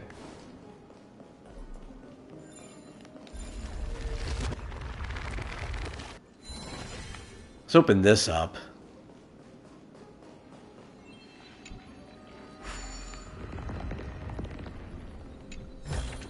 Also, I think, is there a bug behind these? I think.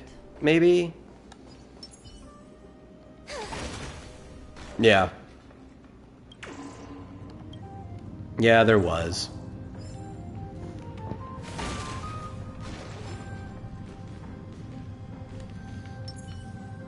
I've gotten all the bugs that are in the game currently before, but I also just don't recall where they all are.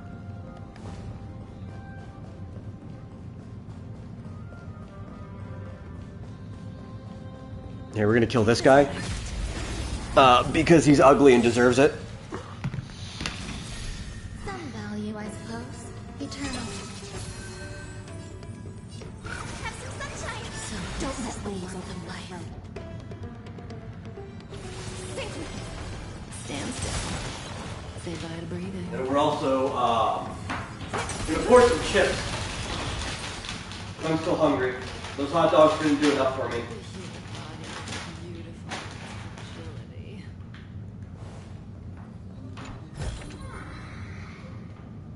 And tear the bag open in the process, because I love these Caladad chips, but these cheap plastic bags they put them in just tear down the sides so easily. You can't cleanly open them. Not without cutting them with a knife or a pair of scissors or something. I don't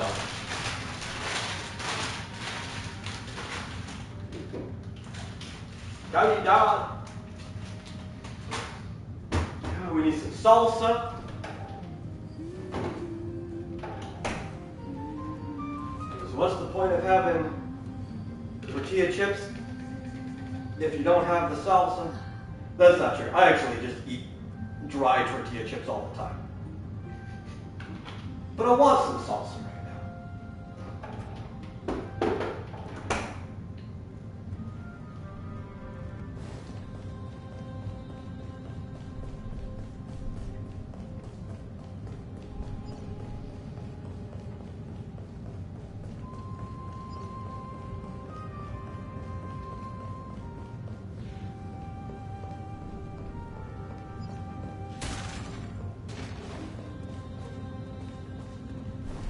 I knew there was a jerk up here. There's more to life. Of course there would be a jerk up there.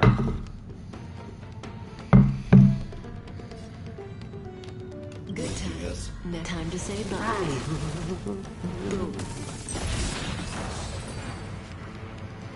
Oh, cool, yeah, just one shot everyone.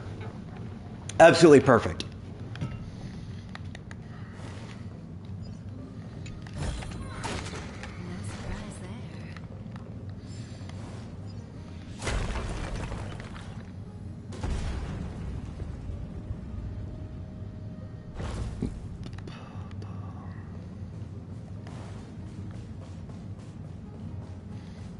So how do we get up there? Is there a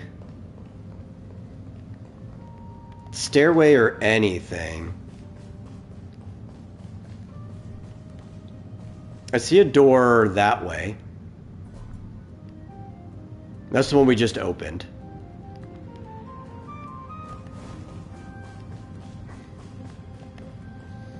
I really want to open that way. But I don't think I can do that from where I am. Oh well. I'm not going to worry about it. I know I did it last time, but I don't remember.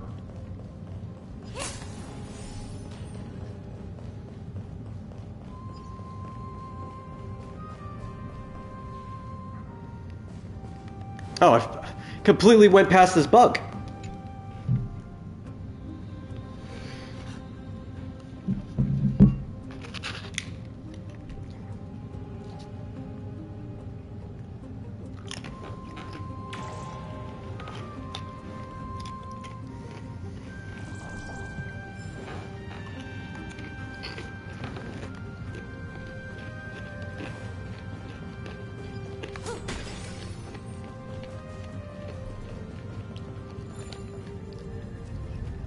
I do not have the power of getting that back uphill. Oh, it's this way. This is how we get there. Cool. Because I'm going to kill all these guys anyway. Which I think... Let's see how many... No, that guy was too far out. I don't even know if I got all of them. One. Darn, that was not even close to the amount I wanted. You guys put them way too far from each other. The future is great.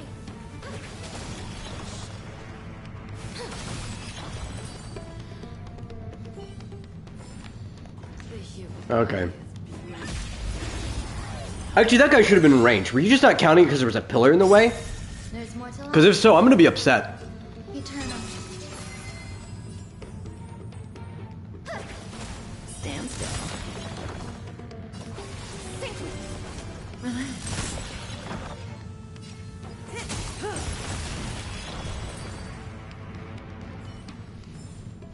The human body is beautiful. Yeah, we're not doing that right now. Does that hurt?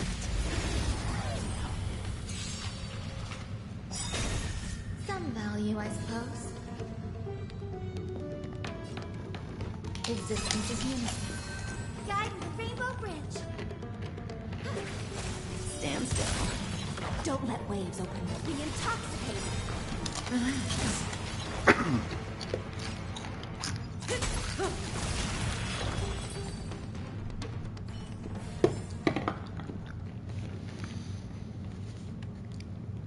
You know what the funniest part is, too? Just because we got, like, unreasonably lucky on Kafka's first banner and got E2 for free, this free-to-play account is way stronger than the one where I've actually spent some, like, money on it. At least right now. And it jumped up overnight just because of how good Kafka's buffs were, you know? Having before the tutorial mission starts, light cone being functionally Kafka's signature light cone now because it's better on her for rotations than her sig. Having E2. And this account's just lucky anyway. I think we've won the last 5 or 6 50-50s in a row. And look how far behind I am. It's not like we've had a lot of Jade to use. I'm actually really mad and envious of this account compared to the one that I play personally. Off stream, all the time, that's caught up with everything. We meet again. What's your count so far?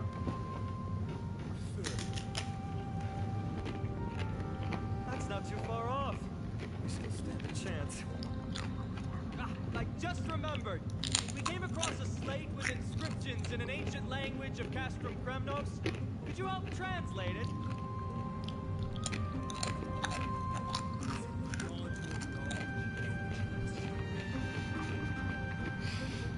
Sadly, yes. You are my only hope now. You just keep having fun. I've got better things to do.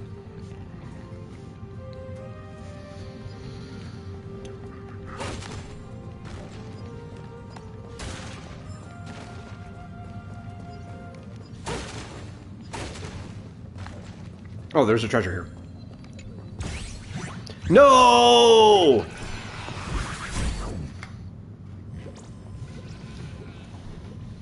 Okay, Zagreus, getting on my nerves.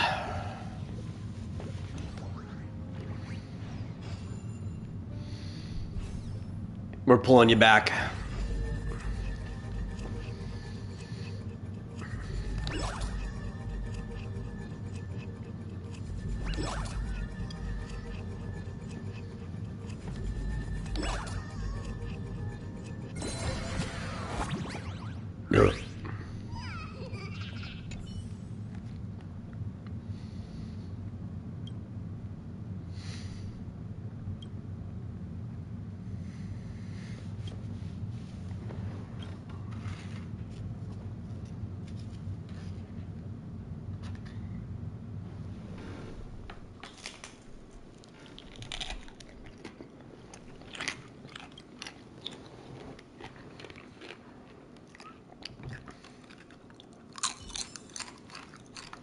Okay, now give me my chest.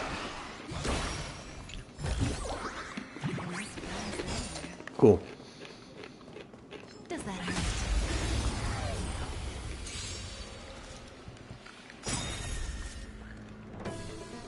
Eternal. Guidance, Rainbow Bridge. Huh. Stand still. Sink with me. Relax.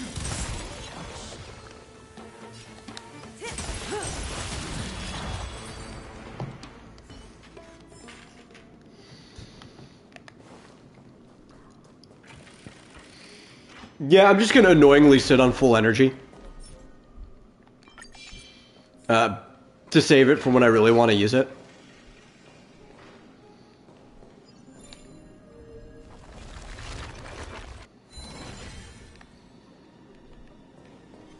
Does that hurt? Mostly because I know we don't need to use our ults at all. Stand still. And technically, don't even need to use buffs. These guys are just too weak.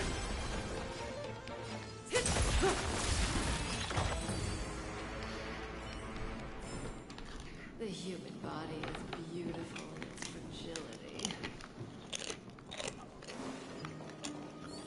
Huh, there's another mural up ahead. Wanna take a closer look? There we go. Thought you could hide from me. Above the baluster like that. Looks like they're creating Titan kit. Maybe this is what soul forging means. Crafting a body from rough stones, and then infusing it with a god's golden blood to bring it to life. No wonder Castrum Kremnos keeps winning battle after battle. With this method, they can create as many soldiers as they want. Yeah, I didn't care about that. I just wanted to catch the nymph.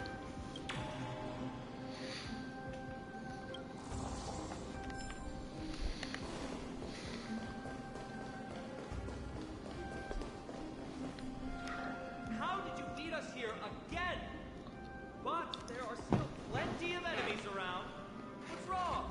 Already tired? I gave you two this final chance on purpose. If you're not interested. Well, how generous of you. This is the stockpiling zone. Must be getting close to Nikador. That's right.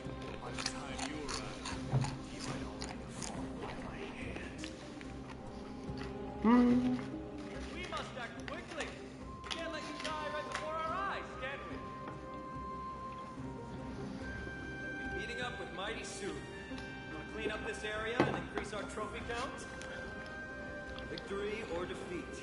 It all comes down to this.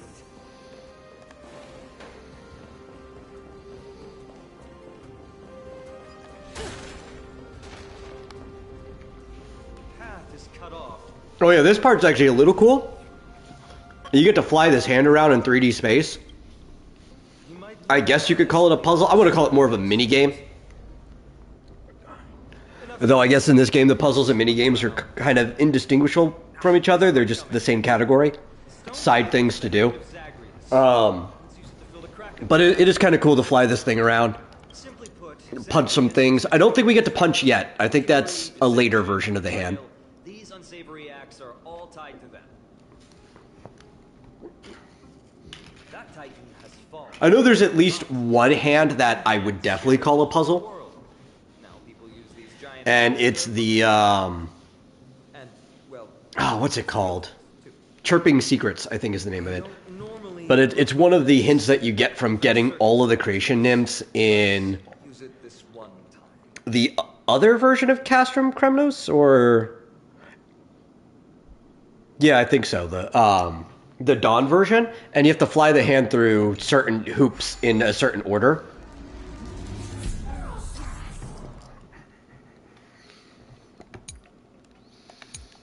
We need to find a solution to mend the broken. We need these coins, though. These coins are the closest thing to a puzzle that this has.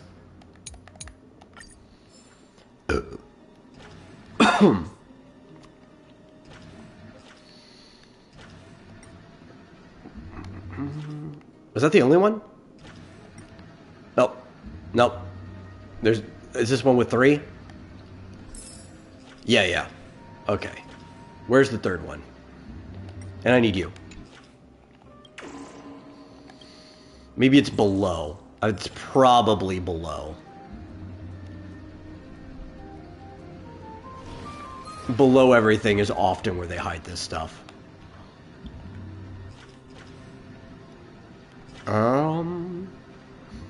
Yep. Under the bridge.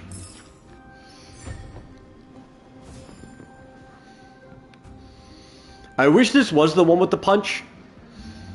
Just because you could take out the enemies quicker that way. And you're still the one taking them out. So I don't mind faster ways of taking out the enemies if it's done through some type of game mechanic. Flawless work. Great job. Like if you're actually choosing to take them out that way, I think that's cool. Yeah, instead of like reducing the number of fights, that's what they should have done. They should have just give you more alternatives to ending fights or getting rid of enemies. Because they already have a lot of disasters on the field. Because I think using like an alternative, using the game mechanics, like the timepieces and everything, that's still player agency. That's the equivalent of a puzzle or a mini game.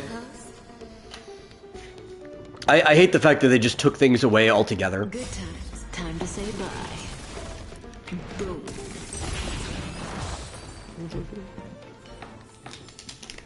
The human body is beautiful in its fragility.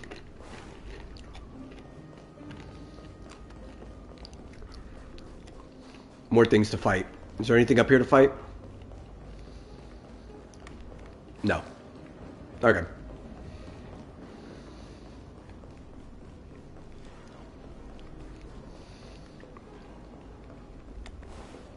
We wouldn't go everywhere but that way. We'll fight you. There's more to life. Existence is unity. Stand still. Be intoxicated.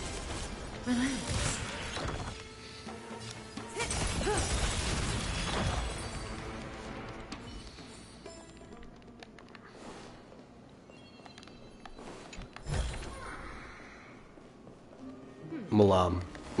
Well. Any fish taking them. Come on, get in the range. Does that hurt? There we go.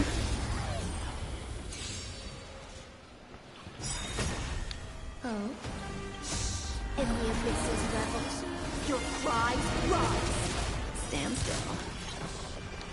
Good times. Time to say bye. Boom. Eternal. The future is free. Name this. Dispel the gloom. Restore the skies. You're too good to me. Relax.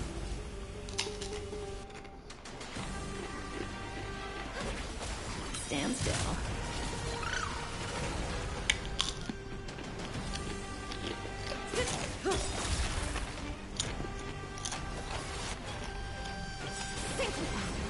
Relax. Time to say bye. Boom.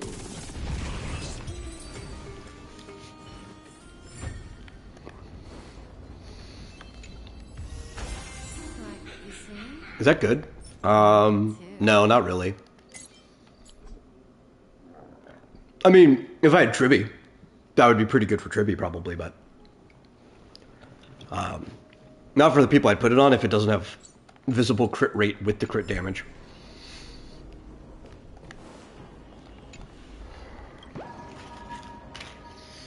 So I think the only person that I would use that set on right now is, well, maybe Archer. Wouldn't be the worst, but I think, is he too fast if you max out all his traces to even use that? Maybe. But it would be Clara. Clara's like the only person I would put that set in.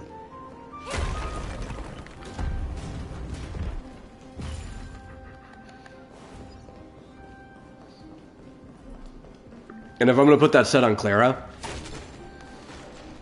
It absolutely needs both crit rate and crit damage already visible. I can't roll to risk it. That's a waste of resources.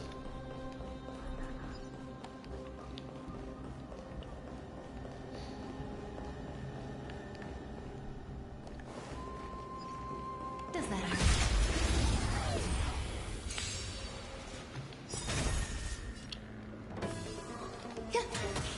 Stand still. Oh. Relax. Offer you a requiem. Be intoxicated. I wasn't expecting him to survive a shot. The human body is... These enemies are both tough and weak at the same time. They have this war armor mechanic on it where it makes them take reduced damage before you break it, but then they take more damage like afterwards. So over the course of a fight, they would still average out the same damage you do to anything else, but they look like they're tough at first. Not that it matters. I still do way more than enough damage to kill them before that even happens. No surprise there.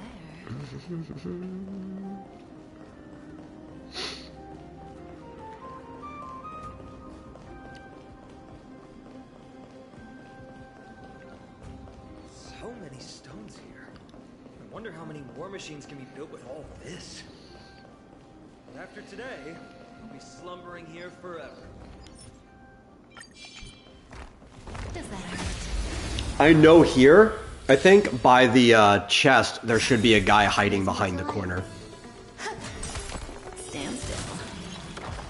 So I gotta be careful about that. Relax. Don't let waves open. Sink with me. Say bye to breathing. Me. The human Let me see. beautiful Be careful. fragility. Oh, no, you know what? I think that might actually be the same walking guy we killed, but it's in the later version where you can go between night and day. I remember there being a dude standing, like, right here. But that's probably the other version of this place. Here in Akuma, every single place has two different versions of it, pretty much. They have, like a daylight and an evernight version.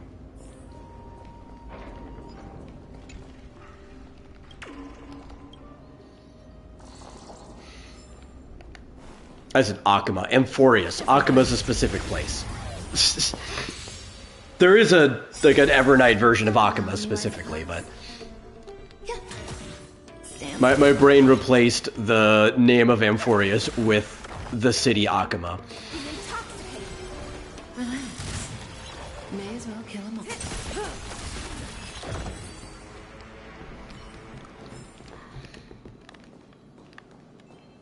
Oh. Look, someone's getting impatient. So we killed literally every enemy on the way. I think we should have won the competition. You took your sweet time.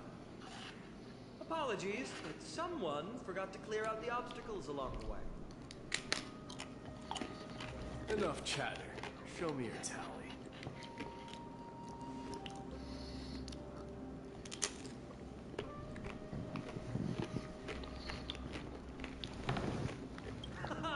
Looks like we won.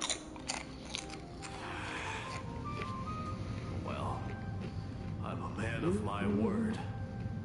You can deliver the final blow. Wait. On second thought, the stakes seem a bit too high. Deciding who gets the glory with just one competition might be disrespectful to the gods. Let's change the stakes. You can just share half your spoils with us. As for Nikador, we can take them down together. The real question is if we can pull it off. Well, here's your spoils. They're right up ahead then? There's just a faint scent, but I'm certain they're here. We're about to cross paths with strife.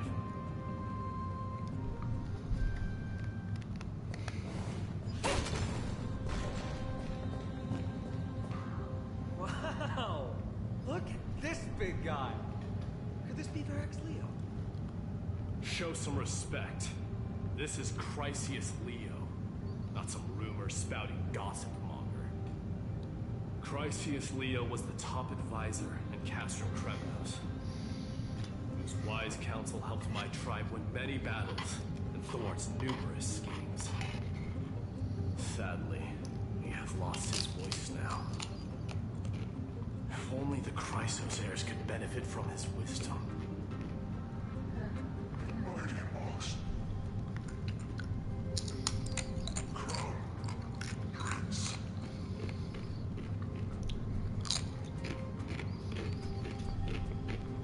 Leo, after all these years, you're still awake. Mighty boss. I could never forget your voice. I've been waiting for this moment all along. Please, teacher, share your wise counsel with me. Crown Prince, Castrum Kremnos has lost everything. Its people, traditions, most importantly, its glory. To survive, our people have migrated. Our traditions have faded with time. But glory, even though it has vanished into the mist and its walls have crumbled, Castrum Kremnos has never forsaken the glory of its warriors. Why say otherwise? Our god has completely lost their sanity. No longer a weird symbol of war. They have fallen and are now plotting an evil scheme. I urge you, mighty ones, to put an end to their endless suffering. Allow them to die as a warrior. They must go with honor.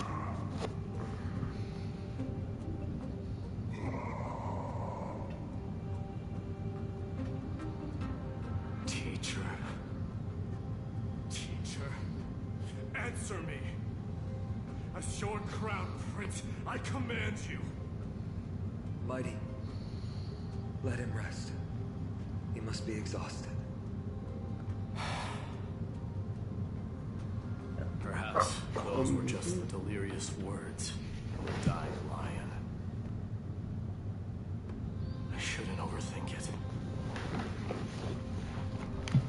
Let's keep going. Oi! Hold on. You know what? This is the slate. That was some good chips. We couldn't decipher it. Maybe it's connected to the scheme the old lion mentioned. Hand it to me.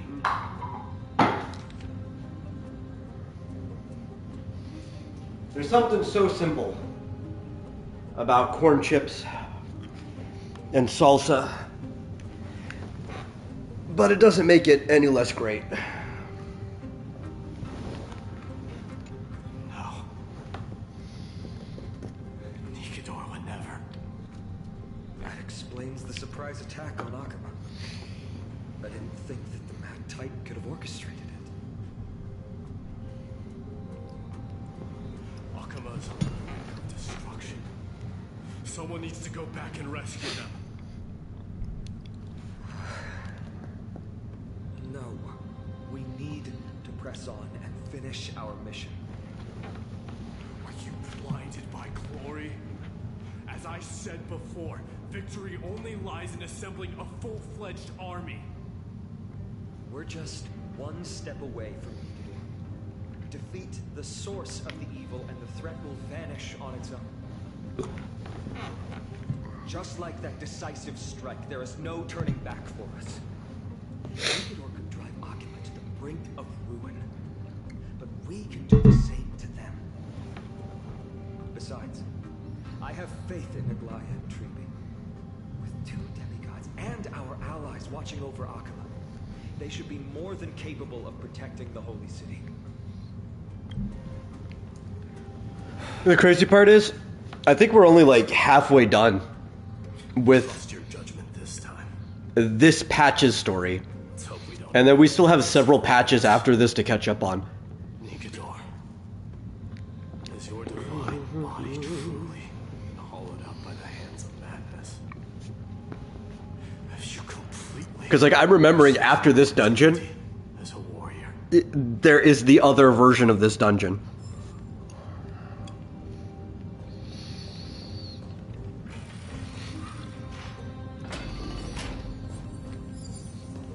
We'll get as far as we can, though, until I feel like I need to stop. And then, if I have time, I might stream some tomorrow before I have to be on the mic stand. Like, I'll definitely stop in time to have a breather before being on the mic stand. But, I'm hoping I can make some progress tomorrow.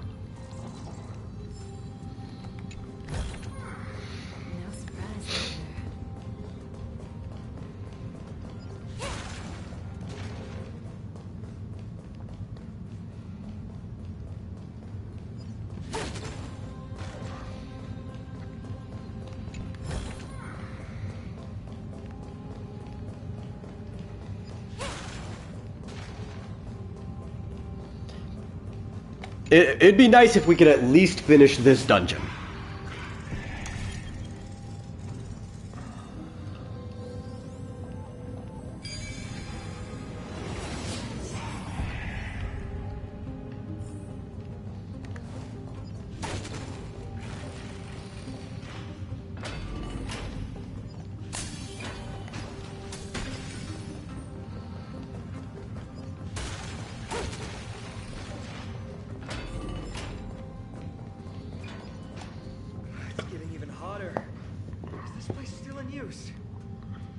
After we pass through here, we'll reach the soul forging zone.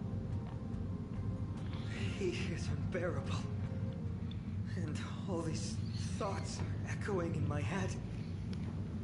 On second thought, this could very Would it be funny if Hoyo did a crossover with Sliders? Are you talking about like the old sci-fi TV show Sliders about going between like world lines? I think that would only be funny because Sliders is such a forgotten property at this point that I would be completely shocked that Hoyo would do a crossover with it. Just the path ahead. Although it's completely dilapidated, it will still lead us to our final destination. It'd be cool. I liked Sliders for like a couple seasons, maybe? I don't know.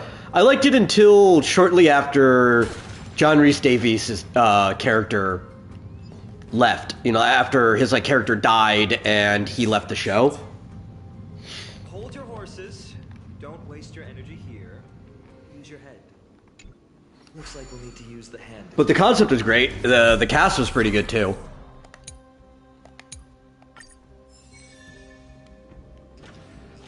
I don't know if it would really fit with the Hoyoverse, but they kind of implied that the Fate stuff came from outside of the Hoyoverse, because the way their imaginary tree doesn't really function the same way that world lines do. But they do, they've got a lot of crazy things. So if they could do it with Fate, who definitely has almost that same type of world that Sliders is, I don't see why they couldn't. I just don't think they ever would because of the age of the property. Okay. Pick up block. That's what we do. Where put block? Here? Here put block.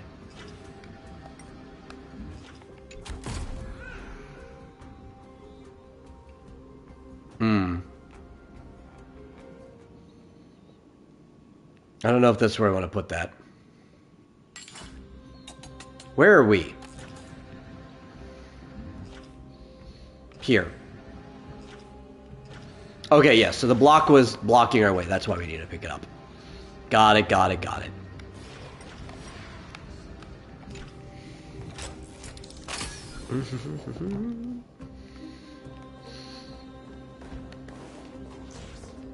Okay, we're gonna run here and fight both of you at once. Because that's how we do. Existence is unity. Guide me. Have some sunshine. Like a warm current. Sink with me. Relax.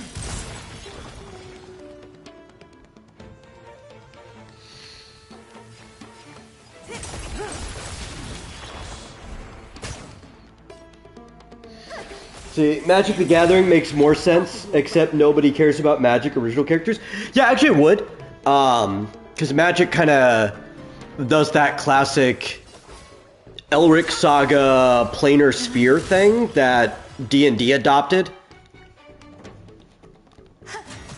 So, like, every world can exist within the multiverse that is Magic. But it does seem like it would kind of be more of the one way of they would just have Hoyo characters as cards, right? Like they would do maybe specifically a Star Rail pack or something like that, you know, like a season where they're doing those. I don't know if it would ever go the other way around. And partially it's because of the other thing you said. No, most people don't really care too much about the original Magic characters. Obviously, big Magic fans do. There's some staple cards that everybody likes, but outside of the hardcore player base, a lot of the other people really only come in now because of the collabs that they do. Which is cool. Actually, my brother got a holographic Balthier and Fran card in the Final Fantasy deck, and he said that's one of the ones he's sending for me when he gets enough of a gift package. He actually plays Magic, but he knows that like I only want it for collecting.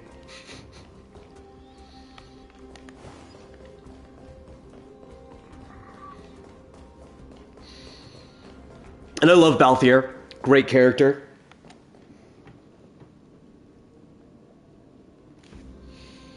Oh, I thought Magic had the planar spheres. Okay. I was told wrong then. It's just a regular infinite multiverse.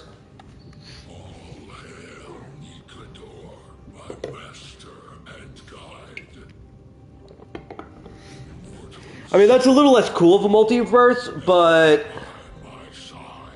at the same time, that probably makes a lot more sense for Magic. Is Castrum Kremnos planning to destroy Akuma? What do you propose? I'm all hail Nikador, my master and guide. Immortal soul of war, ever. Though I guess Planessphere could have worked if they did decide to go that way, because theoretically you could fit an observable universe within a planar sphere if you wanted to. But yeah, no, the other way does make more sense. Let's keep going. There might be other Titankin nearby we can talk to. Aren't you going to take care of it? If you see it as a threat, go ahead. Mm-hmm. I have no reason to do it.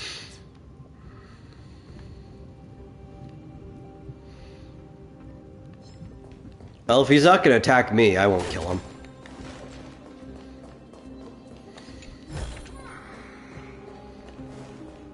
I only really nuke the ones that I know will attack me if I don't.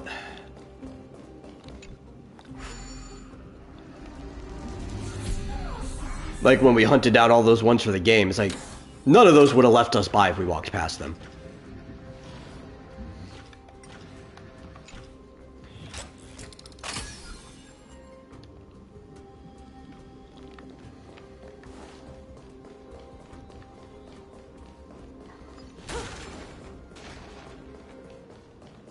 No, not dealing with that. I'll forget about it if I interact with it now.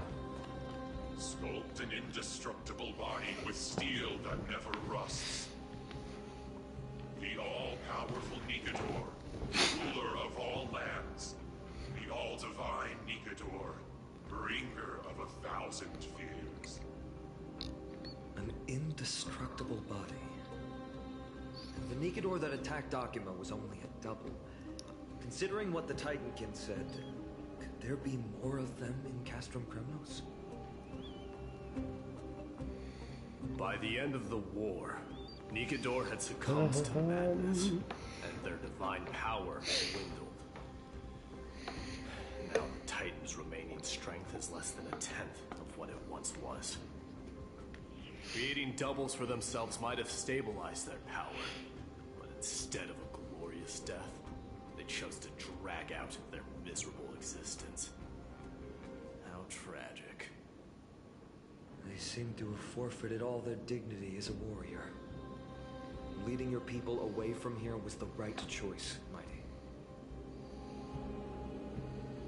There's no need to glorify my choice, Deliverer. It was just a self-imposed exile that cost me my pride. Not something worth celebrating in a song. The dude's dagger looks like a carrot. I know it's supposed to be like a type of gold,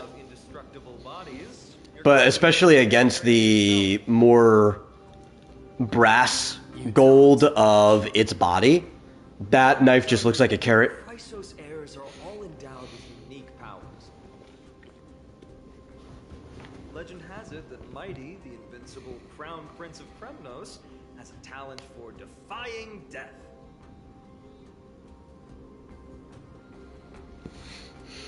Okay, again. Oh. Okay.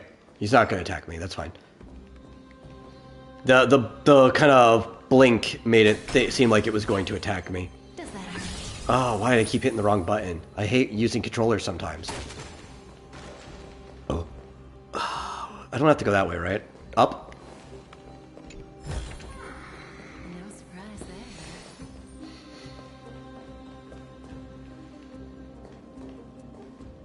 Like, you know, it's a good thing. I don't have to worry if I do hit the wrong button because I have almost 10,000 trick snacks. It's fine. It's not the end of the world. Does that hurt?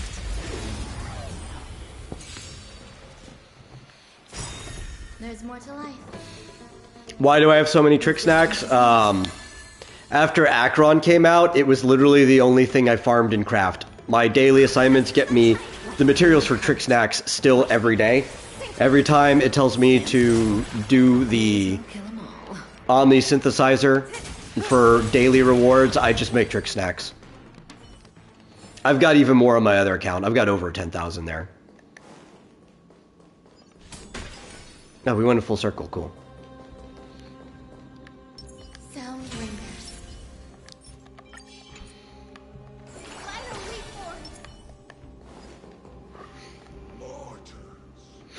Consecrate your souls of war for the lands of fury.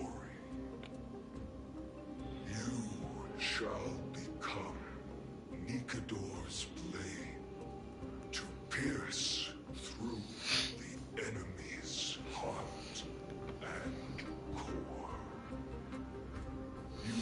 You're not exactly a fan of Final Fantasy, but what exactly are Moogles? They're Moogles. They're basically Fae, right? Like that's a good way to look at them. They're fairy folk. They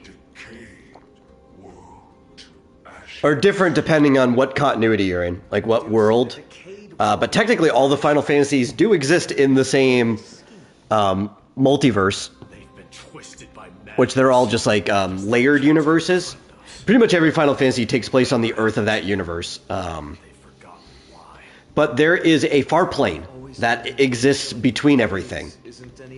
And as far as I know, based on crossover material, they later imply that Moogles come from the far plane. So you could kind of consider them interdimensional fairies, which even in the classic sense of Fae folk, a lot of them are interdimensional anyway, right? There's like a fairy world that they come from, and they pass in and out of it through like fairy circles or through fogs or mist. So they're just usually pleasant, like helpful Fae folk. That's what a Moogle is. Was it facing us the You will rare to find a Moogle that doesn't get along with people.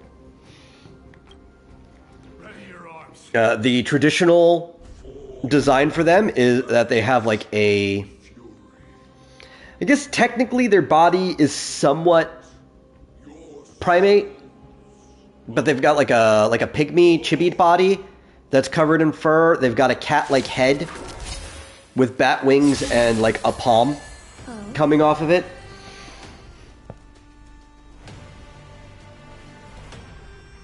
Yeah, very, very cat bat. But like, they're not like a Gale cat, which is an actual cat bat. And they can vary in different versions too. Oh wait, no, I don't need to do that. I do want to do this. Where sometimes they're more like a bunny with bat wings over in Evolis.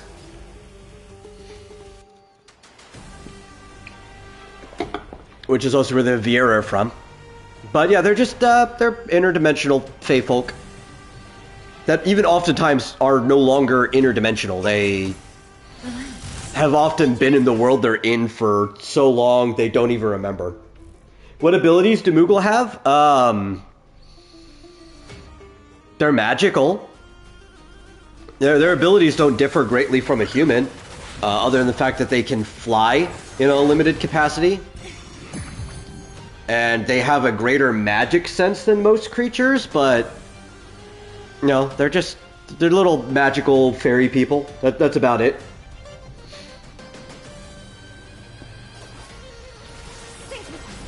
May as well kill them all. Mog in Final Fantasy VI was a dancer, sort of. He would kind of geomance stuff with the terrain and dance based on it. He had an interesting, like, kit. Stand still.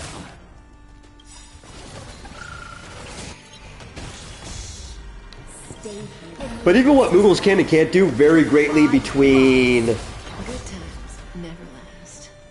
games, you know? Time to say bye. Like, Moogles are very different in Final Fantasy Crystal Chronicles, and they're actually more like marshmallow balls. They're covered in fur. Do Moogles get access to regular spells? Yes. Yeah, they do. They can use the same spells anybody else can. Sometimes they get their own spells, too. Like, you might get Mog Flare or something. Some games will give them unique spells, but for the most part, they have access to, like, fire, thunder, ice, bio, haste, all the normal spells, depending. Like, Moogles can be classes that people can be too. They can have the same jobs. It's just you, me. You can have a Moogle who's like a red mage, a Moogle who's a fighter.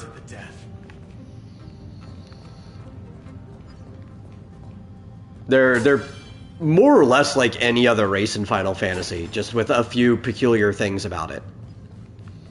And they're also more or less, depending on the game you're in, treated with the same rights as any other race in Final Fantasy.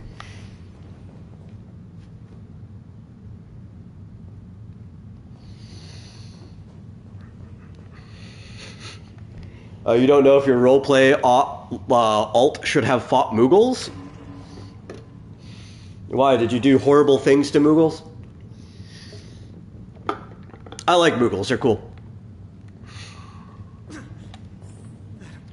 They're not the only unique thing about Final Fantasy, but they're one of the most unique things about Final Fantasy that wasn't just straight based off of D&D.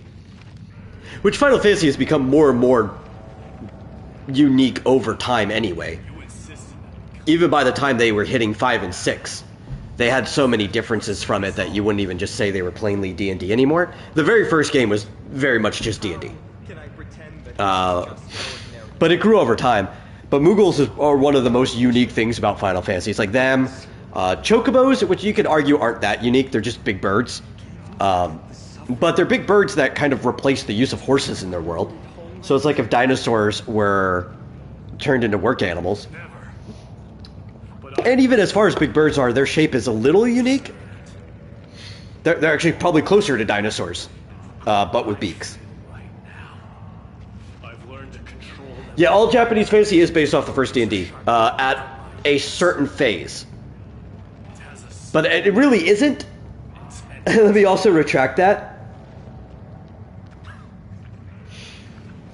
All the most popular stuff that survived from that era is based off of first edition D&D. There's plenty of Japanese fantasy that isn't. There's a lot of it that's actually based off of like their old Shinto myths and stuff like that. Most of those aren't as popular as they used to be.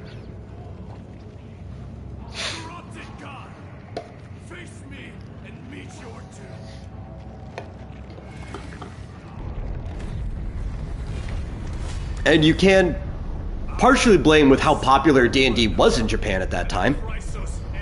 It actually did become quite popular. I don't know if it is anymore, but it was definitely in the late 80s. But also because of the influence it had on CRPGs, which a bunch of Japanese programmers were playing, and just how influential both Dragon Quest and Final Fantasy became.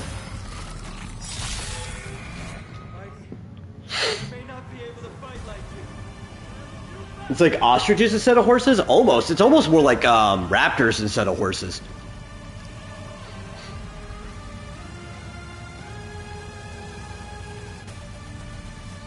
You know what? We'll start out, just because I don't want to waste energy. This should go pretty fast, all things considered.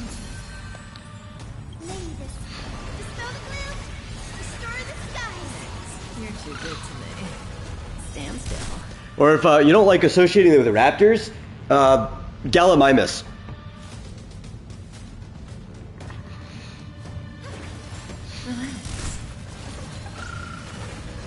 Which were super fast.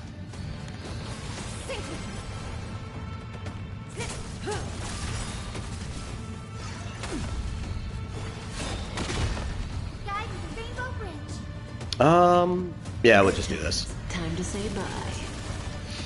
Boom. Especially because of how huge chocobos are. Chocobos, like, I know ostriches are big, but they're like, chocobos just dwarf them in size.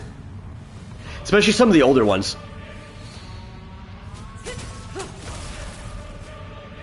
Like in some of the older games, chocobos averaged about 10 feet tall, but they could be even bigger.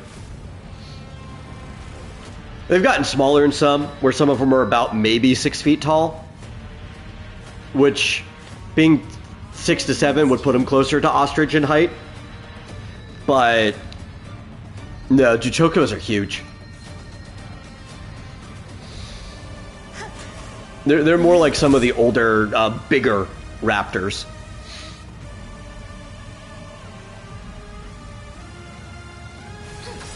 Okay, we'll let that pass.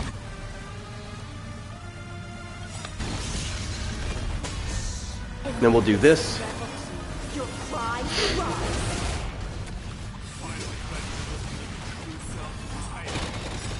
Then we'll do that.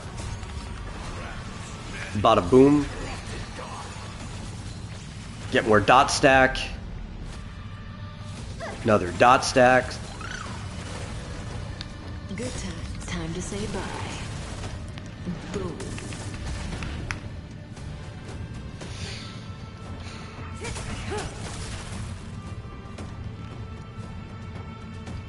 Yeah, we're fine with this.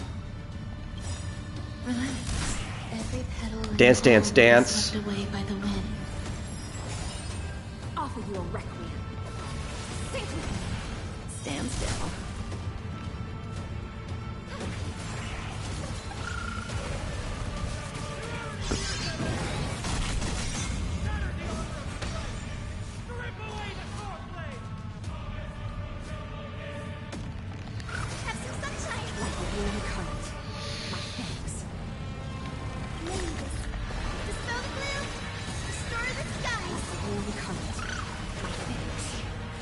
Existence is unity.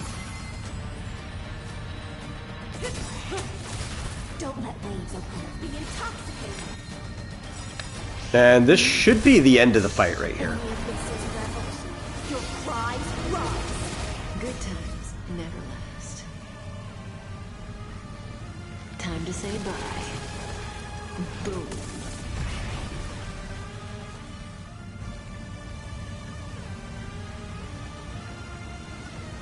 But then he just heals. Because he is functionally immortal right now. And we have to go into the past to change that. Sort of. It's weird.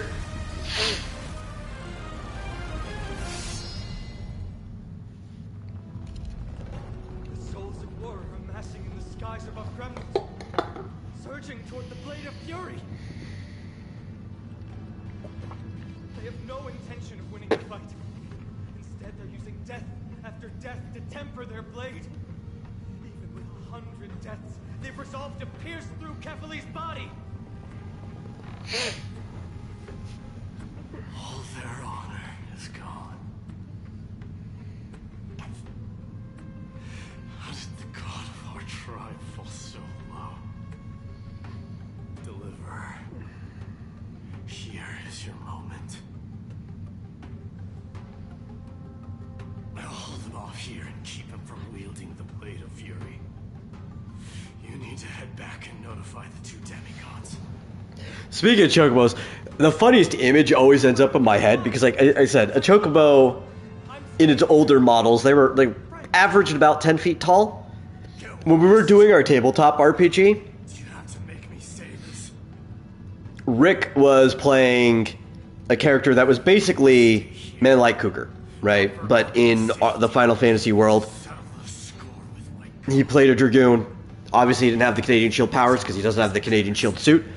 But he was able to grind like a Final Fantasy character, so he got stupid strong anyway over time, like everybody did. But he was riding a black chocobo the entire time. And it's funny because his character was almost the size of the chocobo, riding the chocobo. So we always imagined that there was just like this really big guy hunched over on the back of a chocobo that was almost the size of him. Almost like if a grown man was giving another grown man a piggyback ride. You and I, two warriors rejected by death. Is there any contest more fair than this? Come forth, the king who has never claimed his throne, against the god who has fallen from... I don't even think chocobos are that big anymore, too. I think on average they are closer to 7 feet now. Final Fantasy 16 did a better job of portraying them big than they used to. The draft chocobos in 14 do a great job of depicting them big. I think those ones might be maybe about 8 feet tall. I didn't like 15s. 15s were too small. We're back. They were like maybe 6 foot. I'm dizzy. I think they were about the same height as Gladiolus. He'll be fine. Midamos is the fiercest... I loved riding them in 16 though. Mechanically, it was fun to ride the chocobo around. That part I'll never complain about. Sometimes I just want to boot that game up to ride the chocobo around. And I kind of want to do it. I might actually...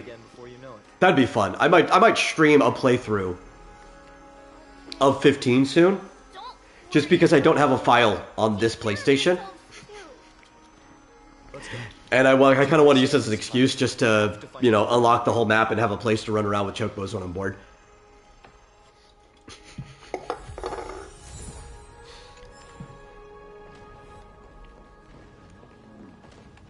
Okay. What are we at? Oh my god. Look at all these quote-unquote achievements. Though nothing in this category I think I achieved at all. This is just progressing the story. That one's for doing something funny. That one not so much. That one also not so much. Rail into the Stars and the Memories We Share. Not all of the memories we share are just completing the story. There's some where you have to actually do specific things. But some of them are just like, you did this side quest, you did that side quest. Kind of lame. The Rail into the Star, this is all just complete story, complete story, complete story. This one. These ones are kind of like, do something special. Yeah. half of these things I'd consider actually achievements. Some of them, though, are just like progress. Like, Eager for Battle? Where's that one? Or, no, Glory of the Unyielding. These are just do this thing this many times. And the only one I'm missing is Stagnant Shadow 800 times because I've not needed to fight Stagnant Shadow 800 times yet. There's not enough characters in the game to need this. I think. Maybe. Yeah, maybe this account doesn't have everybody upgraded. Maybe there is. But I don't think I've done this on my main account either. And I have everybody that I've unlocked at 80. Unless people went out of their way for achievement hunting, I don't know how many people have unlocked this one. Like, they're wasting energy fighting Stagnant Shadows that they don't need to fight. But yeah. But what does that put us currency-wise? Not enough for a 10 pull. Only 6. But I think this is actually going to be about the time that I close it anyway. So I will probably use our 6 tickets before we close. We're gonna try to get Syringe with Light Cone. I don't know if we will. We're on guaranteed. If we don't get it, we'll pull Forever Night Light Cone. Or did we want to do that? Or do we want to pull for third? We're pulling on that banner regardless because we want DDD. But there's so much left in the game wise that I'm probably going to get Evernight and her Light Cone. I think that's what we're going to end up doing. I don't know if I would recommend other people to do that. I would definitely recommend people who are playing the game to pull on that Light Cone banner, though, just because Dance Dance Dance is on it, which is only a 4-star, but it's more valuable than any of the 5-star Light Cones. Where are we, anyway? I'll just add 6 to the count, since it takes, like, anywhere between half an hour to an hour to update the history.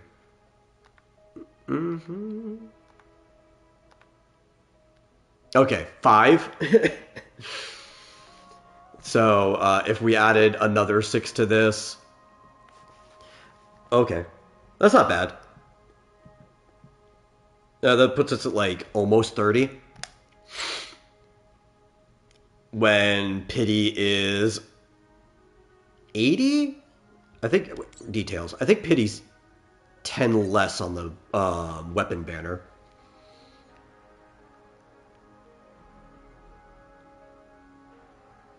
Yeah. So we probably won't get this. Not that it's necessary. At all. But it will put us really close to getting Evernight's Light Cone when the patch drops. So, you know, that's cool. That's fun. But I think that's it. Thanks for hanging out, Fizz. I know there were a couple lurkers earlier.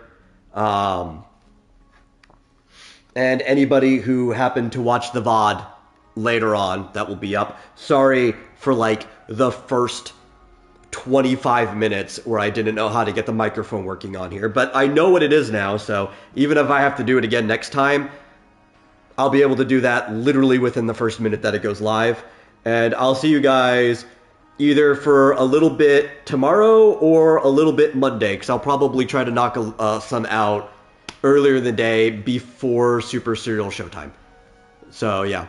No later than Monday. Bye.